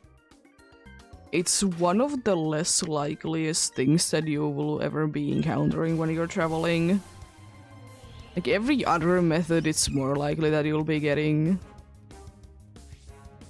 into like some sort of a crash or whatever. Or an accident. It is just like that. Anything else? Because like, you know, if you think about it, it makes also sense because, you know, there's a lot more cars that are moving than planes that are moving.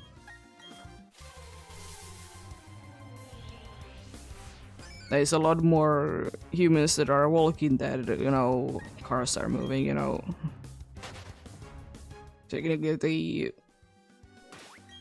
the most dangerous method of traveling is by walking. Both because you're like less secured by things and because, you know, so many people can be getting into your way as well.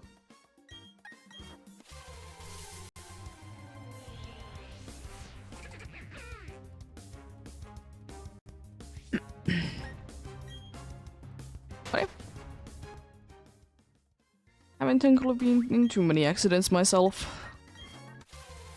I've seen a bunch of them, but thankfully not part of them.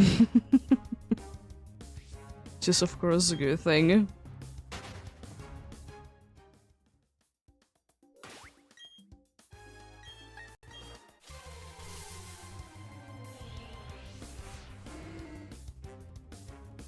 There we go as well, the Melton box to be done for me.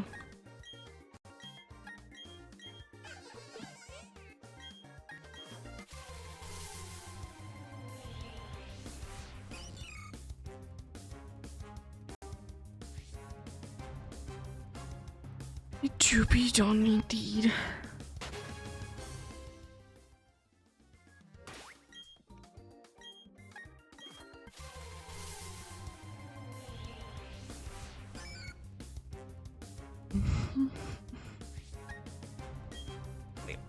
I'm gonna be having yet another ad break soon-ish.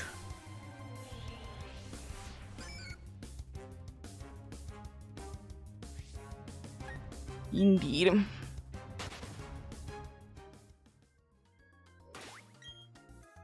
Be suggesting, you know, hydrating and such. You haven't done that in a while as well, you know, get something to drink, something to eat while the break is on. Stretch about. Just do something else for a little while. Breaks are good indeed.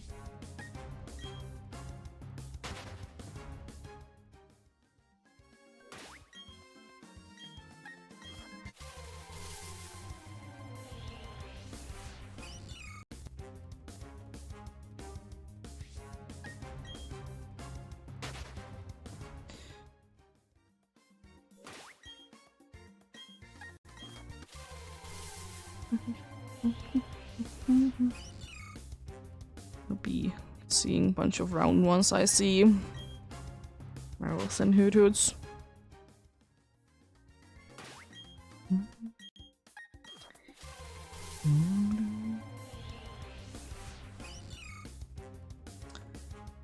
I could be getting something else though. Like a Zurel. I could be. Which would just switched games.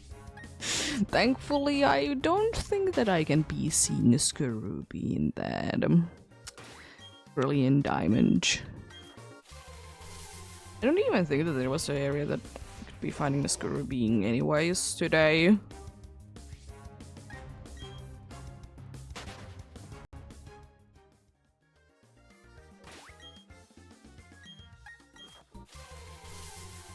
I don't think so, indeed.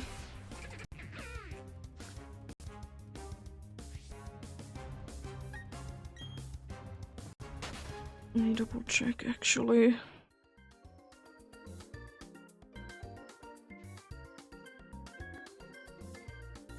Yeah. There's no such thing as Skarubi on Brilliant Diamond today. Not a single one.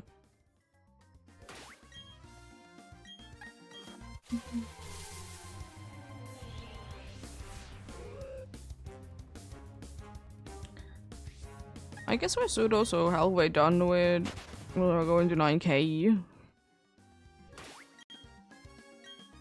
Okay, sure, sure. Let it happen. Let it happen indeed.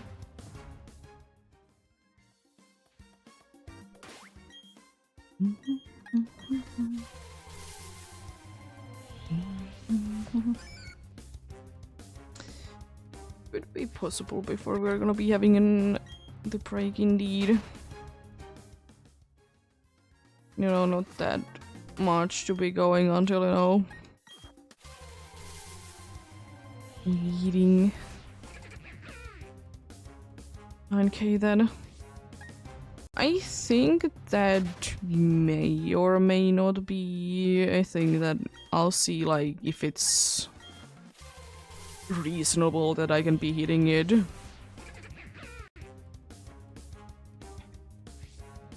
it's reasonable that I can be hitting it, I'll be going ahead and try to be hitting it today, but if it's not, then, you know, I'm not. I'm gonna be saying something because even though I think it's gonna be true today, I'm not gonna be jinxing myself. Because I'm always good at keeping it short when I'm seeing that I'm gonna be having a shorter stream. I mean, there is few times when I actually have, like, places to be, but, you know, that is the thing that I usually know beforehand anyways. This is usually a thing that I know beforehand, indeed.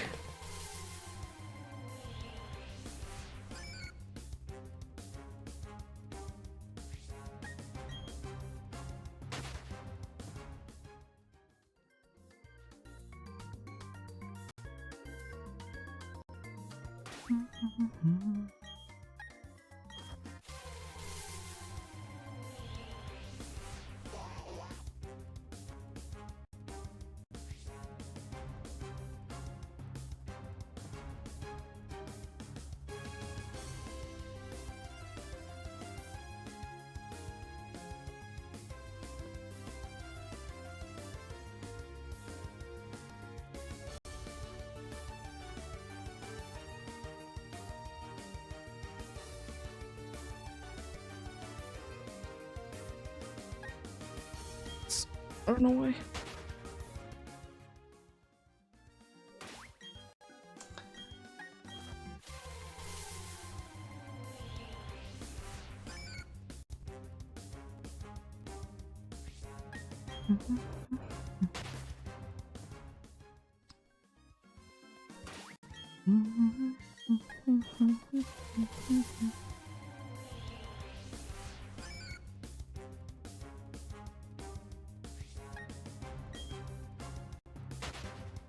Also, I guess one fun thing is that I don't know when or if the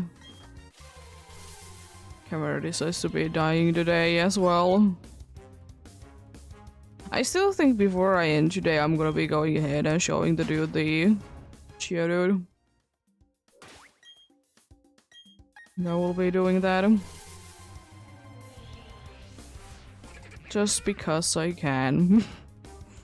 Mainly to see if it works even. It would be quite funny if it doesn't, then I need to be catching a regular one instead and show that to the dude instead. But I mean, it should be working. I talked about a few situations where if you find a shiny of a Pokemon, it doesn't work into, like, things.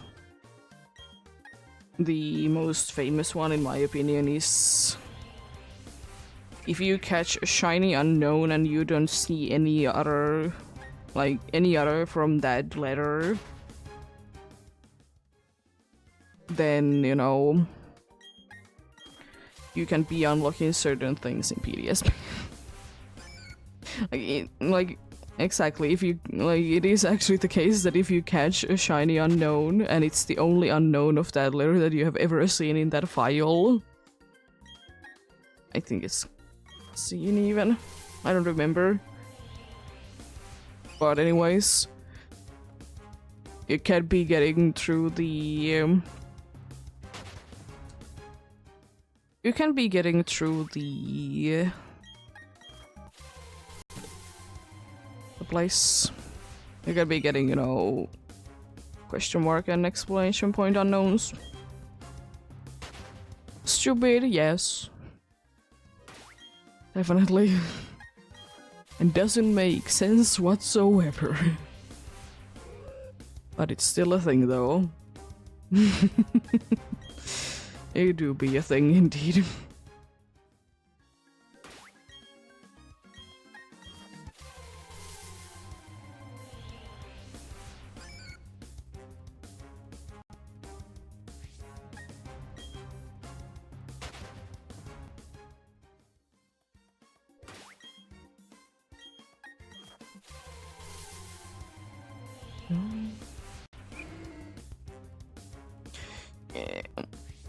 5 more encounters to go, then we hit indeed halfway point mark to the 9K.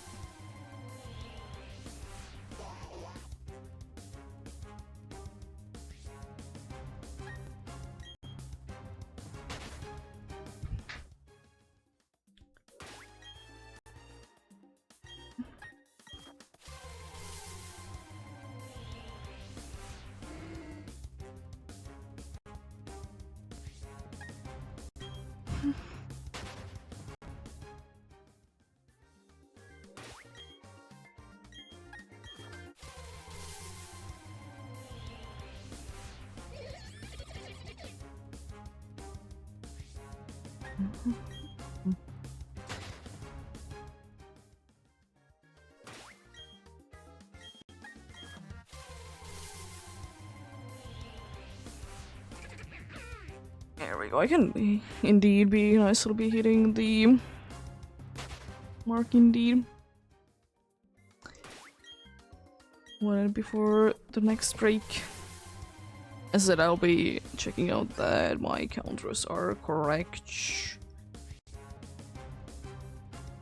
It should be, but I'm never gonna be too sure though. I can never be too sure indeed.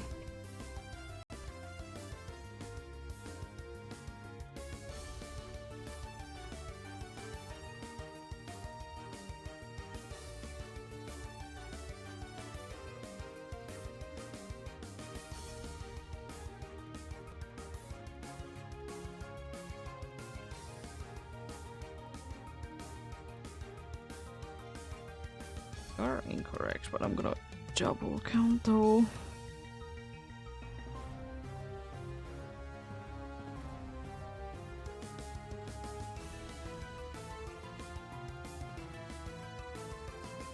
Just in case.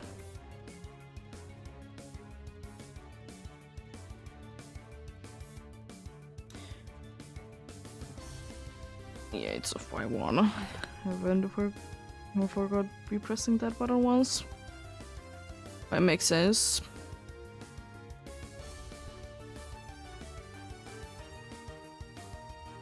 It's correct that it was incorrect.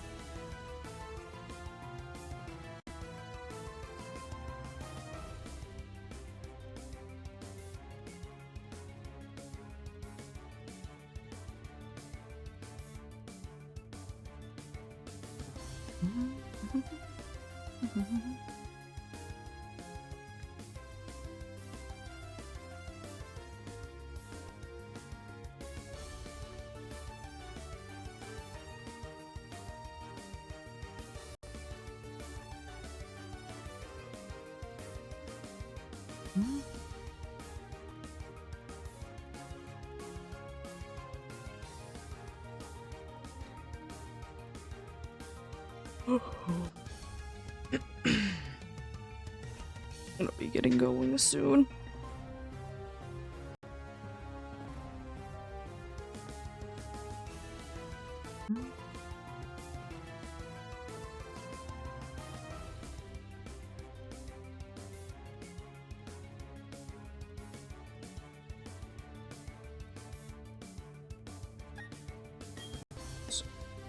Are you ready?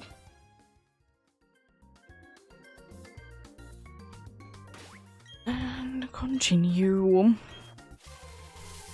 Well, we'll see though. Indeed.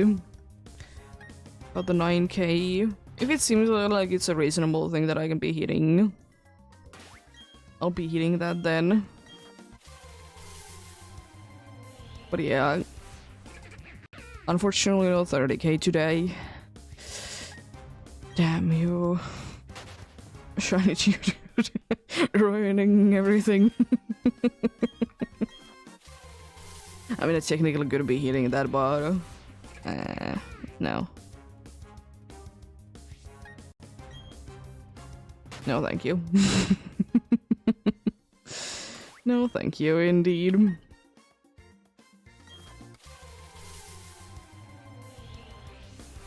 But yeah, I still do be hoping the best of luck to anyone else to be hunting indeed. Hopefully you can be finding whatever you're looking for or get something indeed.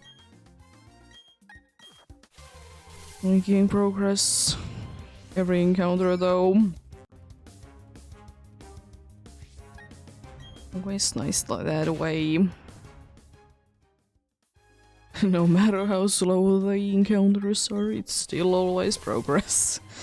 Even though I will say that soft resetting in PDSP is an absolute pain, but slowly but surely.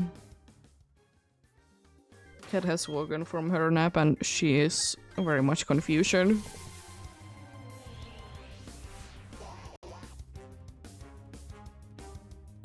I mean, she was sleeping quite deeply not too long time ago, so it makes sense.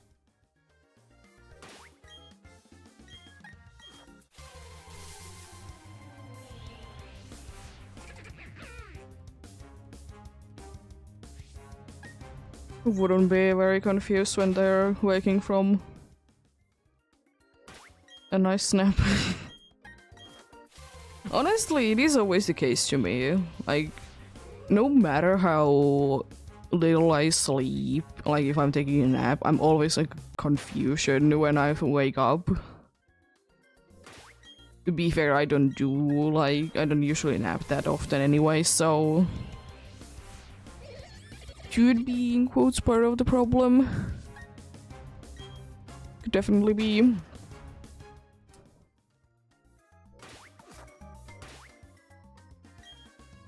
But also,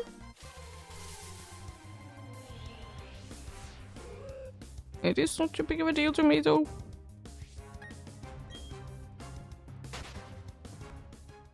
And I remember also that I was like at some point, I guess I was at school at that point. Whenever I did wake up in the middle of the night, I was like always super worried that, you know, I was supposed to be in school already. I've talked about it before that I've been seeing so many dreams that I've been late in school and stuff like that. Forgetting things, and I was almost never late. And I don't remember too many times that I was forgetting something important. Because for whatever reason, the most thing that I seem to be in my dreams at least be forgetting is shoes. Which I find super odd. Like, why would I be forgetting to be putting shoes on?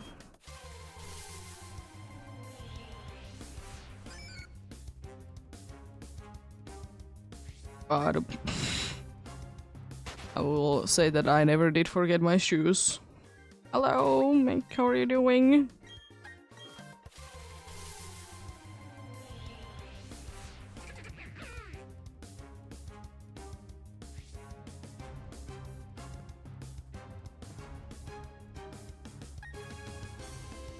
You're doing good.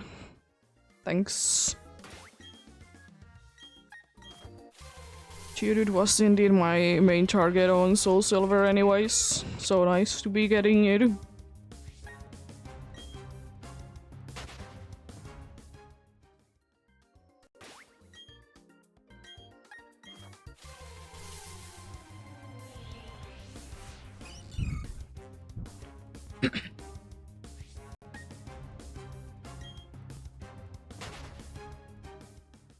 And Shelgonis.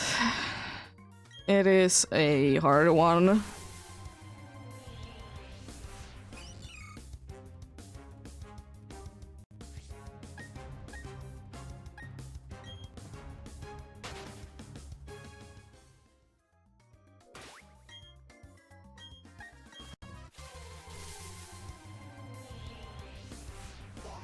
Yeah, of course. Always be wishing to be able to catch the next one. What is your pool of Pokemon anyways? Is it only Shelgon or is there something else there as well?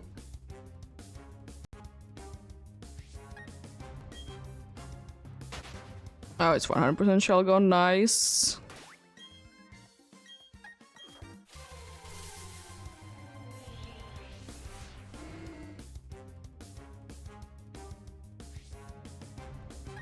At least you're not gonna be facing ever, I suppose.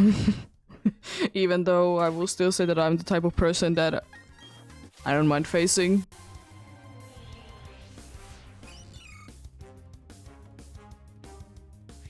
And also there is problems with Repel Trick as well. The encounters can be ridiculously slow. It is what it is. I think I was in last year, I was in overtime for like 2 weeks. If I remember correctly, it was like 2 weeks that I was overtime.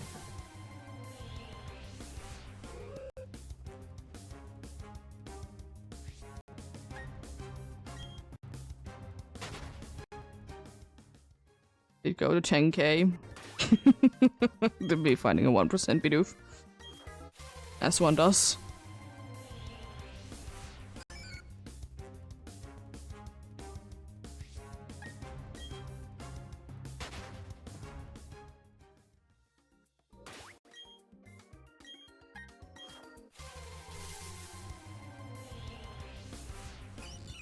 Yeah, I don't chew too much in egg month. I don't like eggs.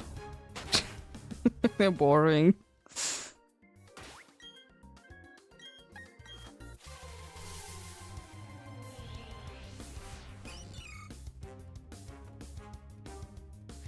You do a little bit, but that's eh.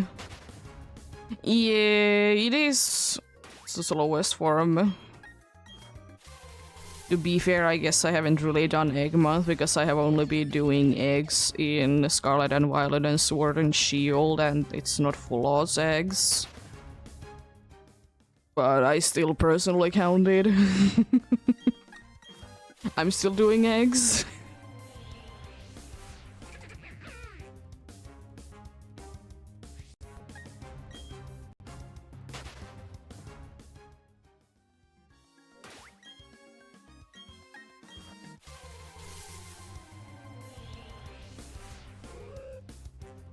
Yeah, exactly. Whatever you want to be finding your shinies with, it's fine with me.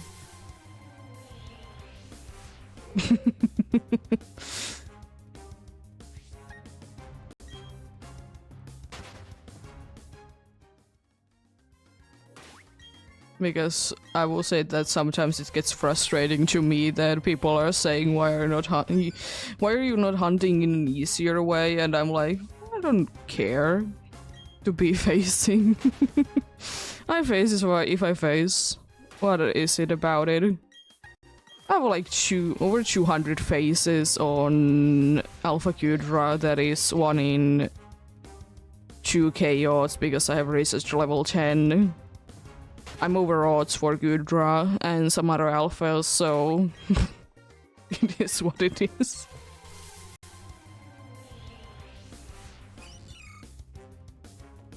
Like I could be doing permutation things with outbreaks, but I don't care, they're too boring. Take way too much time.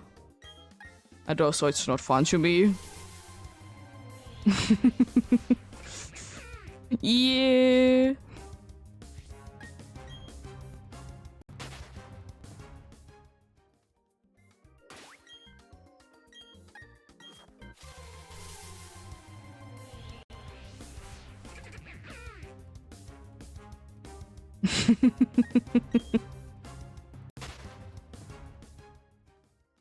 I mean, I guess it would be making sense that I sound quite Finnish.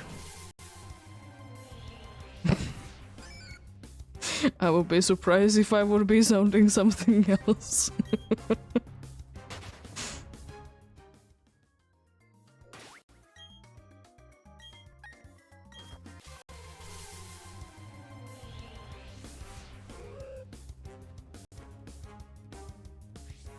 Everyone seems to be like loving Finnish swear words. For whatever reason.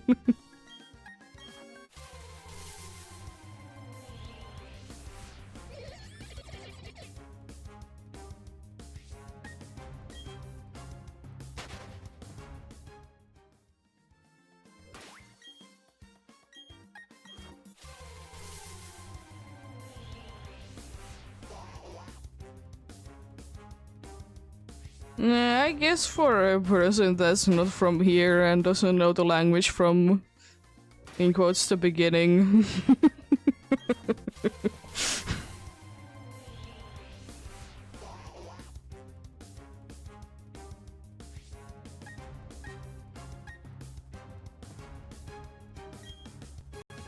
Yeah, it is. Finnish language is quite a bit different from quite a good amount of languages. That's why I personally, for example, did struggle learning English. Because it's just languages work so differently.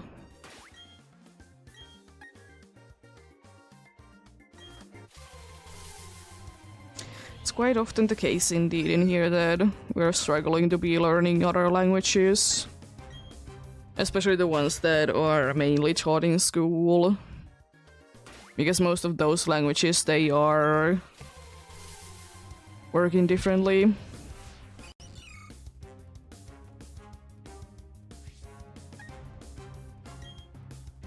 Yeah.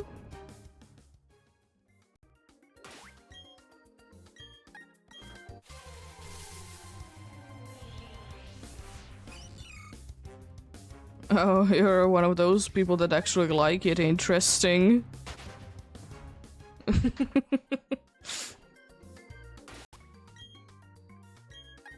Not too many people do, not even Finns. I don't mind it, but I don't hate it. Like, it's not bad, it's not good, it's eh. I can eat it.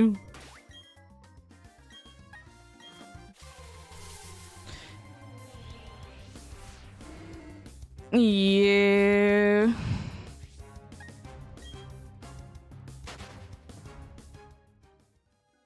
But then again, it doesn't necessarily mean anything that you're from a country that do be eating licorice, that you like it.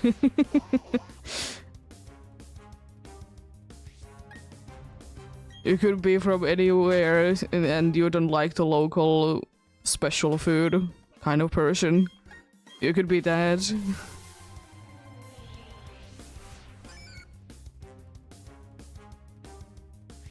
I suppose, but it's not still always the case. There's a lot of things that I did eat a lot of when I was growing up, but I still don't like them. I never have liked them, but I have been eating them still. It doesn't mean that I'm gonna be liking them, but I guess you're more likely to like them.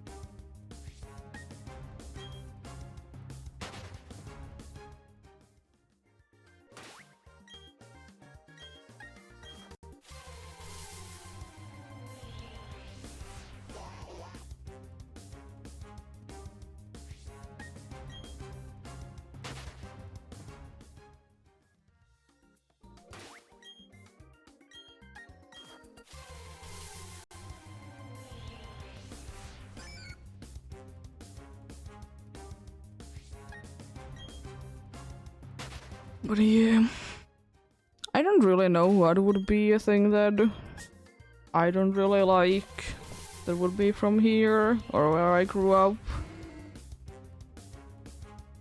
There certainly is like some things.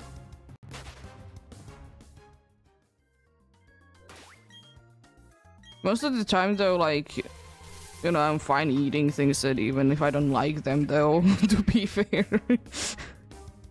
If you're hungry, you're hungry. Oh, I guess pea soup is one of those things that I absolutely hate. It's disgusting. It's a big thing in here, that's absolutely disgusting thing.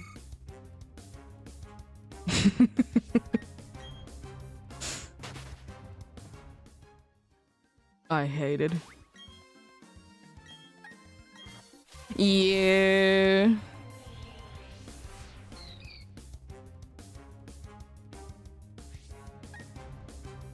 I guess another thing that is quite common to be drinking here is coffee. I don't like coffee. Plus it gives me a headache.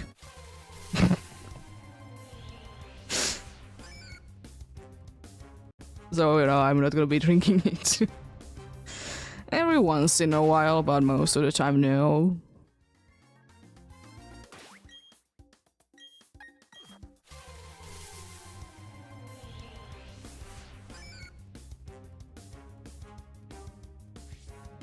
I said that I don't like pea soup. I absolutely hate it with all my heart.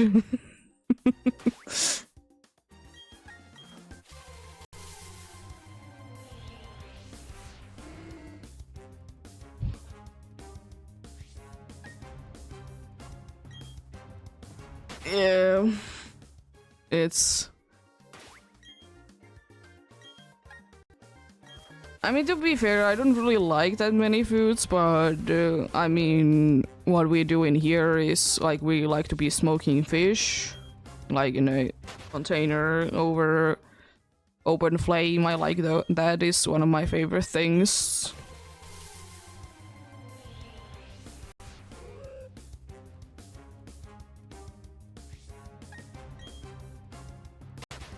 But overall, I don't mind eating most things. I've noticed that, like, anything that you will be grilling, I'll be getting a stomach reaction from them, but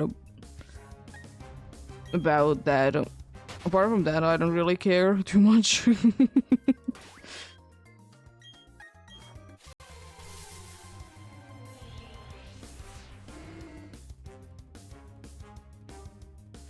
Like, I honestly do be eating quite a good amount of things. Like, I eat salads, I do be eating meat, fish.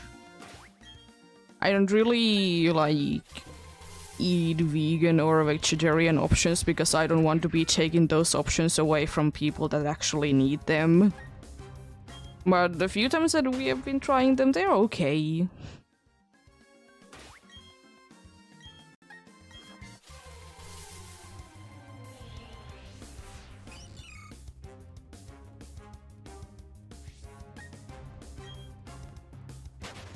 I don't tend to be eating tomato soup too often. It's not usually on the list, but it's fine.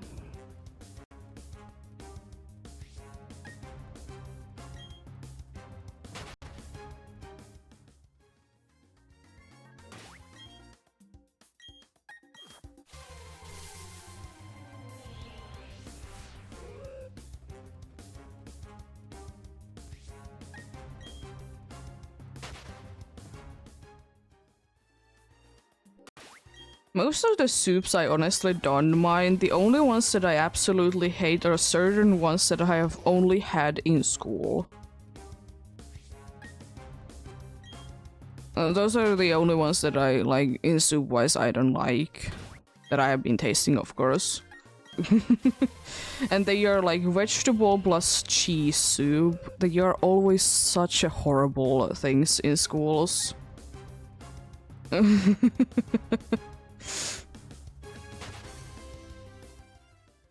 It's just, it's disgusting.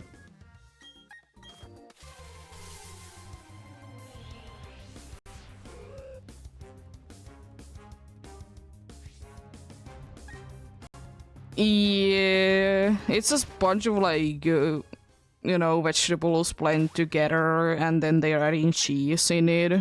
That also melts. But yeah, it's not... First of all, it's not too filling, and second of all, it doesn't taste good. Because it doesn't taste like anything, because school food is apparently illegal to be tasting like anything.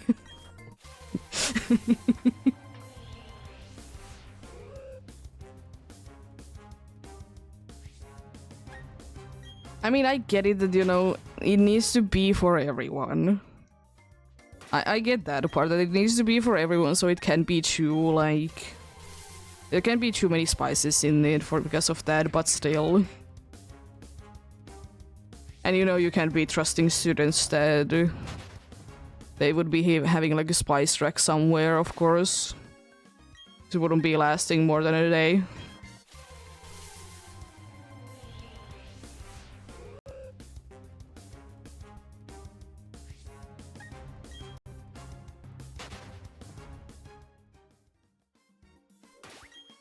And yeah, I would like to say that I've like eaten more or less blended like vegetable soup at home, and it's okay because, as I said, like there's at least spices there. It's still not my favorite though, because I'd rather be having to be like very smooth or that it actually has chunks, not in the middle, because then it's like eh. But it's hard to be getting it like to very smooth consistency though.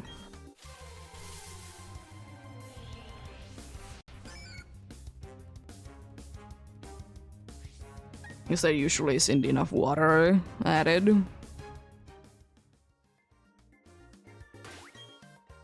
But, it's fine.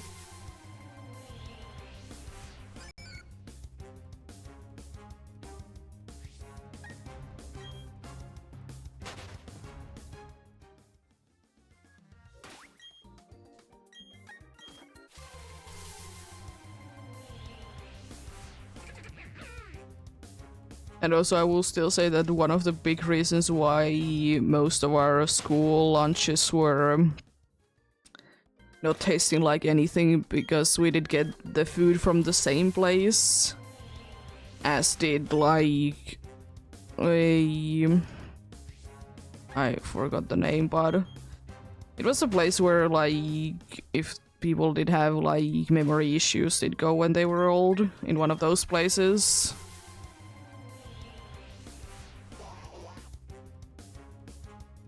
No, there is not too many prisons in here.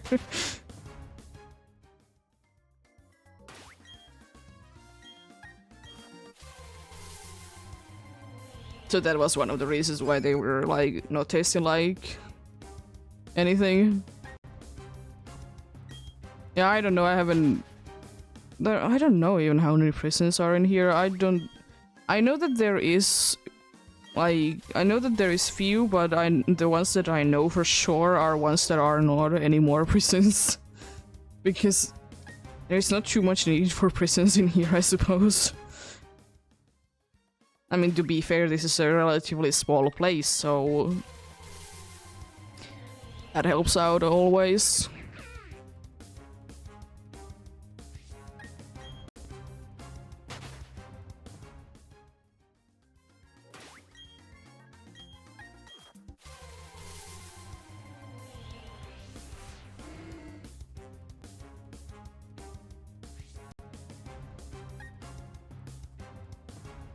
Yeah.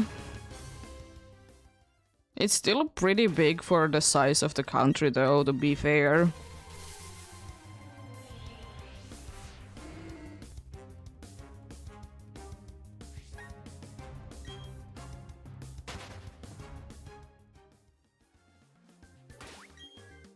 There surely would be places to be putting more people in, but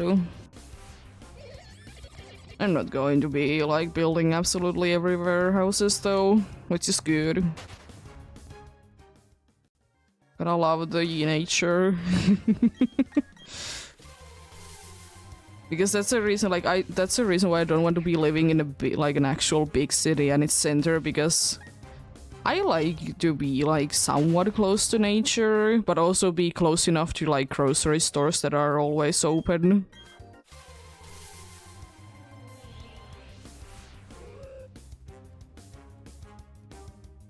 To be fair, in here is quite often that there might be a park or two, or like a actual natural like little woods area in the middle of the city as well. In here you don't really get them that much where we live.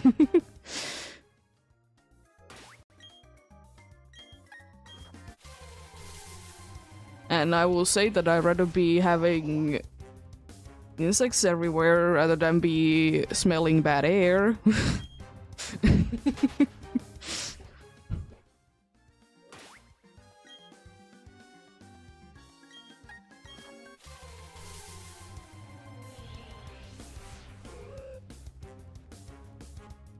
Yeah, it happens.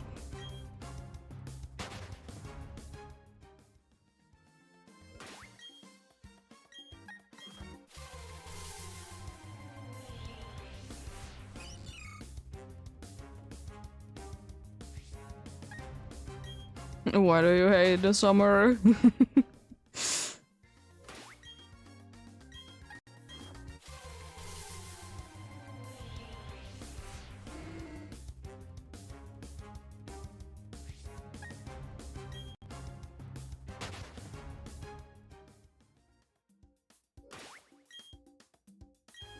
Fair enough.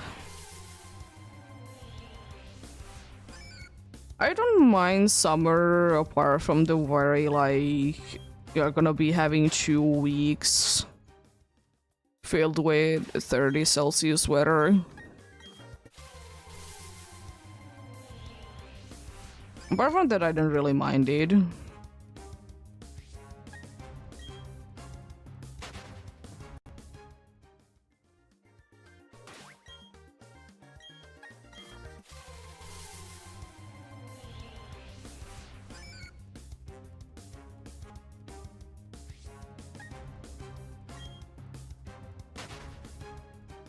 Yeah, I do be also be preferring myself colder weather over warmer weather. Because I'm more used to colder weather. Because summers they didn't used to be this hot that they are right now, but things happen. Things change.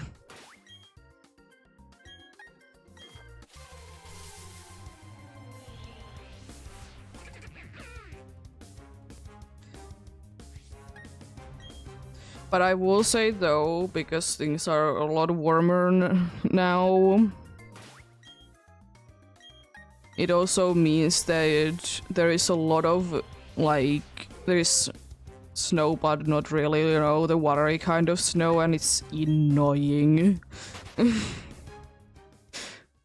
The worst kind of feeling. It, like, used to be lasting for maybe like 2 weeks at the beginning, at the end of the winter, but nowadays it's like months.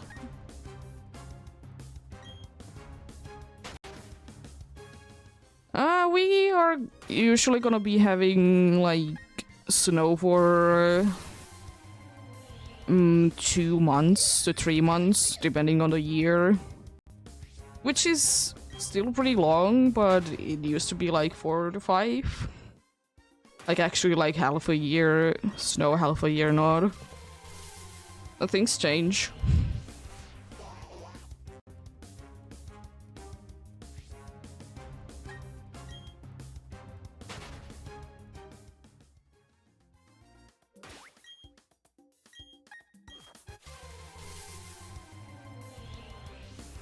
There's a helicopter going about. Interesting. I'm not gonna be evolving to Geodude. I can be finding travelers in the wild anyways. I don't like to be evolving things, I'd rather be finding them in the wild.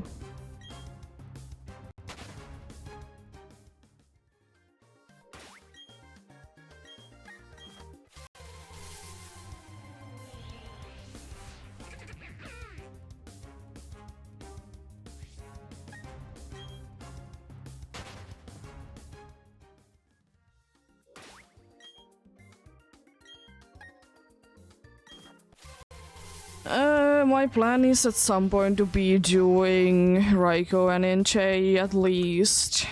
Don't know about any other ones.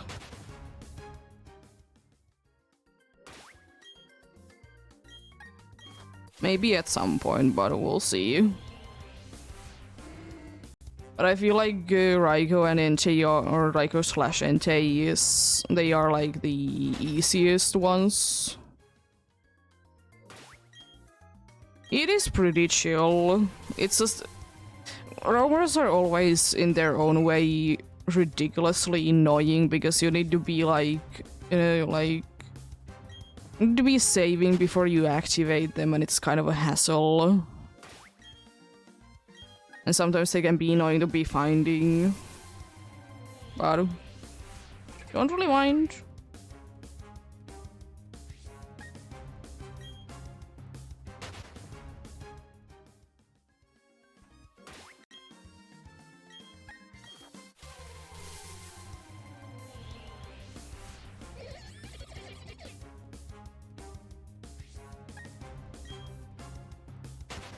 We'll see though, we'll see.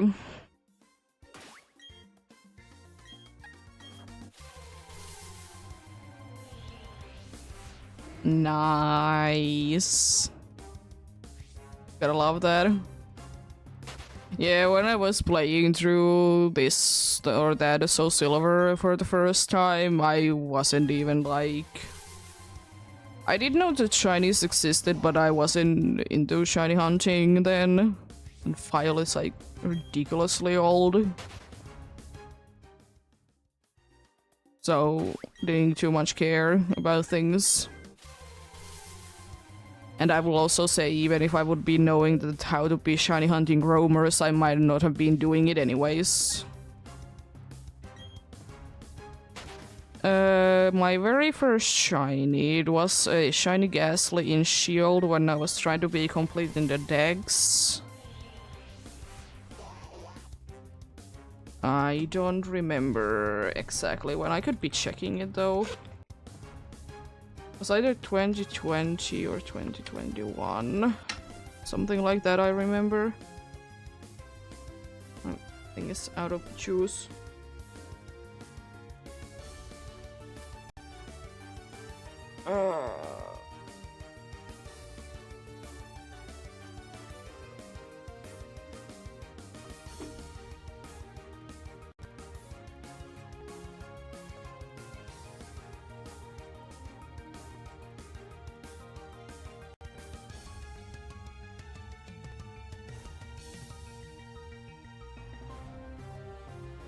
No, why wouldn't be?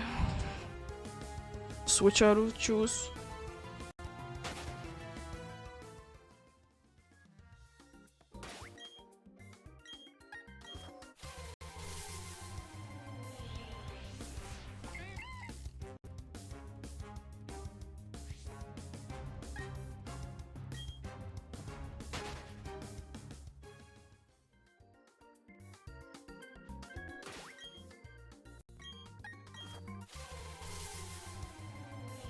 Too much out of juice, doesn't want to even stop. But yeah, I don't remember exactly when, but it's like somewhere around there.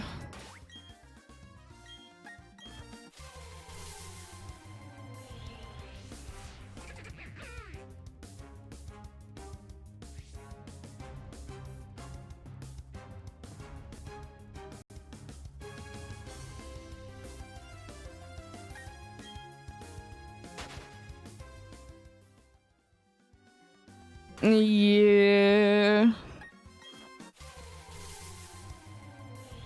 Happens to the best of us, losing some shinies.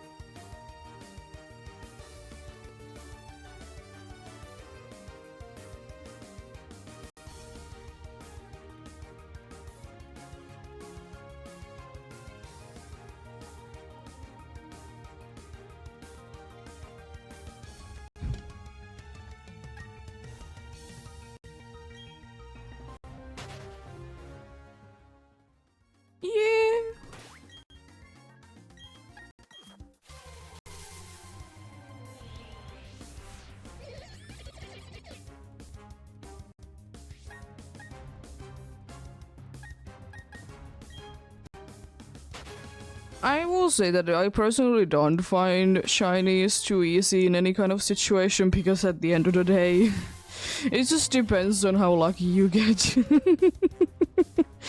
But yeah, I understand it.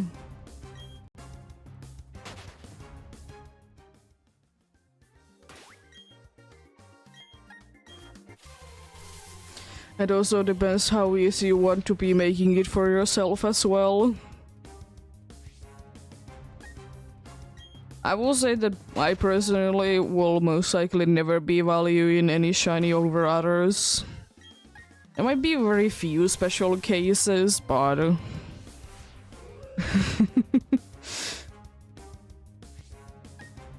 but yeah.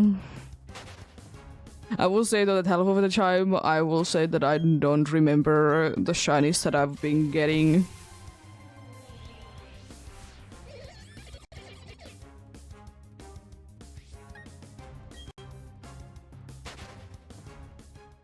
But in my opinion, I don't see any value to my shinies.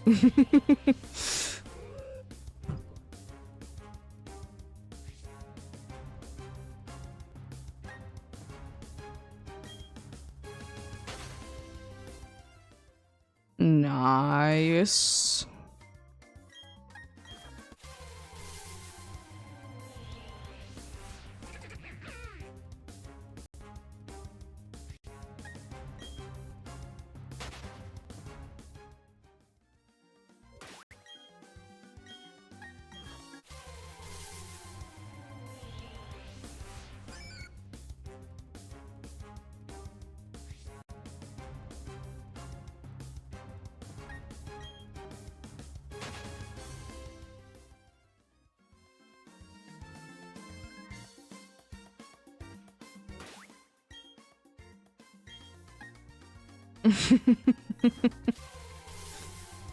Yeah, to be fair, for me, most of the shinies are gonna be in the boxes forever.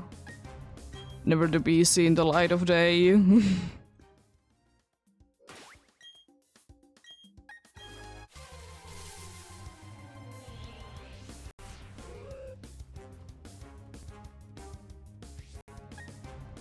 But then again, you know, each their own though.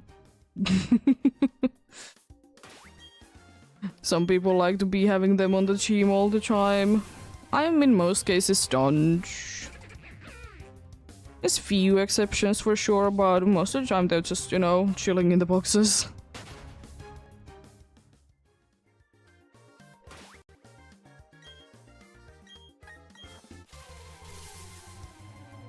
Like, there's very few ones that I do be having on the teams.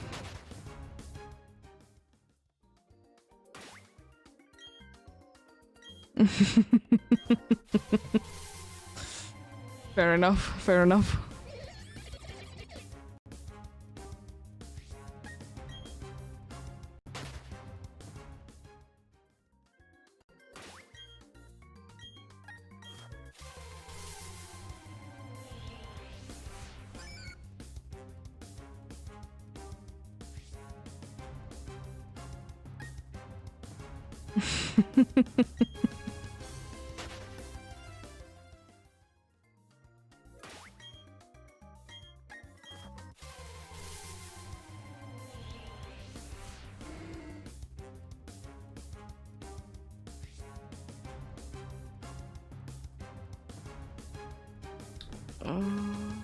Shield is there.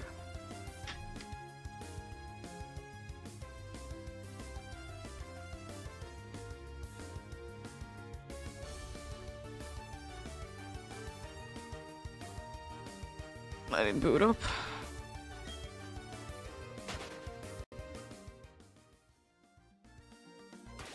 Yeah. 6 hours is quite usual to me. Especially during Safari Week, because, you know, I only do a Safari Zone every once in a blue moon every year. I don't do it too often, so want to be spending as much time in there.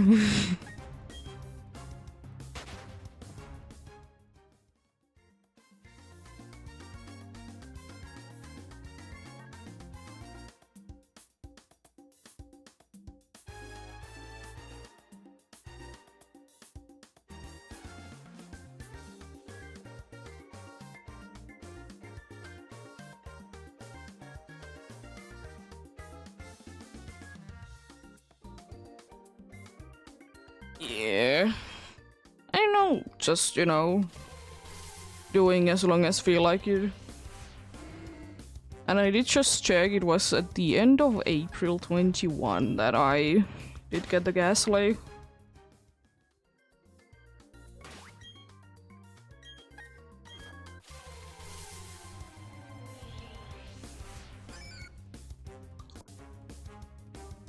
I mean, technically my first ever shiny was the red Gyarados, but it doesn't count. Because that I have been finding earlier.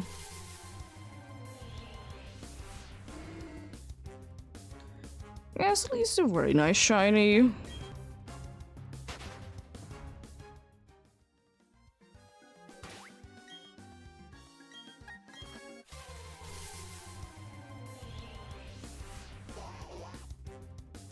It is one of the most common shinies, for sure. You could argue that, you know, also quite common one is Ponyta, because Legends Arceus did give us a free one.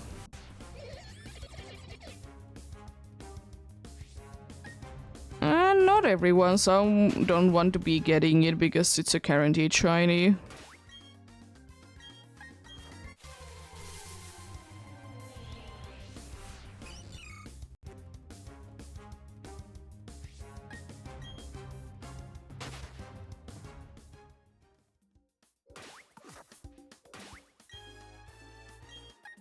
But I'm planning, though, at some point, since you can be hunting in the Lake of Rage,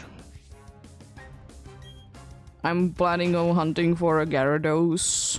Like, of course, not the guaranteed shiny. Planning to be hunting that.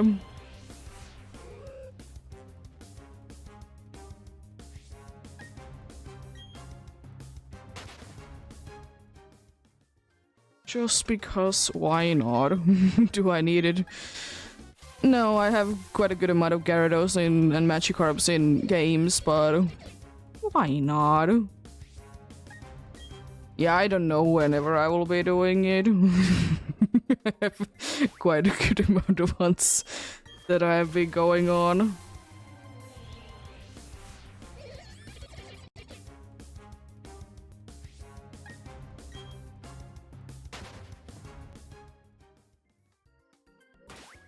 Yeah, because after I'm done with Safari Week, overtime and everything, the next thing that I will be hunting, because it is summer, I'm gonna be doing like more of a summery hunt. I'm gonna be hunting at least in Sword for a Vanillite while surfing. Not completely sure what's gonna be like if I do other hunts on the side.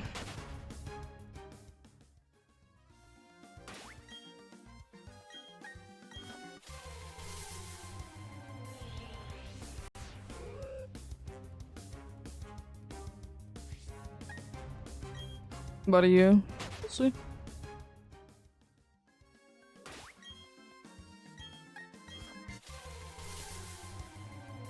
Like hunts that I do tend to do quite often that I pause every once in a while is Alpha Gudra, that I usually do once a week. Dynamax Adventures, at least once a week, maybe twice a week. Then usually I do Farfetch, the Galarian one, but that's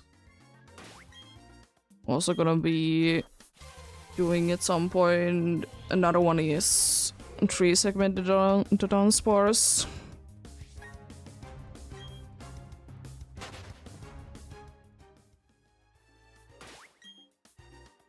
What are you? Definitely some hunts going on, and at some point, you know, I'll be hunting for the teacup again, whenever I get around to be doing that.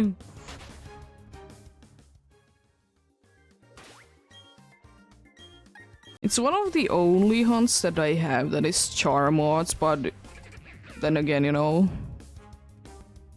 I don't really care do I hunt with charm. I just sometimes I can't be bothered to be getting it, like in Legendary Arceus. I honestly can't be bothered to be getting it because I find it ridiculously annoying. Then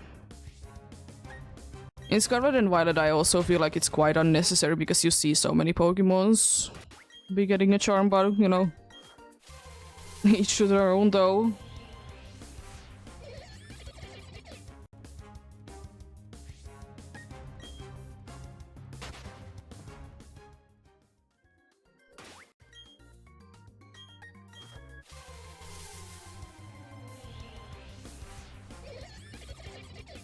Jeez, this Toxicroak cry is getting annoying. Could you... what?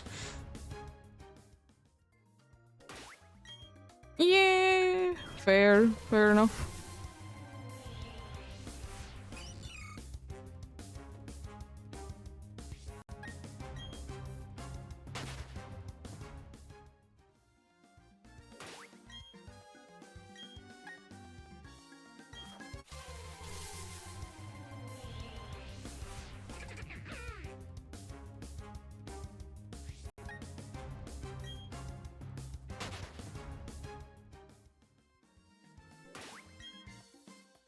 Yeah, I don't know. Not for me at least, it's not the case. Understand, it's quite a usual opinion on things. I don't care. I play games.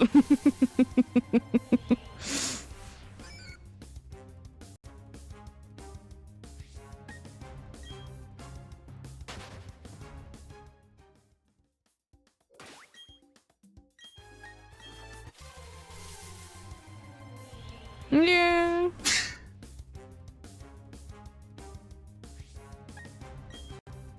I could be having a different opinion because I don't have one thing that quite a good amount of people with Pokemon have is nostalgia. I don't have nostalgia to the older games. Because I didn't play them when I was a kid, so don't have that.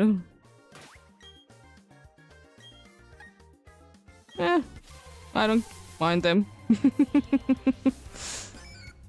I don't mind PTSB.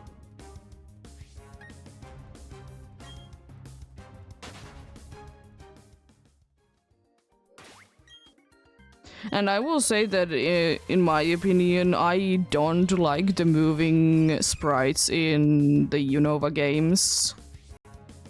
I don't know what it is about them. Half of them look broken when they are moving. And I don't know. This is something.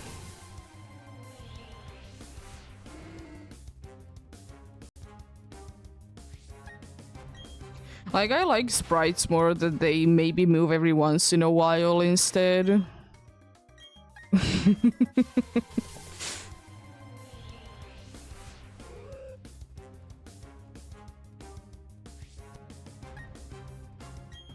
Yeah, I like sprites if they are like solid things. I don't know.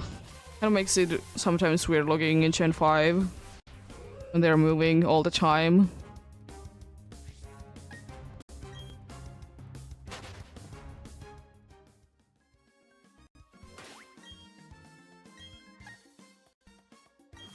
I agree that PTSB is really easy before Elite Four. Then Elite Four is ridiculously hard because they have perfect IVs, EVs, whatever things.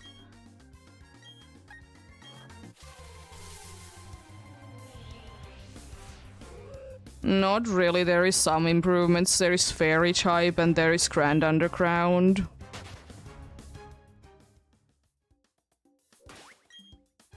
And also, I'm pretty sure in Diamond and Pearl, Elite Four didn't have perfect Pokemons.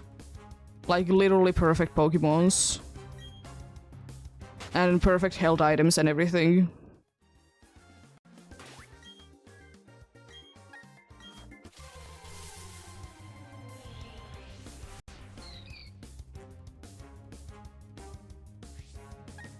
So you're expecting that games are always releasing without any glitches?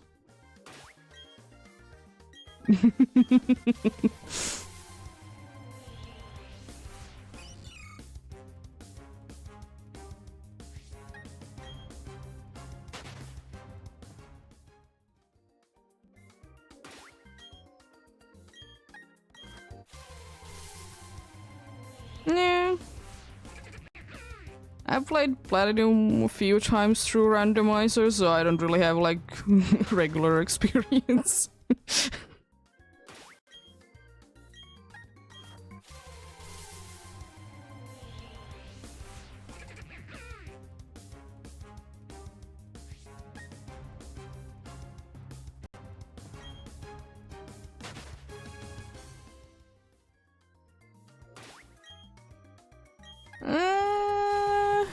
I mean, if I'm playing a randomizer, I'm not really taking part in the story, to be fair.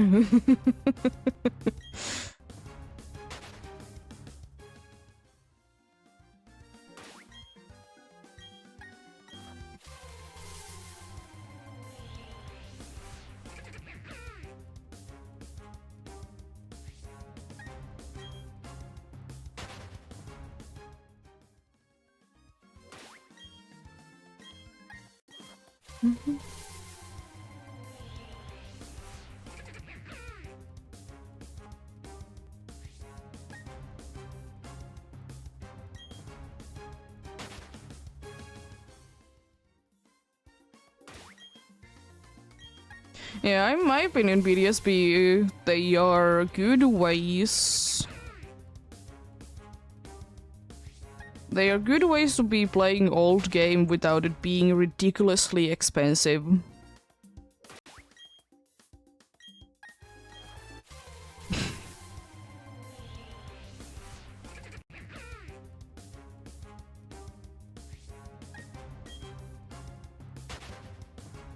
The distortion word was okay. It was unfortunately very short amount of time that you're gonna be playing there, but yeah. Yeah, but not most people want to be doing it, to be fair.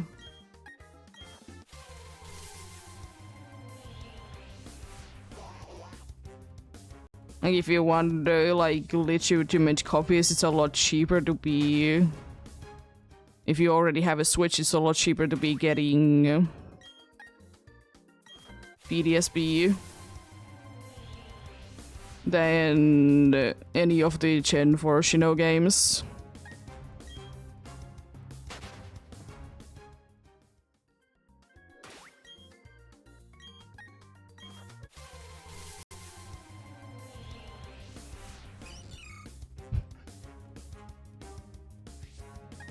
Because... But I did say that if you already own the systems... if you already own the systems, it's cheaper to be buying PDSB than it is to be buying Diamond, Pearl, or Platinum. Because for whatever reason, the DS and earlier Pokemon games are stupid expensive.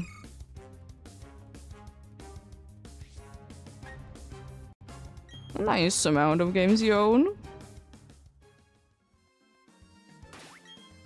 And also, I will say also one thing. There isn't too many illegal copies to be sold for PDSB than any of the DS games. People are selling like ROMs inside cartridges. But for Switch, I don't like see ever anything. And if you want authentic one, then you know, you run into that risk.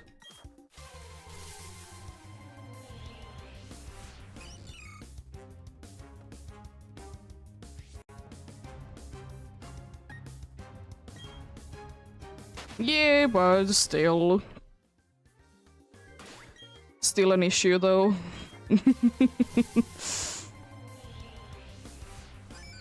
Also, we'll leave it there. We're gonna be having ads coming in soon. And I'll continue for a little while after that.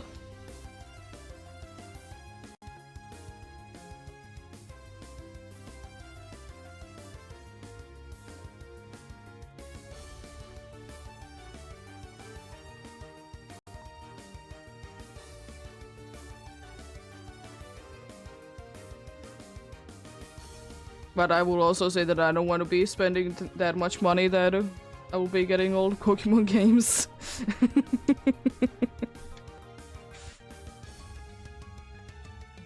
Especially with all the shipping costs and everything, it's gonna be ridiculously expensive. Rather not.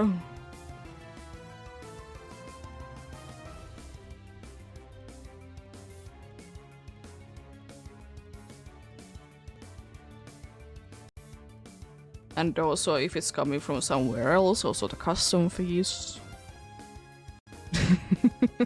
Those are added up as well.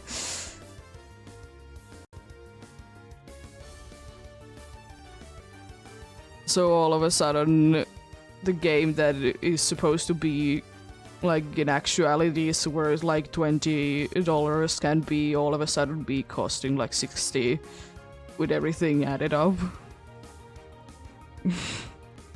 Because I will say, ain't no way any Pokemon game is actually worth more than $20.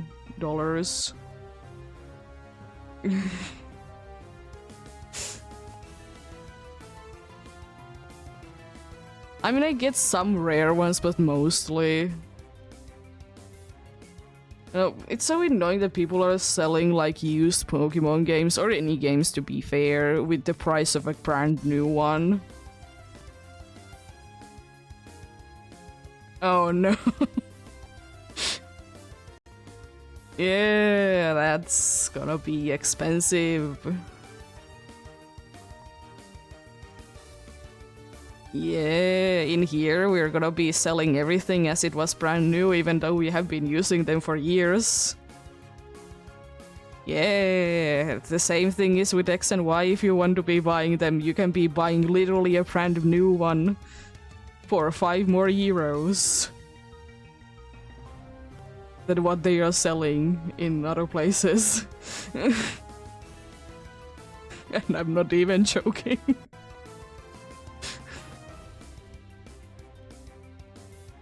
Like, you can be using 40 euros to be buying a used one, or spend 5 more euros to be buying your brand new one. You know what I do? Buy the brand new one, because I know it works.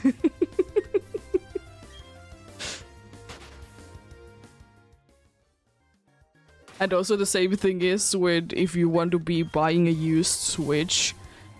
Yeah, it's gonna be costing you at least 200 euros.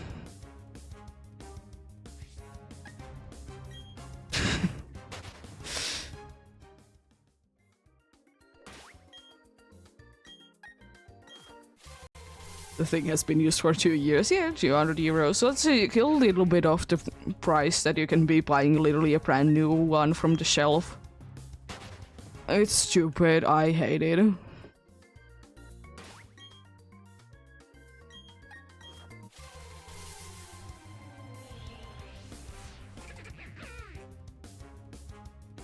Honestly. To be fair though, I did buy, or I didn't buy, but my boyfriend did buy for me. Like, it was literally like in the title or whatever. It did say that it is a used Ultra Moon. And it was in the brand new packaging and everything. It was from like an actual company, not from an individual person though. So they might have been running out of the used ones. So they send you a brand new one for the same price.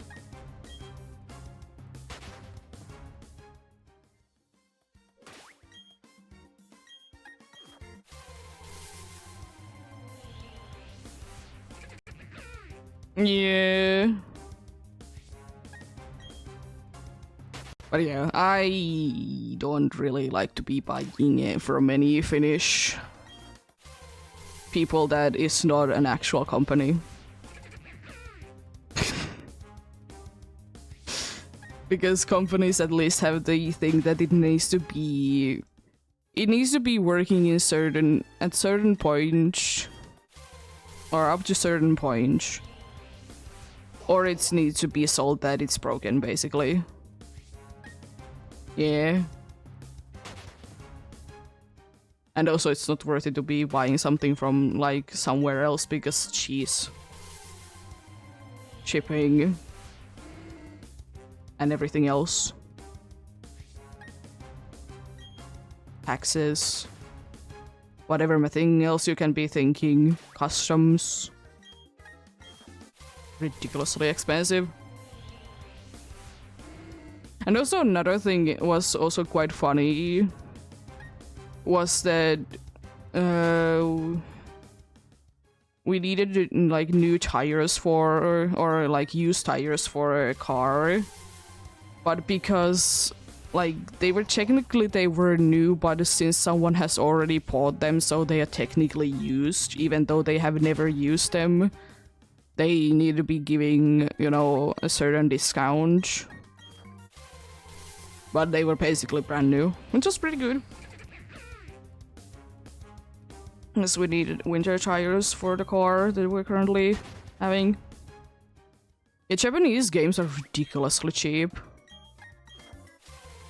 I mean, if you are like willing to be playing the game, like if you're shiny hunting, you don't care about the text. I hate though that there is only 3 character limit for most games, but anyways. Then, you know, go for it.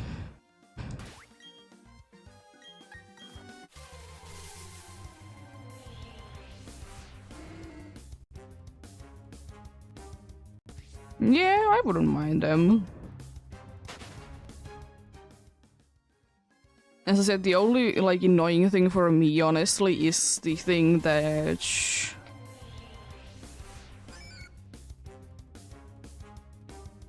there is a 3 character limit in some games. Like that's the only like bad part if you ask me, or is it 5? But still, it's like you don't get like that many options to be nicknaming things. It might be actually 5 now. Yeah, it's 5. I forgot it's 5, not 3. But still, it's like so low. You can be doing any cool nicknames. But if you don't care about it, then you know, does it matter? No.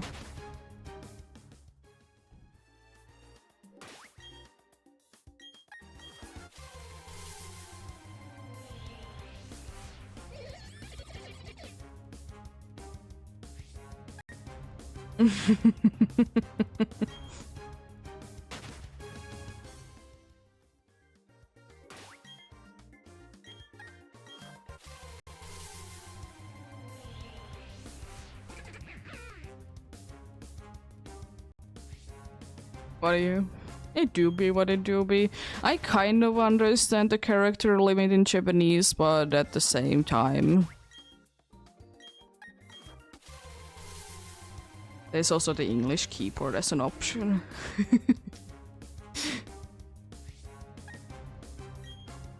So it kind of is like unfortunate in that.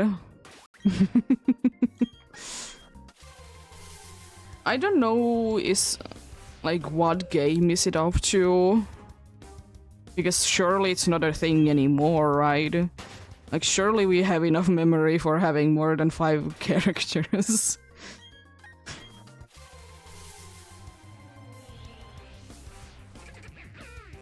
Yes, I know that it's at least the case in Soul Silver. It could be that once we did go 3D that it did stop.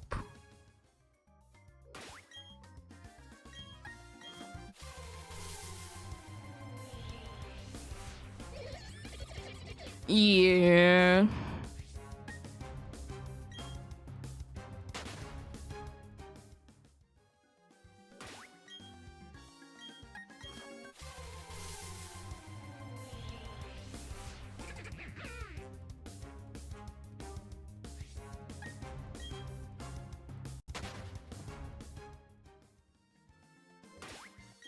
Oh yeah, about like nicknames and stuff. I find one thing super duper stupid about nicknames. You know there is a ability called Fluffy, but you can't be nicknaming your Pokemon Fluffy.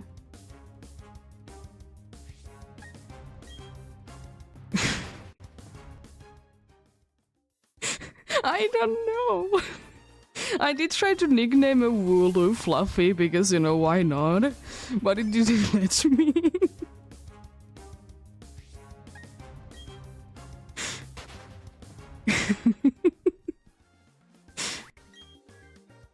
To be fair, there is some other kind of situations that, for example, in Animal Crossing, there is a cat villager that's, like, its name is Kiki.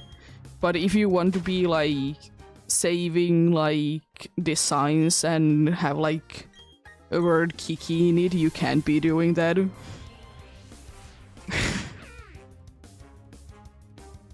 But weird things.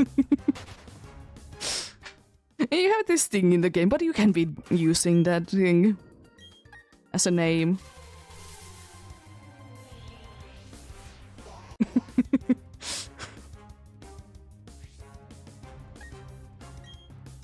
I will say though that there is quite a good amount of questionable names that you can be giving to your Pokemons, but Fluffy is too much.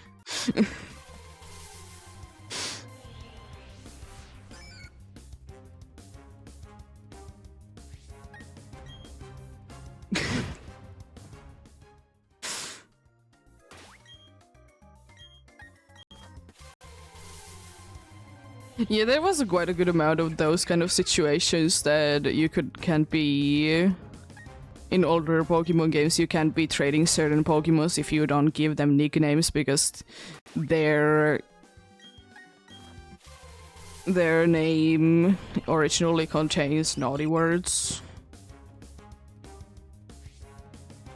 I'm pretty sure that quite a good amount of like Bulbasaur line was like banned.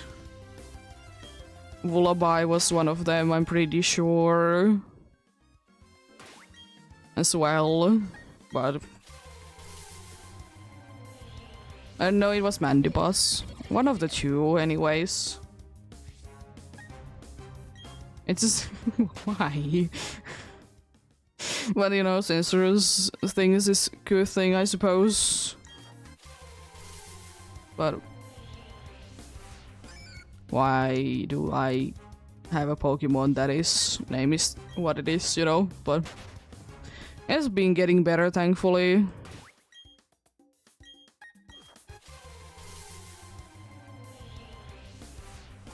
Yeah, I'm gonna be ending soon anyways. I'm gonna be going to 9k, then I'll be ending out off for today.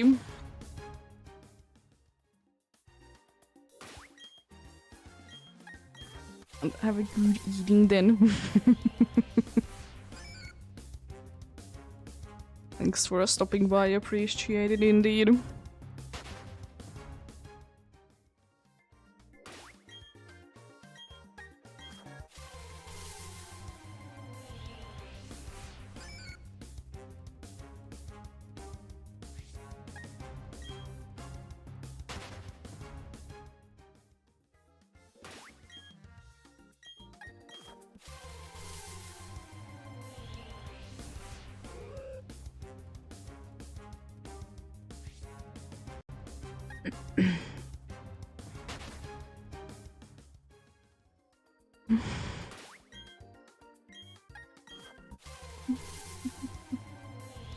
I'm not that far off from hitting the 30k though. I'm not gonna be going that far though. Yeah, 9k seemed doable, and also, yeah, good thing that I didn't say that today is gonna be shorter one, because geez, it's not, it's usual. It do be usual indeed. And I can't be doing a smaller stream if I do a shorter stream when I say that I will be doing a short stream. Happens.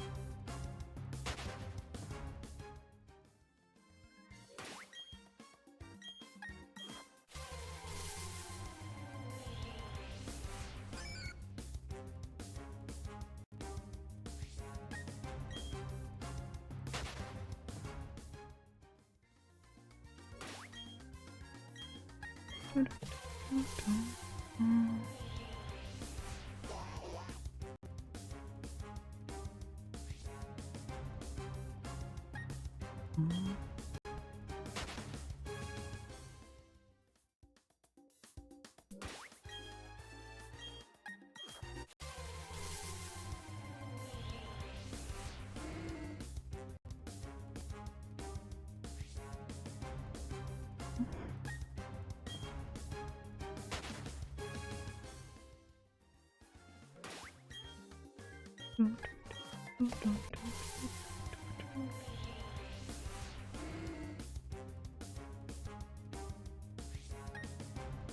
think the camera died.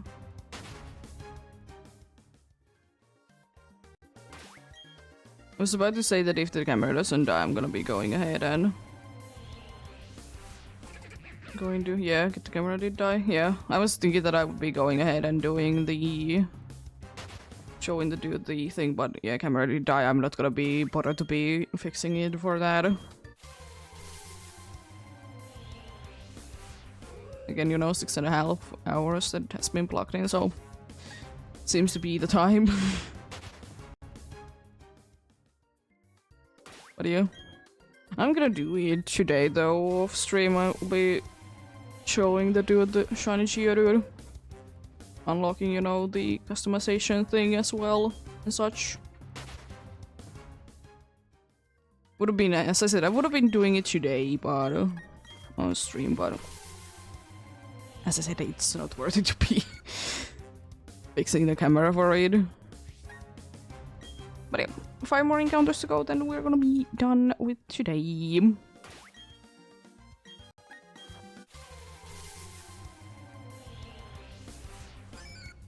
Gonna be done for today indeed then. Pretty successful day though.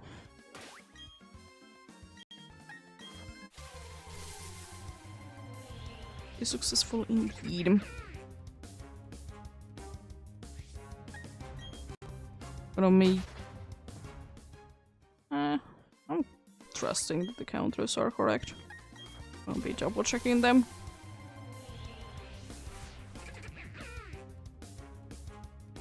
And yeah, actually they should be correct. Yeah. Indeed, to get today the only like actual target.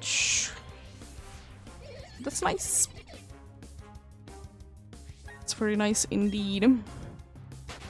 Fortunately, it seems like I'm gonna be coming back tomorrow or maybe finishing off PDSB.